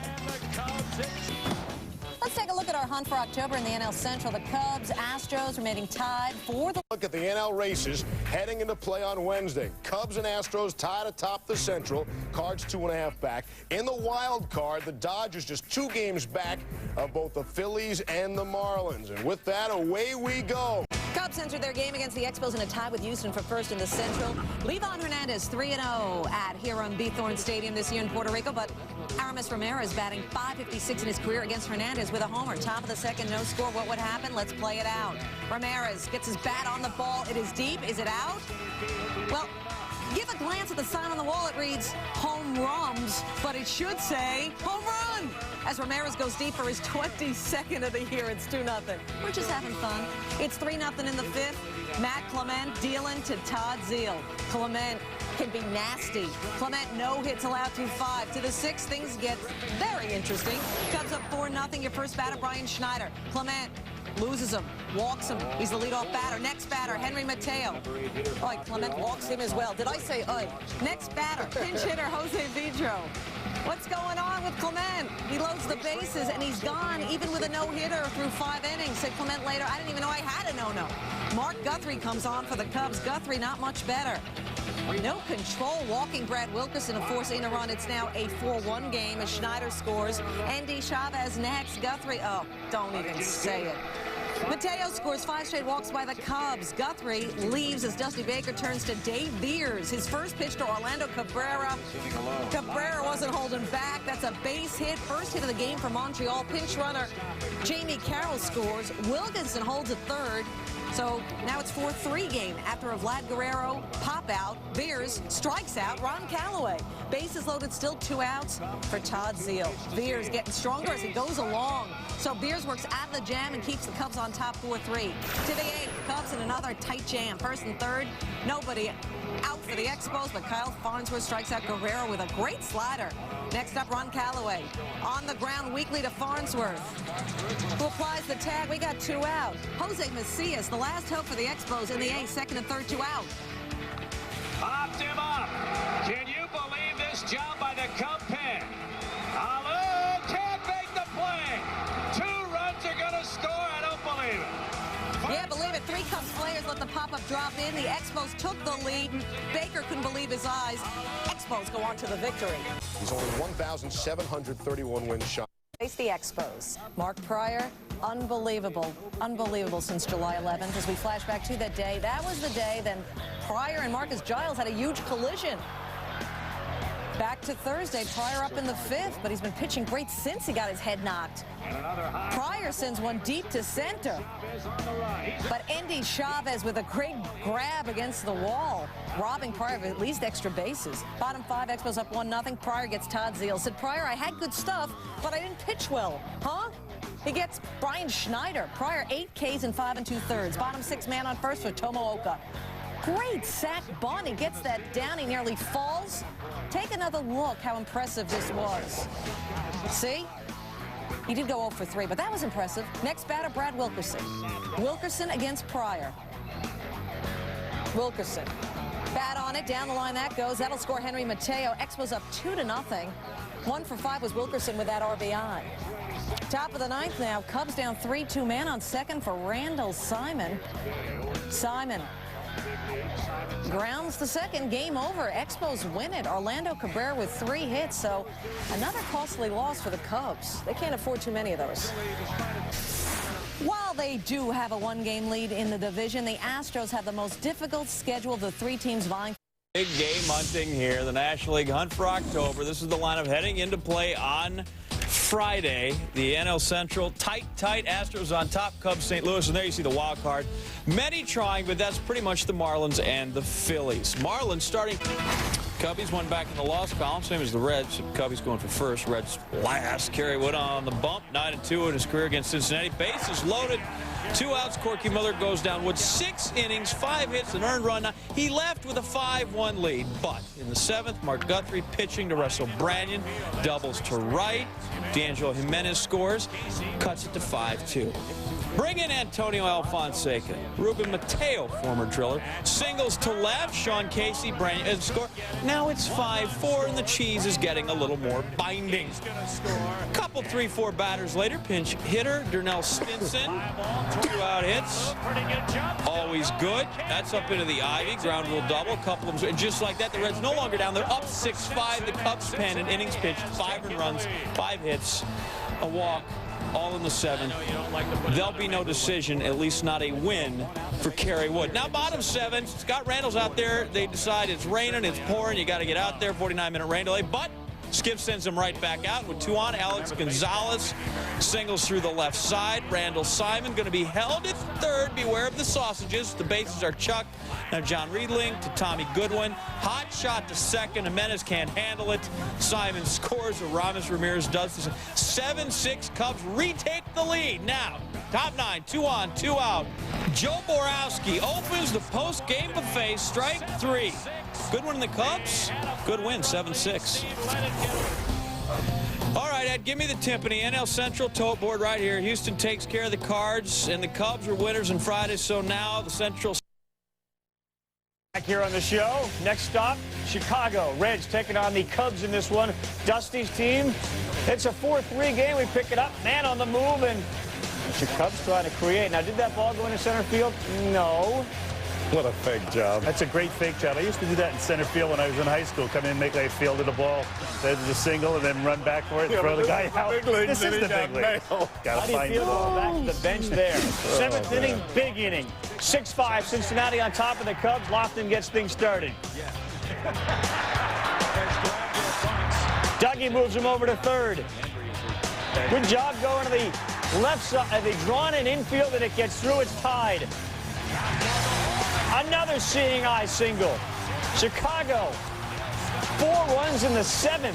Put some pressure on the defense. Good things happen. Bases loaded. The hero in the game, Eric Karros, 4 RBIs. They were up 4-1 early, blew the lead, come back strong. Get a good performance from Antonio Alfonseca, who picked up his win in relief for the 2nd straight day. Borowski comes on and closes it. High fives. Double high five. Think they're having fun? I guess it's fun when you win, huh? Yeah, when you win. 9-6, the final score here. Mark Grudzielanek has 3 hits, and that Cub bullpen had been maligned a little bit. 4 shutout innings. Cubbies and Reds at Wrigley. Home team trying to take all 3 of them over the weekend. Carlos Zambrano, well done. Pitched 8 scoreless innings going into 9th. Hadn't allowed a walk. And then Ray Olmedo takes ball 4. Leadoff hitter on. Zambrano, wild pitch. Olmedo advances to 3rd. Russell Brandon up, 2 outs, and there's your bloop single, and there's Olmedo scoring, and there goes your ball game. The Reds win it 1-0. Cubs, tough loss. Basically a 2-game race now in the NL Central. The Cards hanging in by a thread. Houston has opened up a 2-game lead over the Cubbies, and we'll have Monday off. The Cubs then open a series with the Mets. A lot to play for if you're the Mets. For October looked a little something like this heading into play on Monday. The Astros out in front of the Central over the Cubs. The Marlins out in front of the Wild Card over the Phillies by a 1.5 games. Now the Astros were idle.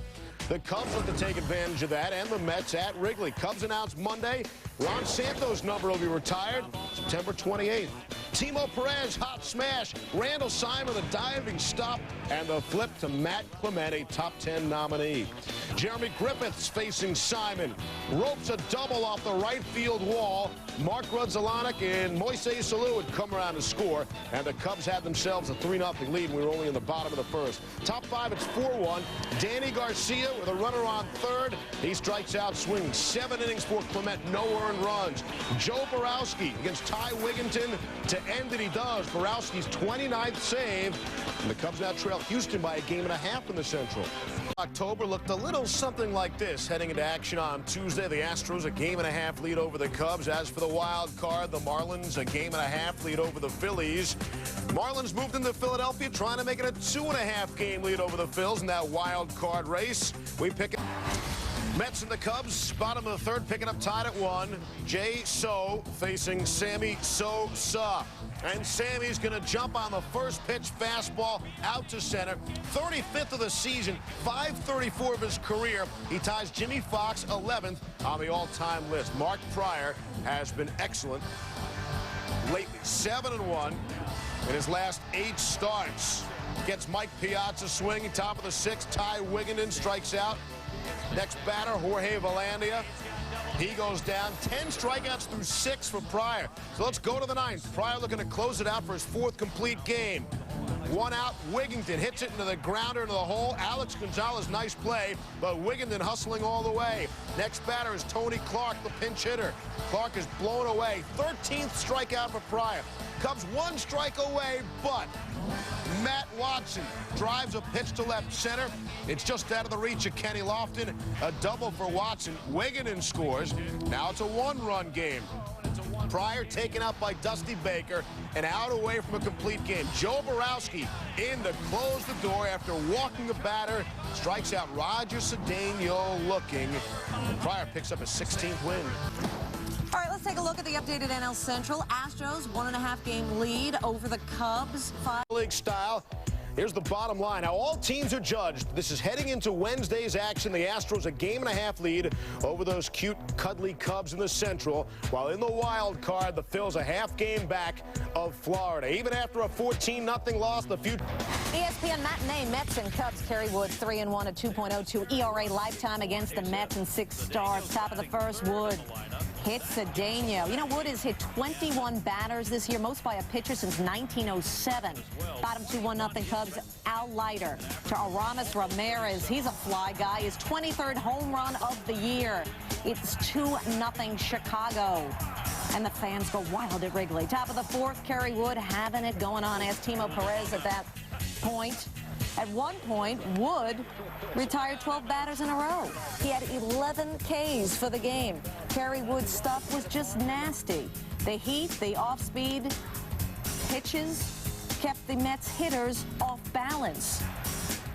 5 Ks in a row at one point for Kerry Wood. And then the entertainment with Jack Black. 'Cause it's 1, 2, 3 strikes, you're out at the old ball game. Nothing shallow about his vocal cords. Wood going for the complete game, and Moises Alou helps make it happen. The Cubs win. Hey, Harold Reynolds, how about 6? How badly? How about 5 games badly now? St. Louis is back in the Central Division race. Well, despite the win, the Cardinals are about to drop off this list. 5 games back, 8 games to play, but they do host the NL Central leading Astros for the next 3 games, so at best, they could be within 2 of the lead by Monday. Grab your nude bow as we continue our hunt for October playoff spots in the National League. Florida began the day 1/2 game ahead of Philadelphia, with Chicago and Los Angeles clearly in the Marlins' rearview mirror. Double dip, Jason Bay, the rookie from Trail, British Columbia, doing big things. Bottom of the second, bases loaded, Pirates down 3-0, and his 3rd home run of the season, his first grand slam. 4-3 Pirates, top of the 3rd, and the ex-Pirates doing damage. Jason Kendall sets up on the inside corner, Josh Fogg there. Next pitch, Kendall sets up on the inside corner, not there. Fogg's not there, neither is the ball, because Aramis Ramirez smokes it, his 24th, 5-4 Cubbies. Still top of the 3rd, another ex-Cub. Bases loaded for Kenny Lofton, and Kenny, he's got 3 because it's a magic number. 8-4 Cubs at that point. Fogg, 2 1/3 innings of work, 9 hits, 9 earned runs, 0 strikeouts at home. By the way, bottom of the 4th, Mama, did that man again. Well, let's see if Zambrano can keep Bay in the ballpark. I don't know if he did. That one's long gone. A 2-run home run for Bay. It's a 9-6 game. Bay's driven in all 6. 9-6 and Bay not done. We jump to the 5th. 2 on, 2 out, and Randall Simon, Melt, has trouble with it. Rob McCoyak safe. That's an E3 and the bases are loaded. Your next batter, no it's not, is Bay. Zambrano throws the wild pitch. The runners now at 2nd and 3rd, 9-7 Cubs. Now with first base open, why pitch to Bay? Because you know what he's going to do? Deliver. Doubles to center. And we are tied at 9.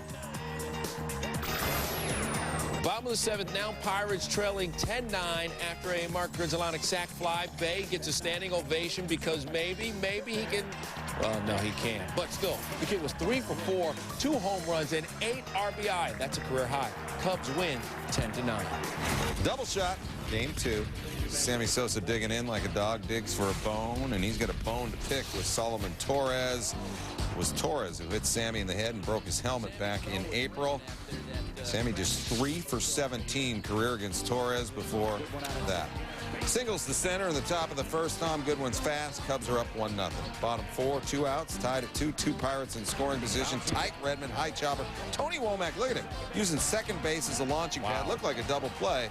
Cubs escape the inning. Top 5, Sosa, Torres. Wang, dang, doodle. Goes the other way. The Cubs take a 3-2 lead on Sammy's 36th home run of the season, but the Pirates retake the lead 4-3, 2 men on, and Carlos Rivera, deep drive off Dave Veras, who picked up the win in the game 1. Craig Wilson's going to score. It's an RBI double, part of a 4-run inning. The Pirates win 10-6. The loss to Chicago's 2nd in 8 games. We take a look at the National League wild card standings now. The Phillies on top in that wild card race. Florida's loss drops them 1/2 game back. Cubs 2 games out, and the Dodgers are 3 back with 10 to play. The Cubs looking for some help from the Cards in overtaking the Astros. Well, not all the Cubs. Take a listen to Mark Pryor. Are you now going to root for the St. Louis Cardinals despite the heated rivalry since they have to beat the Astros to help you guys? Well, I don't. I personally, no, I can't. I dislike the Cardinals so much that I will not even root for them. I hope actually that Houston beats their brains in. You know, and hopefully we'll leave it up to, you know, San Francisco next weekend or Milwaukee. All right, the Cardinals have fallen out of the NL Central hunt for October. They're 6 back with 7 to play, so that leaves just the Cubs and the Astros. And on Saturday, Chicago throws Matt Clement in Pittsburgh, while the Astros have Tim Redding in St. Louis. Cubs with a chance to gain a little ground in the Central. That is Ryan Vogelsong facing the Dominican daddy, Sammy Sosa, and the high heat. Sammy can't do a thing with it.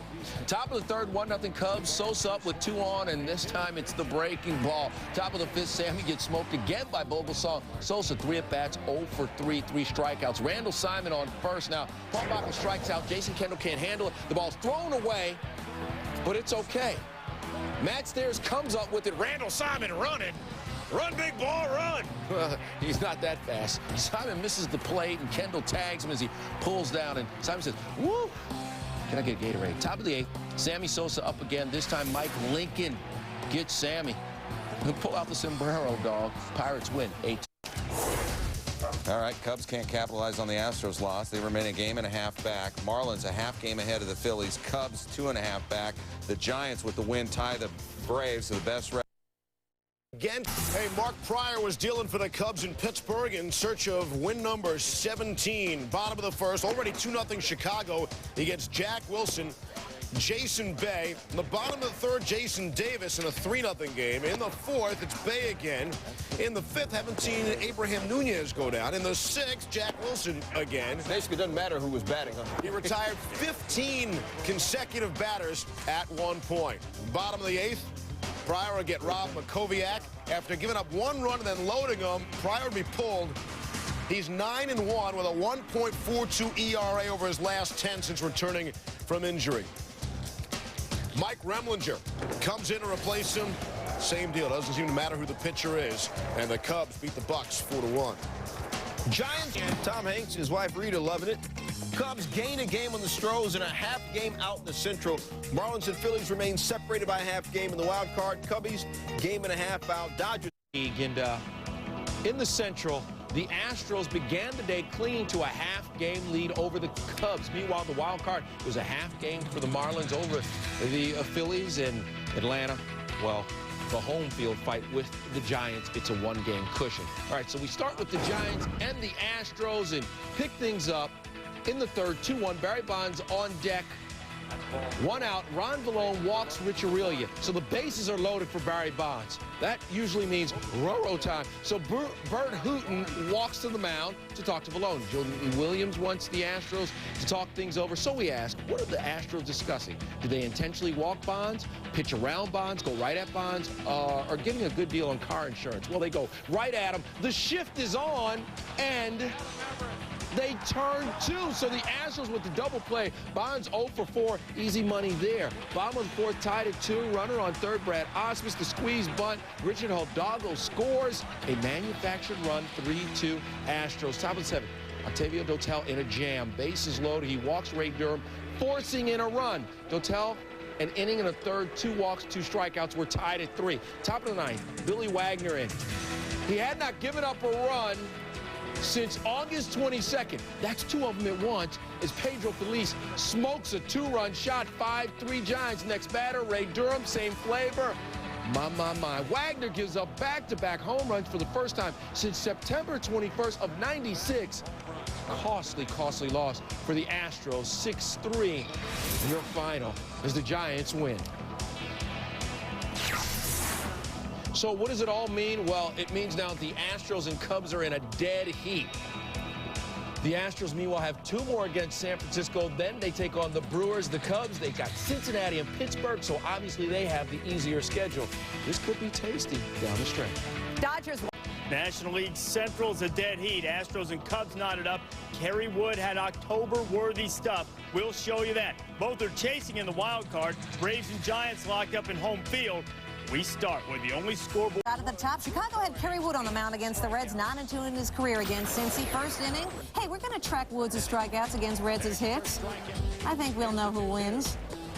Russell Branyan frozen. 2 Ks in the first for Wood against 0 Reds hits. Bottom 2, Willie Mopena leading off. Simply blown away. For Carey, just dial 1-800-NASTY. Scott Randall up. Looks bad. 4 Ks for Wood, 0 hits for Reds. Yeah, go to the third. Ryan Friel leading off against Wood. Right. 2 batters later, D'Angelo, Jimenez. Jimenez just watching. 2 more strikeouts for Wood. That's 6 through 3. Still no hits for Cincinnati. As we move to the 4th, Branyan to the plate. 1 out. Just waving. Next batter, Willie Mopena. Breaking ball, just watching. 8 Ks through 4. Reds still without a hit. Bottom 5 now. Cubs up 1-0. Ramirez homer. Jason LaRue at the plate. Down swinging at the heat. How about Ray Olmedo? Off speed. Wood with 2 Ks in each of the first 5 innings. He had 10 at that time. 6th inning, 5-0 now Wood. Striking out Ryan Friel. No hits for Wood. 11 Ks through 6. Bottom 7. Wood still bidding for that no-no after a 1-out walk. Wood now pitching from the stretch. Willie Mopena. Off a home plate, into the air. Ramos Ramirez. Not in time. No hit bid over.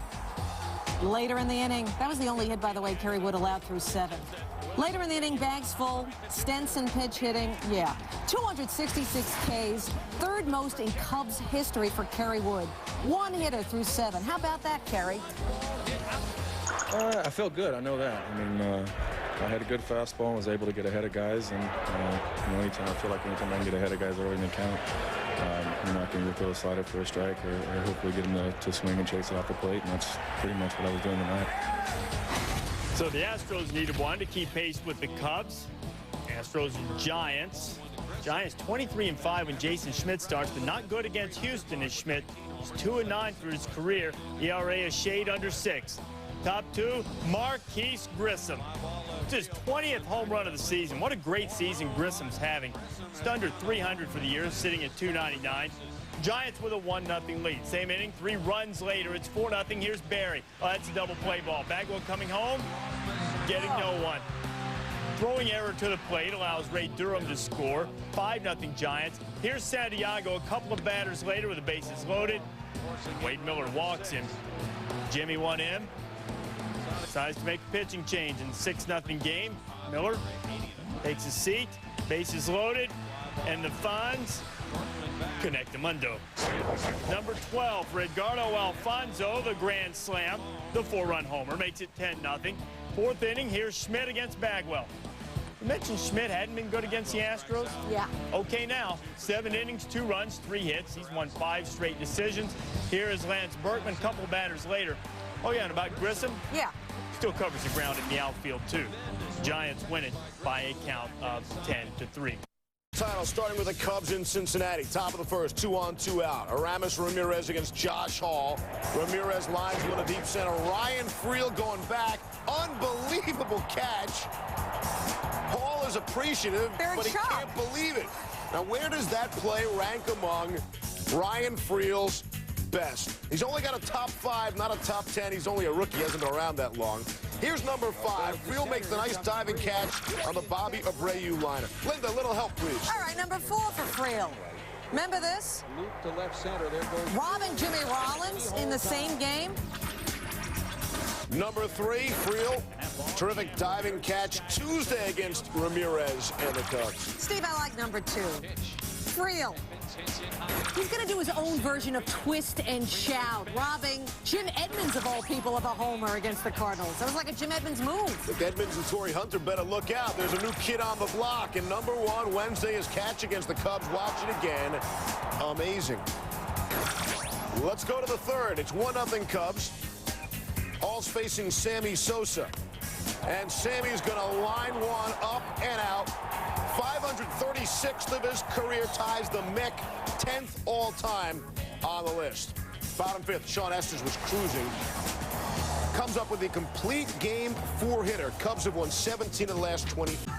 From individual to team achievements, the race for the NL Central, beginning with Dusty's Cubs in Cincinnati. Top of the 3rd, 2 down. 1 on for Sammy Sosa. Off Todd Van Poppel. Get out of town. Sosa takes over sole possession of 10th on the all-time home run list, putting the Mick in his rearview mirror. We move ahead to the bottom of the fourth. Cubs up 3-2. Carlos Zambrano against Todd Van Poppel. On an 0-2 pitch, throws a ball. You see the reaction.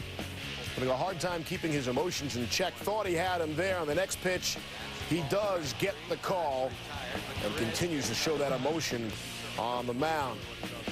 Ahead of the fifth, Zambrano against D'Angelo Jimenez. Walks him. Again, Zambrano not happy, either talking to the umpire or himself. Next hitter is Sean Casey. Going to put him on two. I want to keep those emotions in check if you're the third starter on a playoff team. Ahead of the sixth, facing Jason LaRue with two aboard. LaRue rips a single to the left. Willie Mo Pena's going to stop at third, but that's all for Zambrano. Later in the inning, Mark Guthrie is on the pitch. Reds have a 6-4 lead. Here's Sean Casey, belts one to right center, up and out. A huge rally for the Reds. They lead 8-4. Here's Sammy. The Cubs trailing by 3 in the eighth. Gonna blast John Riedling's pitch for his second of the game. Sosa with a pair, but the Cubs fall short by 2. In the losing effort, Sammy does reach some significant milestones. As we told you, he passes Mickey Mantle, sole possession, 10th on the all-time home run list. He becomes the first National League player ever with 9 straight 100 RBI seasons, and he sets the record for most homers in any 10-year span, passing the Babe. Third, they win 6-1. They move into a tie with the Cubs for the NL Central lead. Here's where things stand in that division going. Astros began the day even with the Cubs in the NL Central. First pitch of the game, Scotty Podsednik, and the first of 4 Houston errors. Scotty Poe safe at first. Jeremy Robertson made the error, and then his accuracy erred. It's not a bad idea to walk Richie Sexson these days, but he does it on 4 straight pitches. Bert Hooton pitched 2,652 big league innings, only walked 799. He had great control, so should have very good advice. It didn't translate to Jeremy. To Mark Smith, 4 in a row. Second straight 4-pitch walk, all outside. Bill Hall scores 1-0 Brewers, and Jimmy Williams in his implausibly straight visor. Got the biggest hat in baseball. Concerned. Meanwhile, Wes Helms. Brady Clark scores, and Jaime has seen enough. That's with 1 M. Here he comes. Robertson pulled after just a third of an inning. 18 pitches, just 7 for strikes. Top of 2, 5-1 Brewers. Sarloos in facing Royce Clayton. Makes a great effort here. Throw gets away, and then there's no one at home. 2 score. Brewers lead 7-1. Top of 7. Richie Sexson has already homered once, and holy shnikey, look where this one lands. What Chris Collingwood is to Fountains of Wayne, Richie Sexson is to the Brewers. 45th homer, ties the team record. He had 45 2 years ago. Meanwhile, rain wiped out the Cubs and Pirates, which means doubleheader in Wrigley on Saturday. Bobby Valentine, what does that mean for the Cubs' playoff hopes? Tomorrow there'll be 2. It's going to be Pryor in the first game, Clement in the second game. You got to play a veteran squad, and you're probably going to play the veteran squad in both games. This really does affect the race, and it could be adverse to the Cubs.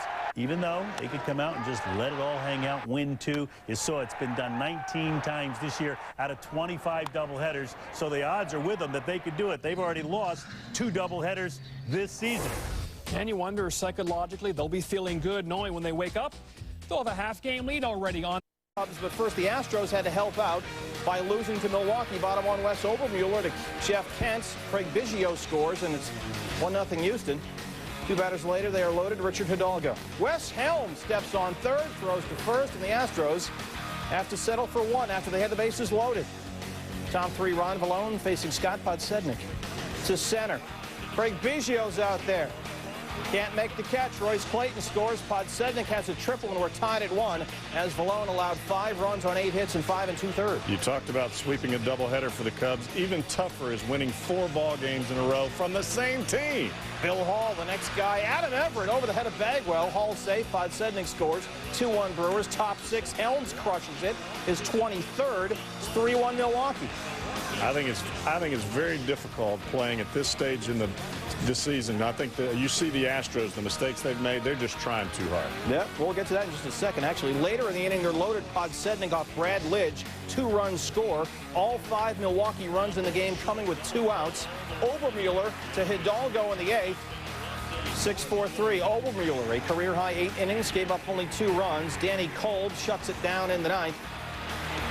And the Brewers defeat the Astros 5-2, so things looking grim for Houston, losing at home to Milwaukee for the 2nd straight day. And JB, you said it. Houston GM Jerry Hunsaker said it, quote, I guess it was 2 days ago I sensed that we were trying to force something out there. The guys were too tight. They were trying too hard, and you agree, right? I do agree, and I think part of that is you see the pitchers that you have on the mound and you try to do a little bit extra, you get out of your game, guess what? You lose. Games you got to have at home against Milwaukee, but the Astros can't get it done, so that's good news for the Cubbies, who played a pair with the Pirates. The magic number down to 3. The Astros loss actually knocked it down to 2, and Mark Pryor, money in Game 1, gets Matt Stairs to win the first. Top 3 rings up Abraham Nunez. Top 5, Josh Fogg.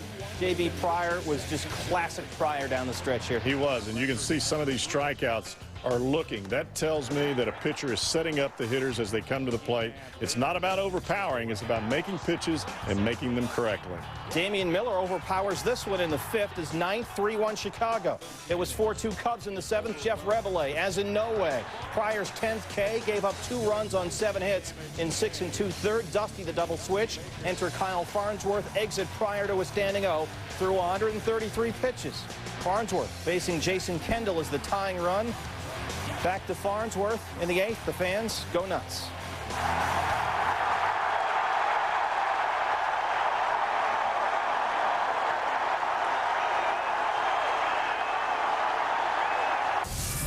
They saw that Astros-Brewers score, and they knew what they could do here in the 9th. Joe Borowski gets Redmond. Mark Bressolonic. Randall Simon drops the ball. Uh-oh. They got the score they wanted. The good news from Houston, don't tell me they're going to blow it. Next batter, pinch hitter, Carlos Rivera. Cubs fans with that 2-run lead getting a little nervous. 3-2 pitches outside, ball 4. Now the tying runs are on base, Dusty, for Jason Kendall. Popped up, Bressolonic in shallow center. He gets it. Borowski's 33rd save. The magic number down to 1. Cubs win the first game, 4-2. There it is. There's the 1. Ron Santo is fired up. So a Cubs win in the 2nd game of the doubleheader would give Chicago the NL Central title. And JB, I think we got to get back to Pryor. 10-1 since he came off the DL in early August. How clutch has he been down the stretch? And we're not talking about a veteran pitcher. We're talking about a young pitcher that's pitching like a veteran. Clutch performance. Yeah, 18-6, 2.43, 245 strikeouts this year. So here we go, game 2. The Sausages from Milwaukee are there. Sausage is there because Randall's there? It could be. What a coincidence.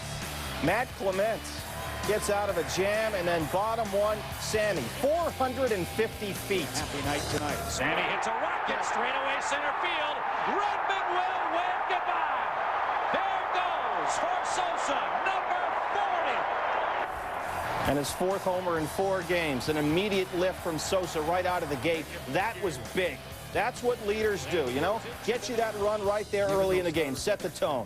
Break the ice and let everybody else relax. Bottom 2, Ramon Martinez singles home Aramis Ramirez. Ramirez comes in, 2-0 Chicago. 3 batters later, it's 3-0 Cubs. They're loaded. Bressolonic, another leader, another veteran.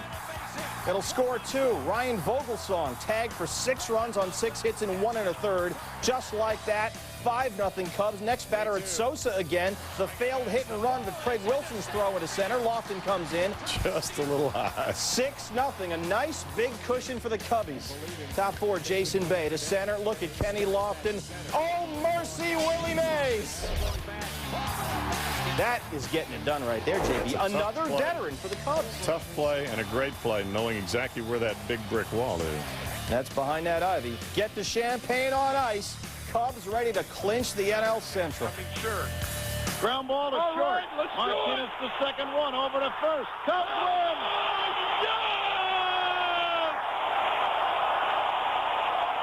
Goodbye, Houston. Hello, Atlanta. Cubbies 19-7 in September. That's getting it done. Their first division title since 1989 when they won it under Don Zimmer. And as you heard them, they get the Braves next week. Cubs just 67-95 a year ago, and now the division champs, JB. This is your number 3 or even 4 pitcher with Matt Clement pitching into the 8th inning in a ball game they absolutely had to have. Pitching for the Cubs, wow. Sammy, the first National Leaguer to hit 40 home runs in 6 straight seasons. Dusty Baker joins Davey Johnson and Dick Hauser as the only managers to lead 2 different teams into the postseason in consecutive years. Here's the Cubs skipper. These guys never quit. I mean, they kept fighting and fighting, and things look bad sometimes, but, you know, they never quit. For us to be on top, it's just about 95% of the year, and then all of a sudden have it turn on us here at the end is frustrating. It's the reason I came to Chicago, and I'm looking forward to having the best city in the world celebrate a world championship with us. A lot of people didn't, I guess, expect us to be where we were, but I think from the get-go in spring training, people knew that we had a good team, and we just came out here to try to be the best that we could be. When we got here this weekend, you know, we were in good shape, and bottom line is we just didn't win the last 2 games. And one time when we needed to, and that's it. I mean, that's the storyline. We've dealt with a lot of adversity. We've had our backs against the corner numerous times, and I think, you know, that this ball club has responded each time that we have been faced with some adversity, and clubs that are usually playing in the postseason do those sort of things. You know, we're filled with obstacles, but these guys overcame every obstacle that we had. It's not going to be very comfortable to know that going into the offseason we had a chance to be playing in October, and you know, we let this one slip back. There's not going to be a lot of us around the next couple of years, and you know, we're not getting any younger. This is my first playoff, so, you know, I'm excited, and this is what baseball is all about. I guess what they say, you keep coming back to have this feeling, and, you know, it's amazing to have the fans here and following you. Nice contrast there in the 2 reactions. The Astros can't get it done on their home field. The Cubs do it at Wrigley. And JB, here are the pitching matchups for the Cubs and the Braves. What are your thoughts? Well, this is very big for the Chicago Cubs to be able to save Kerry Wood to start game 1. Had he had the pitch on Sunday, it would have been a totally different scenario. An emotional day for him. You see, Ron Santo, a perfect 10. That's how they feel about him. When I was told that they were going to retire my number, and I mean this sincerely, I thought I had to get into the Hall of Fame to have that done. This flag means more to me than the Hall of Fame. We had Tim Kirchin here. He said he is a voter and has voted for Ron Santo to get in the Hall of Fame every single season. His jersey, he drives off in a cart. He's had a debilitating battle with diabetes, which saw both legs amputated. But he's going to the postseason with the Cubs. Jack Wilson hit a home run off Juan Cruz. The Pirates won the game 3-2. It was the best feeling to throw a ball back at Wrigley in a long, long time. Look ahead to that series against the Braves. Kerry Wood goes in game 1. Had the Cubs not clinched by sweeping a doubleheader Saturday, he would have been forced to pitch on Sunday. Instead, they get to save him for game 1 against 21-game winner Russ Ortiz.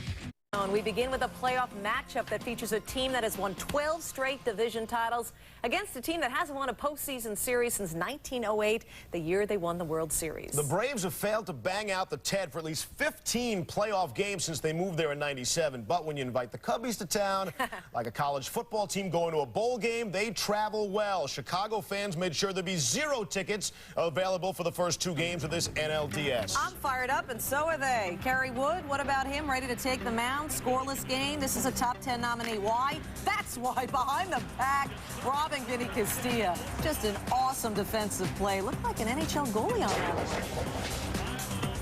Can you see that? Sick reflexes. Top of the 3rd, scoreless, 2 out, 2 on. Russ Ortiz on the mound against Sosa. Sammy fouls the first one back. Second pitch, a ball outside. Sammy would go 1 for 3 on his only hit in the game. He was thrown out trying to stretch a single into a double in the 9th inning, but right there, a 4-pitch strikeout. Let's go to the bottom of the 3rd, still scoreless. Marcus Giles at bat against Wood. Giles, for the love of elevation. Off of Wood, his 2nd career postseason homer puts the Braves on the board 1-0. Take another look. Giles just turning on the inside pitch and sending it way out, much to the Braves bench delight. Let's go to the 4th inning now. Cubs are down a run, 2 on, nobody out. Eric Karros has hit some big flies in his career. Here's a high fly and a blooper. He'll take it. That's going to load him up. Take another look at this. Andrew Jones always gives you the A effort. Bang, right there. Kisser to the real grass. Good thing that wasn't artificial turf. Next batter, though, Ortiz strikes out Alex Gonzalez. Dusty looking for some luck. We're looking for a Paul Bacco to at least make contact. He can't. Strikes out 2 down. The next batter, Kerry Wood. Can't help his own cause on the first pitch. On the second pitch, swinging at the high heat. Kerry would get a chance later in the game to help his own cause, but it wouldn't work right here in the fourth. Pops it out. Foul territory. And lets the Braves off the hook. All right, let's go to the fifth. Wood back on the mound facing Robert Fick. I mean, Wood was impressive. I mean, he didn't strike out 266 during the regular season. There he gets Rafael Furcal. To the 6th inning, Paul Bacco again with the bases loaded. This time grounds to first. Fick bobbles it. Bacco is out at first, but most importantly, Moises Alou scores, and we're tied at 1. Next batter. Here's Kerry with 2 on. This time, Kerry is ready for the fastball, and he drives it into the power alley. That's a 2-run double for Wood and a 3-1 Chicago lead. Speaking of big hits, could Atlanta get one in the bottom of the 8th from Gary Sheffield? Down 4-1, 2 on, 1 out. Well, Wood walks Sheff, loading the bases. Wood would be gone after 7 in the 3rd in a playoff franchise-high 11 Ks.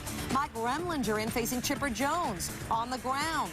They try to turn the double play, but Jones hustles, and he's safe at first. Matt Franco scores. We have a 4-2 game now.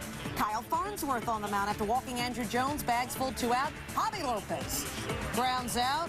Wood pumped up in the dugout. Remember, Javi made those controversial comments. Braves down 4-2, 1 on, 2 out. Joe Borowski striking out for Kyle looking. Kerry Wood spoke after the game about his big hit. Really just trying to put it in play somewhere, and after he threw me the first pitch breaking ball that I took for a ball, had a pretty good idea he was going to throw me a fastball, so I just tried to make good contact on it. Unfortunately for us, it went in the gap. Yeah, good contact. The Cubs are good.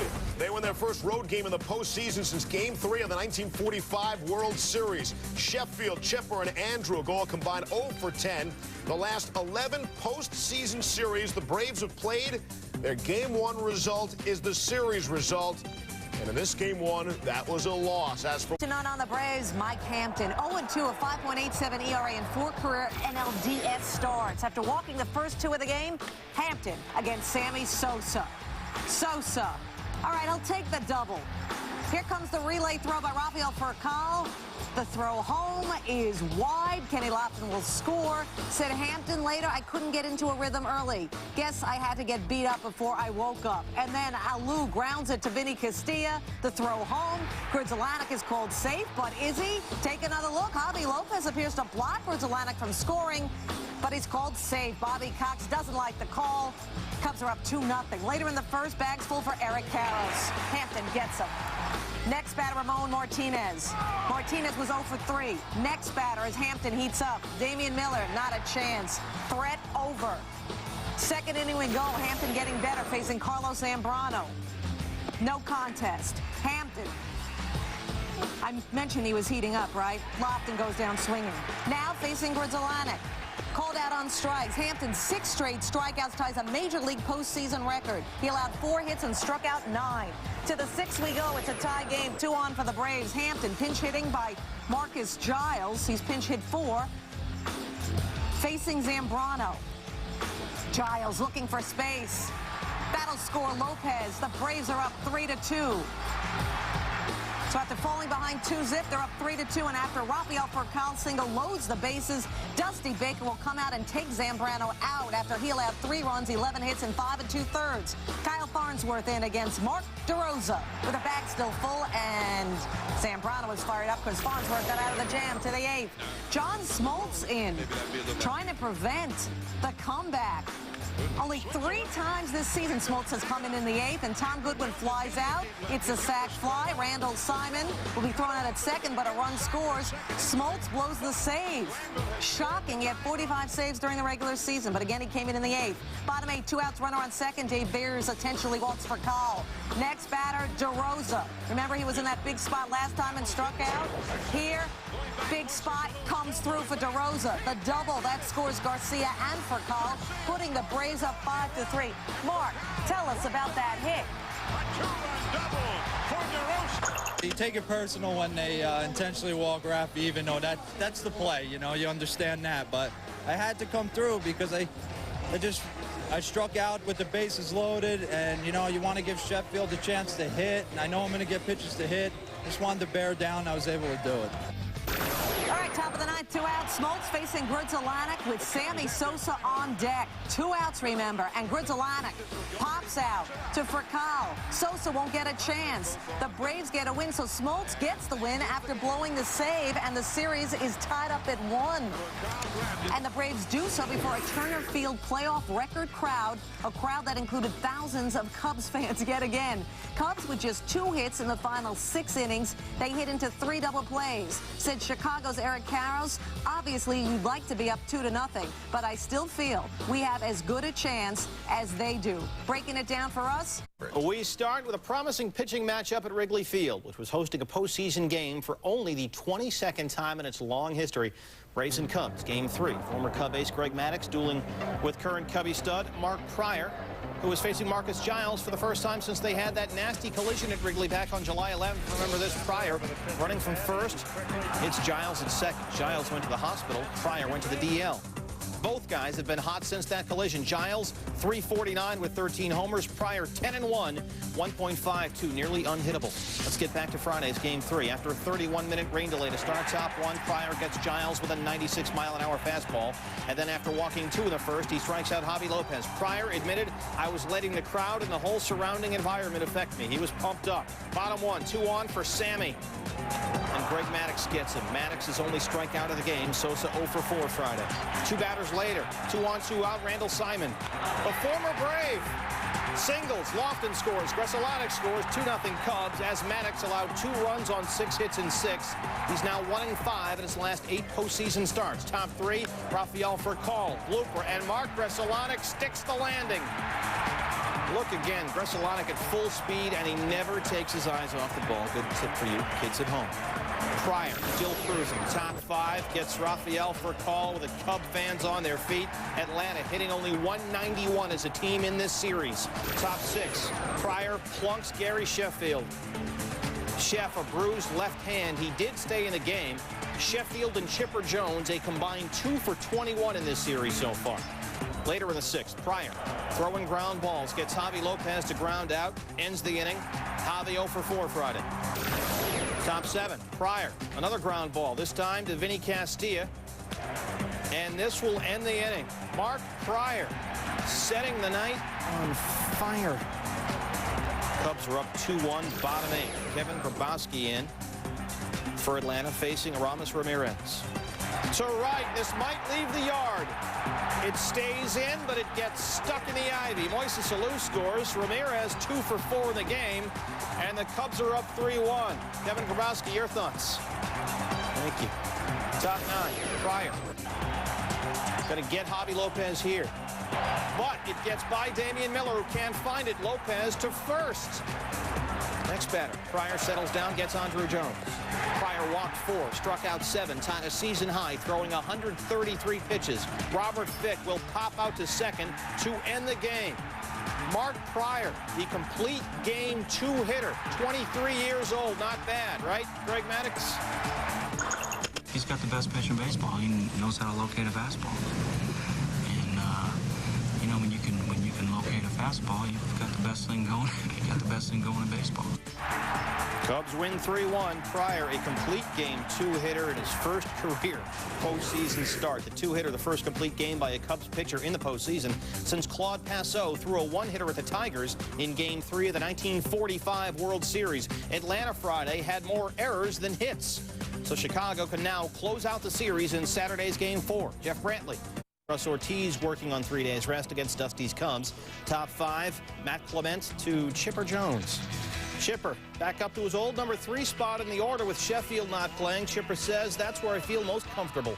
Braves would lead 4-1. Clement allowed 4 runs on 8 hits and 4 2/3. Bottom 6, Eric Karros. He had a pair of solo homers Saturday. This one cuts the Braves lead to 4-2. Top 8, Kyle Farnsworth to Robert Fick. Farnsworth will fall but make the throw. Look at Fick. Pops Karros, saying afterward, it's an elimination game. You got to do what you got to do. The out is awarded, though. Karros is hurt. Farnsworth also down. Another look. Watch Fick get his arm up there.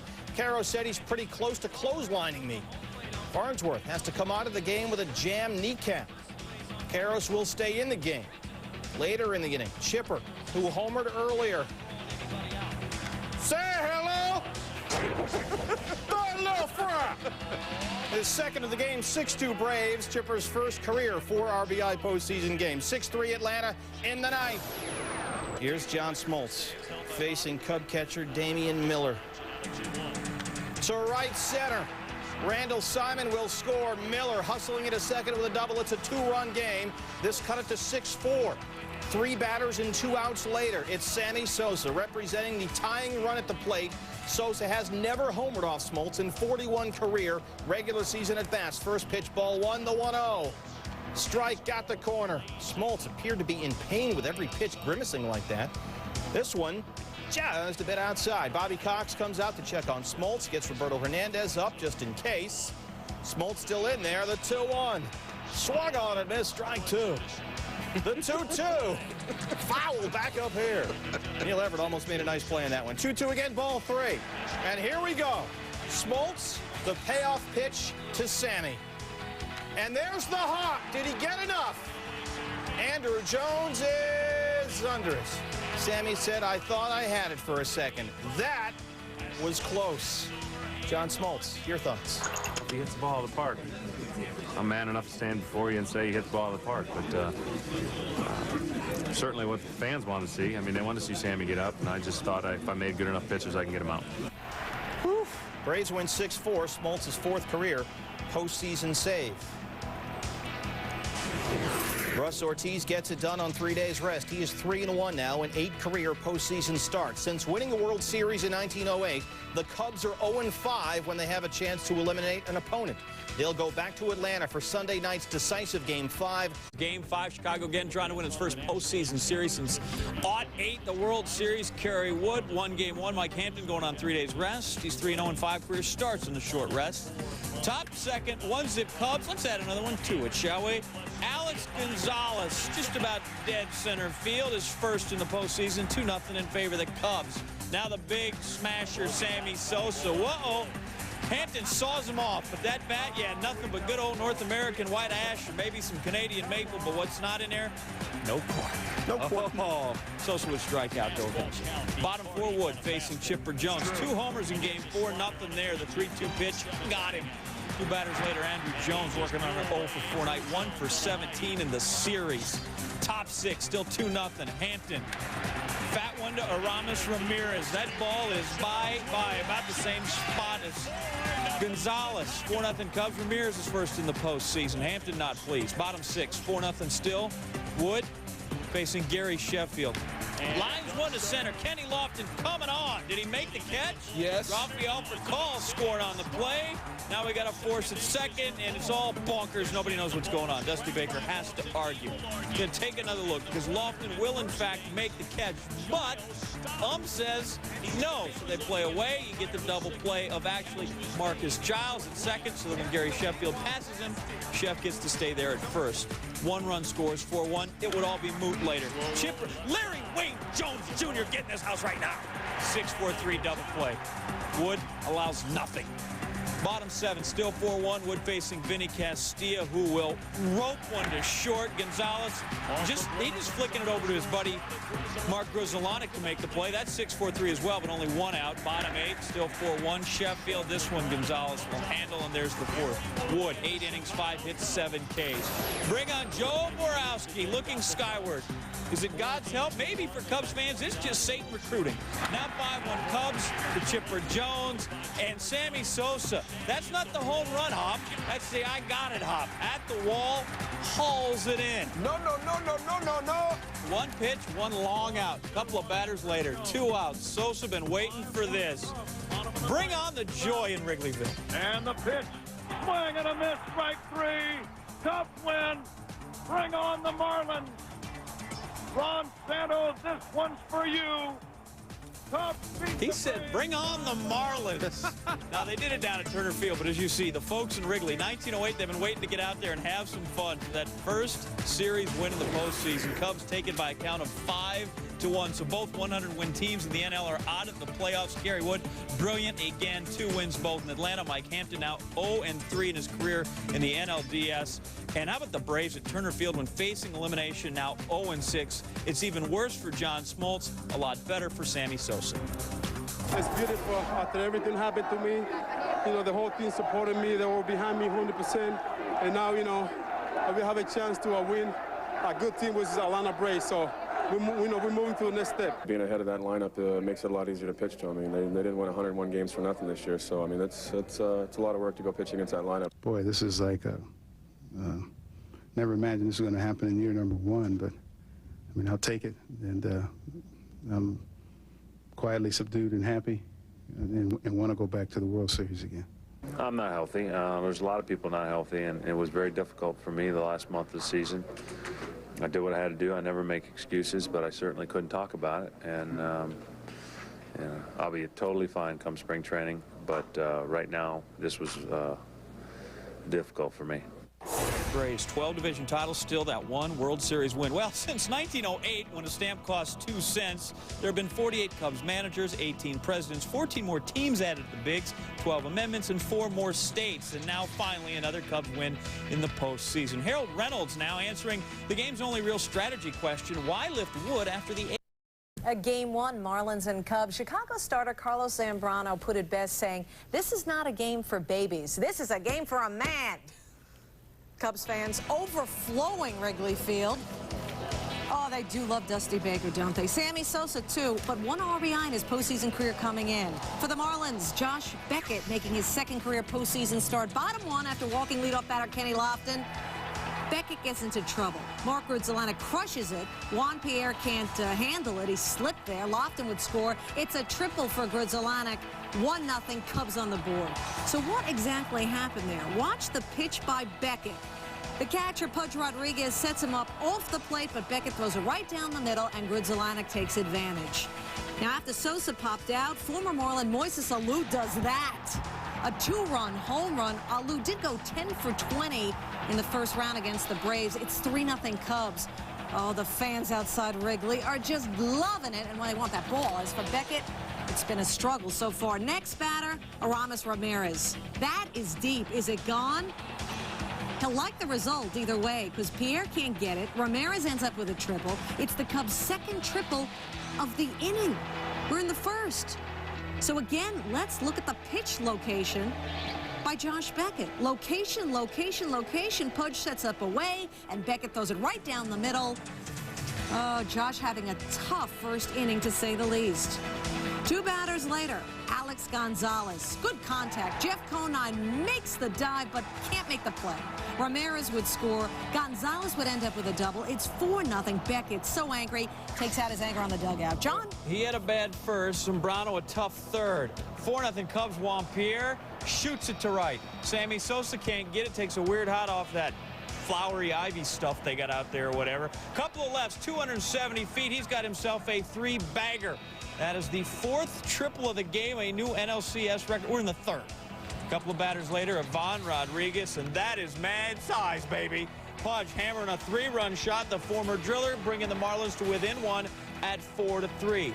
2 batters later, 20-year-old Miguel Cabrera, the man who was keeping Mike Lowell on the bench, Linda. Well said. Becomes the 2nd youngest player to homer in the postseason. Andrew Jones was the only guy that was a bit more of a baby. Ties the game at 4.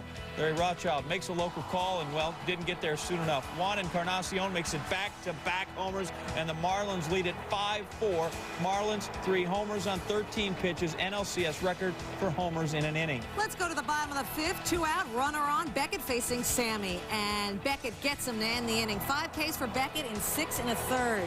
2 out, bottom 6, 6-4 Marlins, 1 on. Alex Gonzalez. This man has hit clutch homers all year long. He had 3 walk-off homers during the regular season. That's a 2-out, 2-run shot, tying the game at 6. Bottom 7 on pinch hitting here, still tied at 6, 2 out. Chad Fox pitching, and Sosa lines it to Alex Gonzalez. Not that one, this one. Beckett is stoked. To the ninth, one out. Joe Borowski facing Luis Castillo on the ground. Now Grizzolanek tries to tag Pierre. Throw to first. Castillo's safe, but the umpires rule both players are safe. So what exactly happened here? Grizzolanek is juggling the ball when he tagged Pierre, so everyone is safe. You got to have control with that tag. Next batter, Pudge Rodriguez, a 10-time All-Star. 6 RBIs against the Giants, 5 more in Game 1 here against the Cubs. Marlins are in front, 8-6, thanks to Pudge. But we go to the home half of the ninth, and we have drama. Marlins up to 2 out. Runner on Oogie Urbina against Sosa. Sosa 1 for 11 against Oogie. Here's the 1-1, and a swing and a fly ball. He got it. He got it. He tied the game. He hits it out on the Wayland Avenue. Oh, did he get it. Sosa crushing it out of the park. His first career postseason home run. And then let's just check to make sure the Sears Tower and Hancock building are still standing from all the tremors. Top of the 11th, Mike Lowell off the bench. He's an all-star, you know, against Mark Guthrie. Lowell, he's built for this. It is gone. The man hit 32 homers during the regular season. He missed a month with a broken hand. He's a cancer survivor, and he lifts the Marlins to the victory in Game 1. I mean, it's the biggest home run I've hit, you know, so I don't know. I was just looking at Kenny Lofton, hoping he didn't have a beat on it, so I don't know. Just things worked out nice.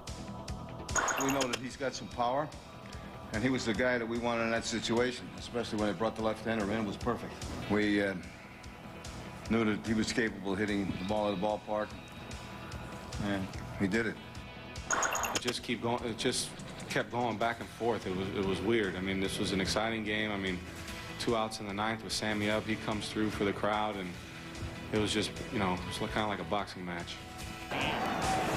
What an incredible October this has been. The Marlins win in their final at-bat for the 3rd straight game. Mike Lowell's homer in a pinch, one of 7 homers, 4 triples, and 6 doubles in this one game. Pudge's 5 RBI ties a single-game playoff record for RBIs by a catcher, joining Dickey, Bench, and Munson.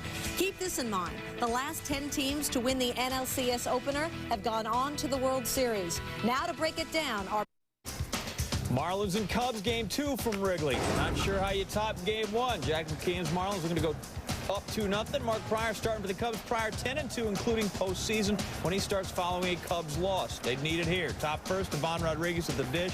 He's warm, but there he misses. And we have 2 out, and after a Derek Lee single, Miguel Cabrera goes down on a fastball, and Pryor working out of some soup in the first.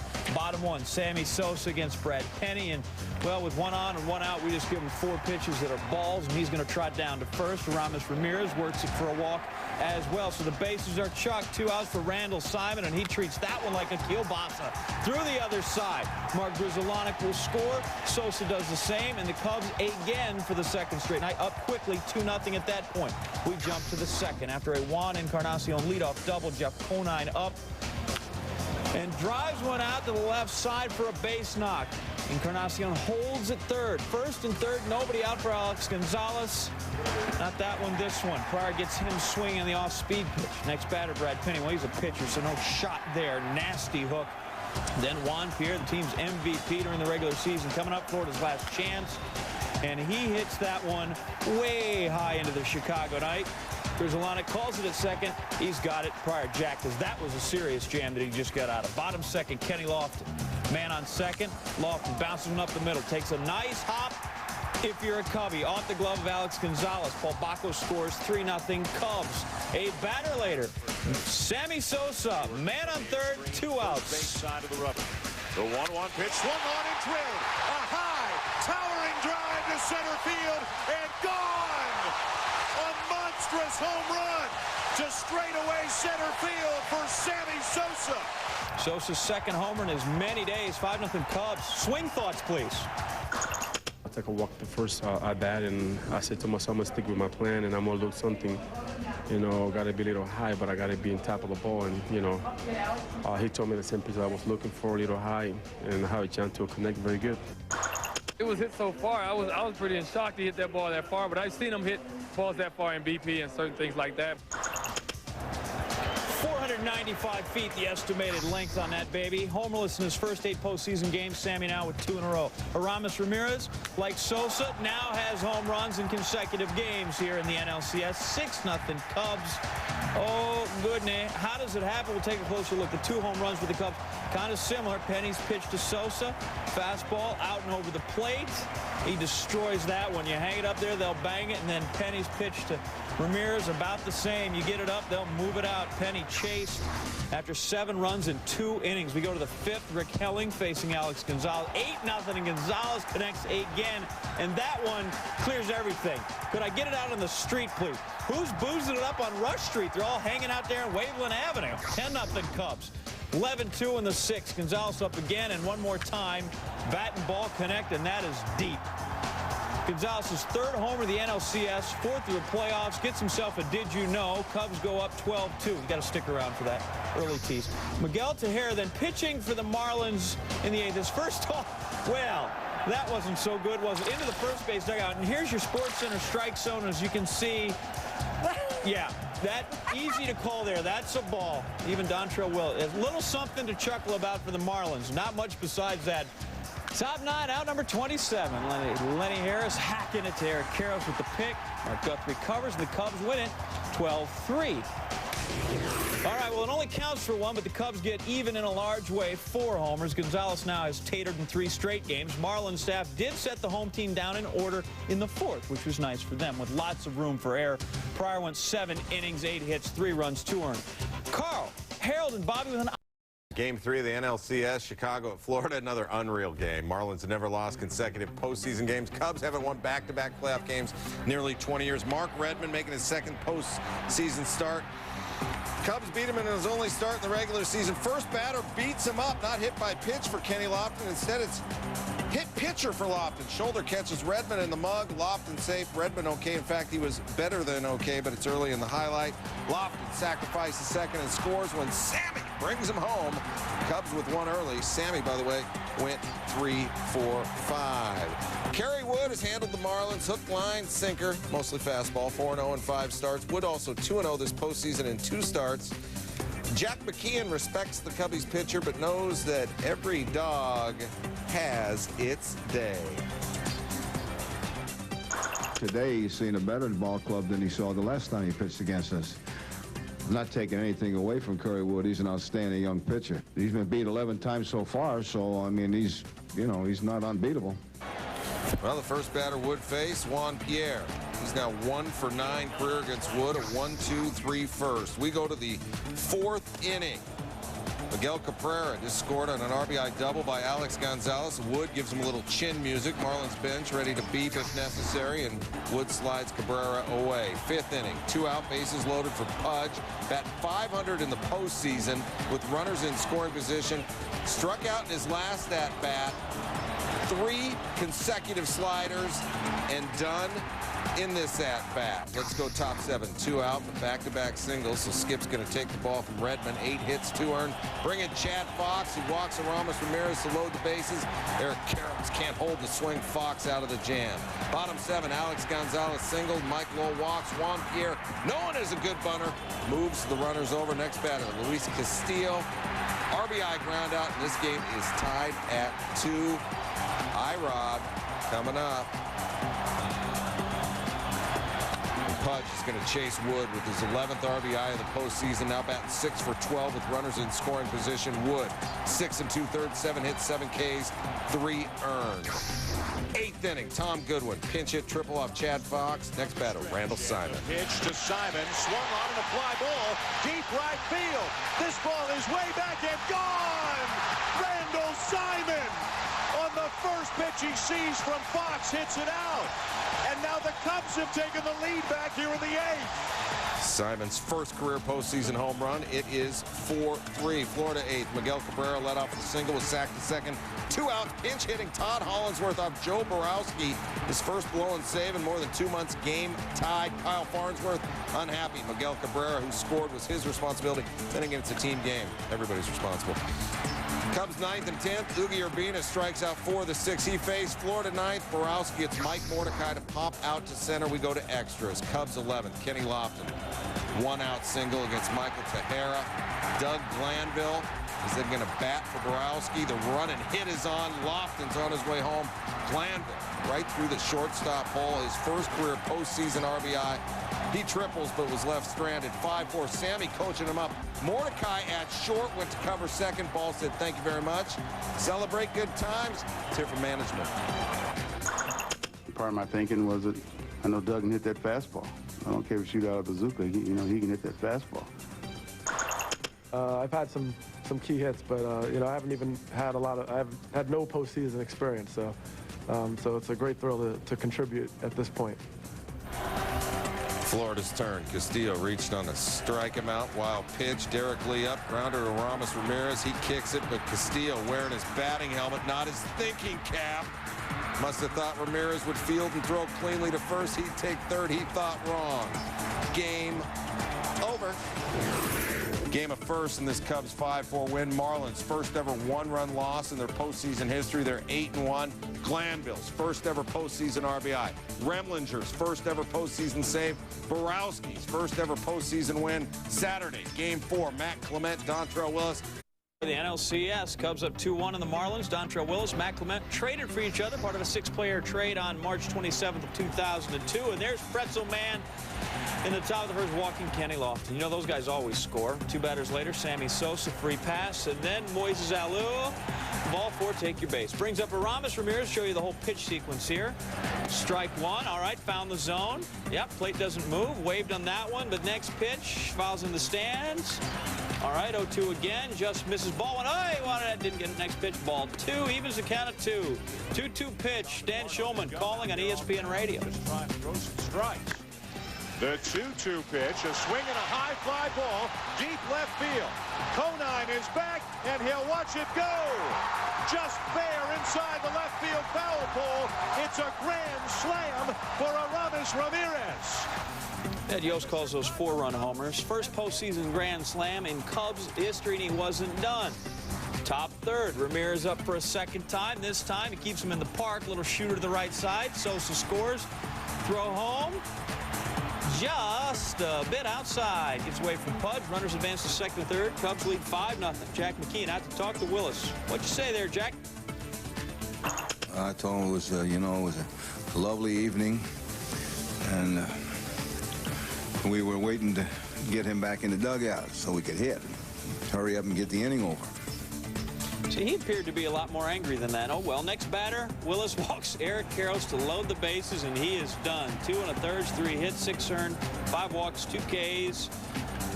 D-Train, the night's over. Rick Helling comes in. Alex Gonzalez, that'll get through. Alou scores, charge that run to Willis. Cubs lead 6-0 after the inning. Pudge, you got to talk the kids down. He's only 21. There'll be a lot more games to pitch. Top 7, 7-2 game. Ramirez up again. Nate bump on the bump, trying to throw the pill over the dish, and that's yard work. Solo shot to left, his 4th postseason homer. Cubs lead at 8-2, and then with the bases empty, 2 out in the 7th, Matt Clement doing nasty work to Alex Gonzalez. Not that one, this one. Clement 7 2/3, 3 earned runs, and the Cubs win at 8-3. They take a 3-1 series lead. They are 27 outs away from the World Series, and I'm sorry if you Cub fans thinks I may have just jinxed everything there. Big hitter, Chicago, homering now in 6 straight games. Only 2 other teams have longer postseason streaks. The Marlins starters, a combined ERA in this series, 10.90. Jeff Brantley with more on D-Nices. Games to 1 in the Marlins. Cubs trying to go back to the Fall Classic, facing Josh Beckett. Cubs have outscored the Marlins 11-0 in the first inning of the NLCS so far. First inning, Sammy Sosa up with 2 outs, and Sammy is about to get played. Grounds to short to end the inning. Cubs fail to score in the first inning for the first time in the NLCS. Let's go to the 3rd. Bottom 3, Miguel Cabrera trying to hit Carlos Zambrano with 2 on, 2 out. Zambrano hits Cabrera literally in the arm, loads the bases. Next batter, Derek Lee. My bad. Grounds to the 6-4 fielder's choice to end the inning. Lee hitting only 184 in the postseason. 4th inning. Top 4, Sosa up with 1 out. Got some chin music and didn't like it. Pudge Rodriguez actually calmed Sosa down. Pudge said later, quote, "Me and Sammy have a good relationship. We didn't try to hit him. It just got away." Josh Beckett, what do you say? He overreacted a lot. I don't know really what else to say. You know, I thought it was, I don't know what he was trying to do, trying to pull a Boston Red Sox Yankees thing. Come over, lights to throw. It's everywhere, the Red Sox-Yankee reference. Returning to the at-bat, Beckett rocked Sosa to sleep. That was his 6th strikeout of the game for Beckett at that point. Bottom 4, Juan Pierre up 2 on 2 out. Zambrano walks Pierre to load the bases. Next batter, Luis Castillo, check swing, check out to end the inning. Zambrano, Geek, 5th inning. Aramis Ramirez, he tied an LCS record with 6 RBIs Saturday night. Yokes it, and he yokes it just foul. Watch the replay. If it's fair, it's a home run. If it's foul, it's foul, it's foul. Very next pitch, Ramirez, you ain't got to go home, but you got to get the heck up out of here. Cubs had banged out 22 extra base hits first 4 games of the series. Next batter, Randall Simon hits it hard. Derek Lee makes a diving stop. All right, D. Lee, so you're only hitting 184 this postseason. We'll overlook it. Bottom 5, booyah! Mike Lowell up with 1 on 2 out, 2-run jack. His 2nd homer of the NLCS. The All-Star had a team-high 32 homers and 105 RBI during the season. In between the 5th and 6th, you saw Zambrano. He was ticked off because he got pulled. 7th inning, Ramirez could have been arrested for loitering. Bottom 7, Pudge. You know, usually I don't like to do this, but y'all go ahead and keep the party going. Pudge's 3rd home run of the NLCS. He's been silly this postseason. He's hit safely in all 9 games in the postseason.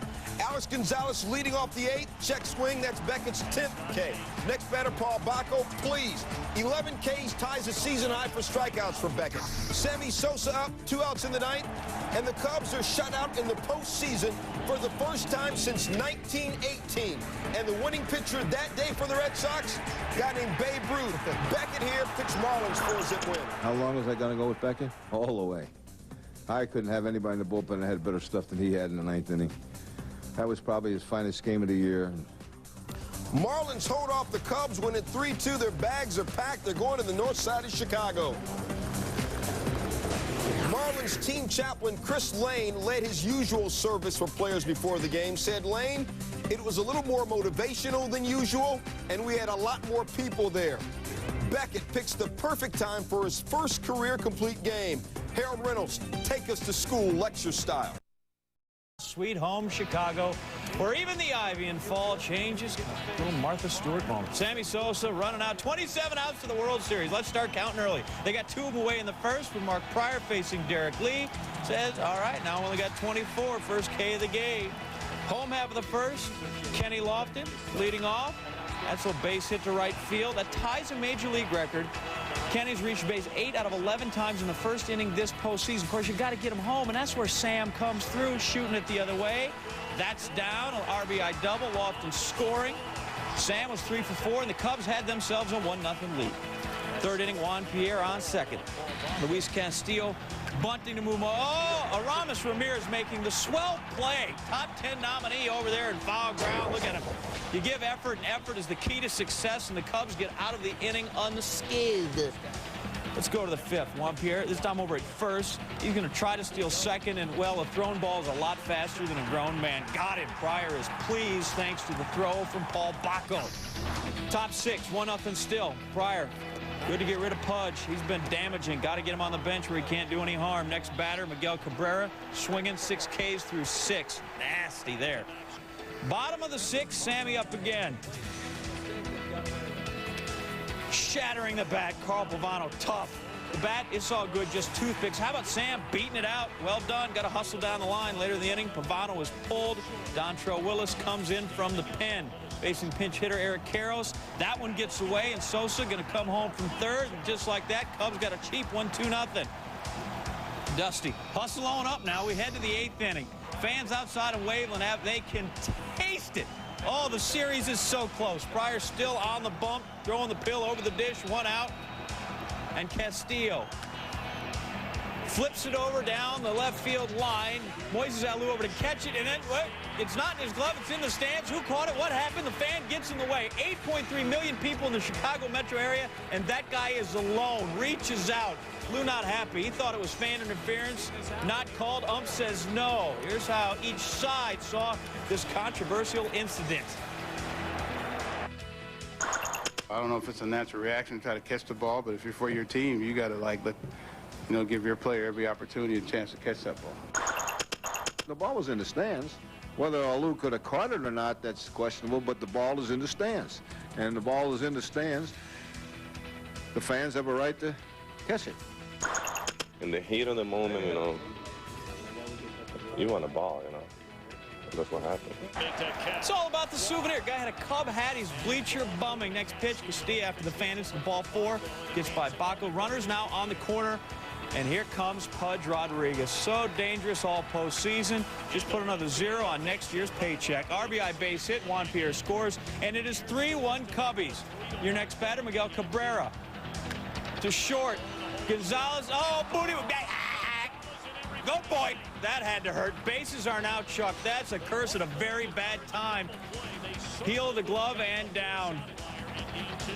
Next batter, Derek Lee, trying to hold it together. No, that's down. Left field line. 2 are going to score. We're tied at 3. That would be it for Pryor. He's done. Turn it over to the bullpen. Kyle Farnsworth first up. Jeff Conine with the bases loaded. Dusty, is he going to get what he needs? Not here. He's going to get an out, but a sac fly from Conine, and the Marlins have come back from 3 down in the 8th to take a 4-3 lead. It took all of about 10 minutes, even a minute less. After an intentional walk to load the bases again, Mike Mordecai. A shot to the ivy. That is down, and start the merry-go-round. Everybody running quick.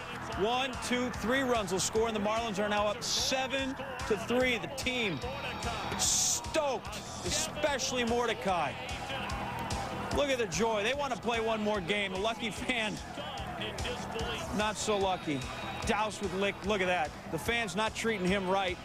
Marlins get 8 runs in the inning. Bottom 9, Oogie Urbina.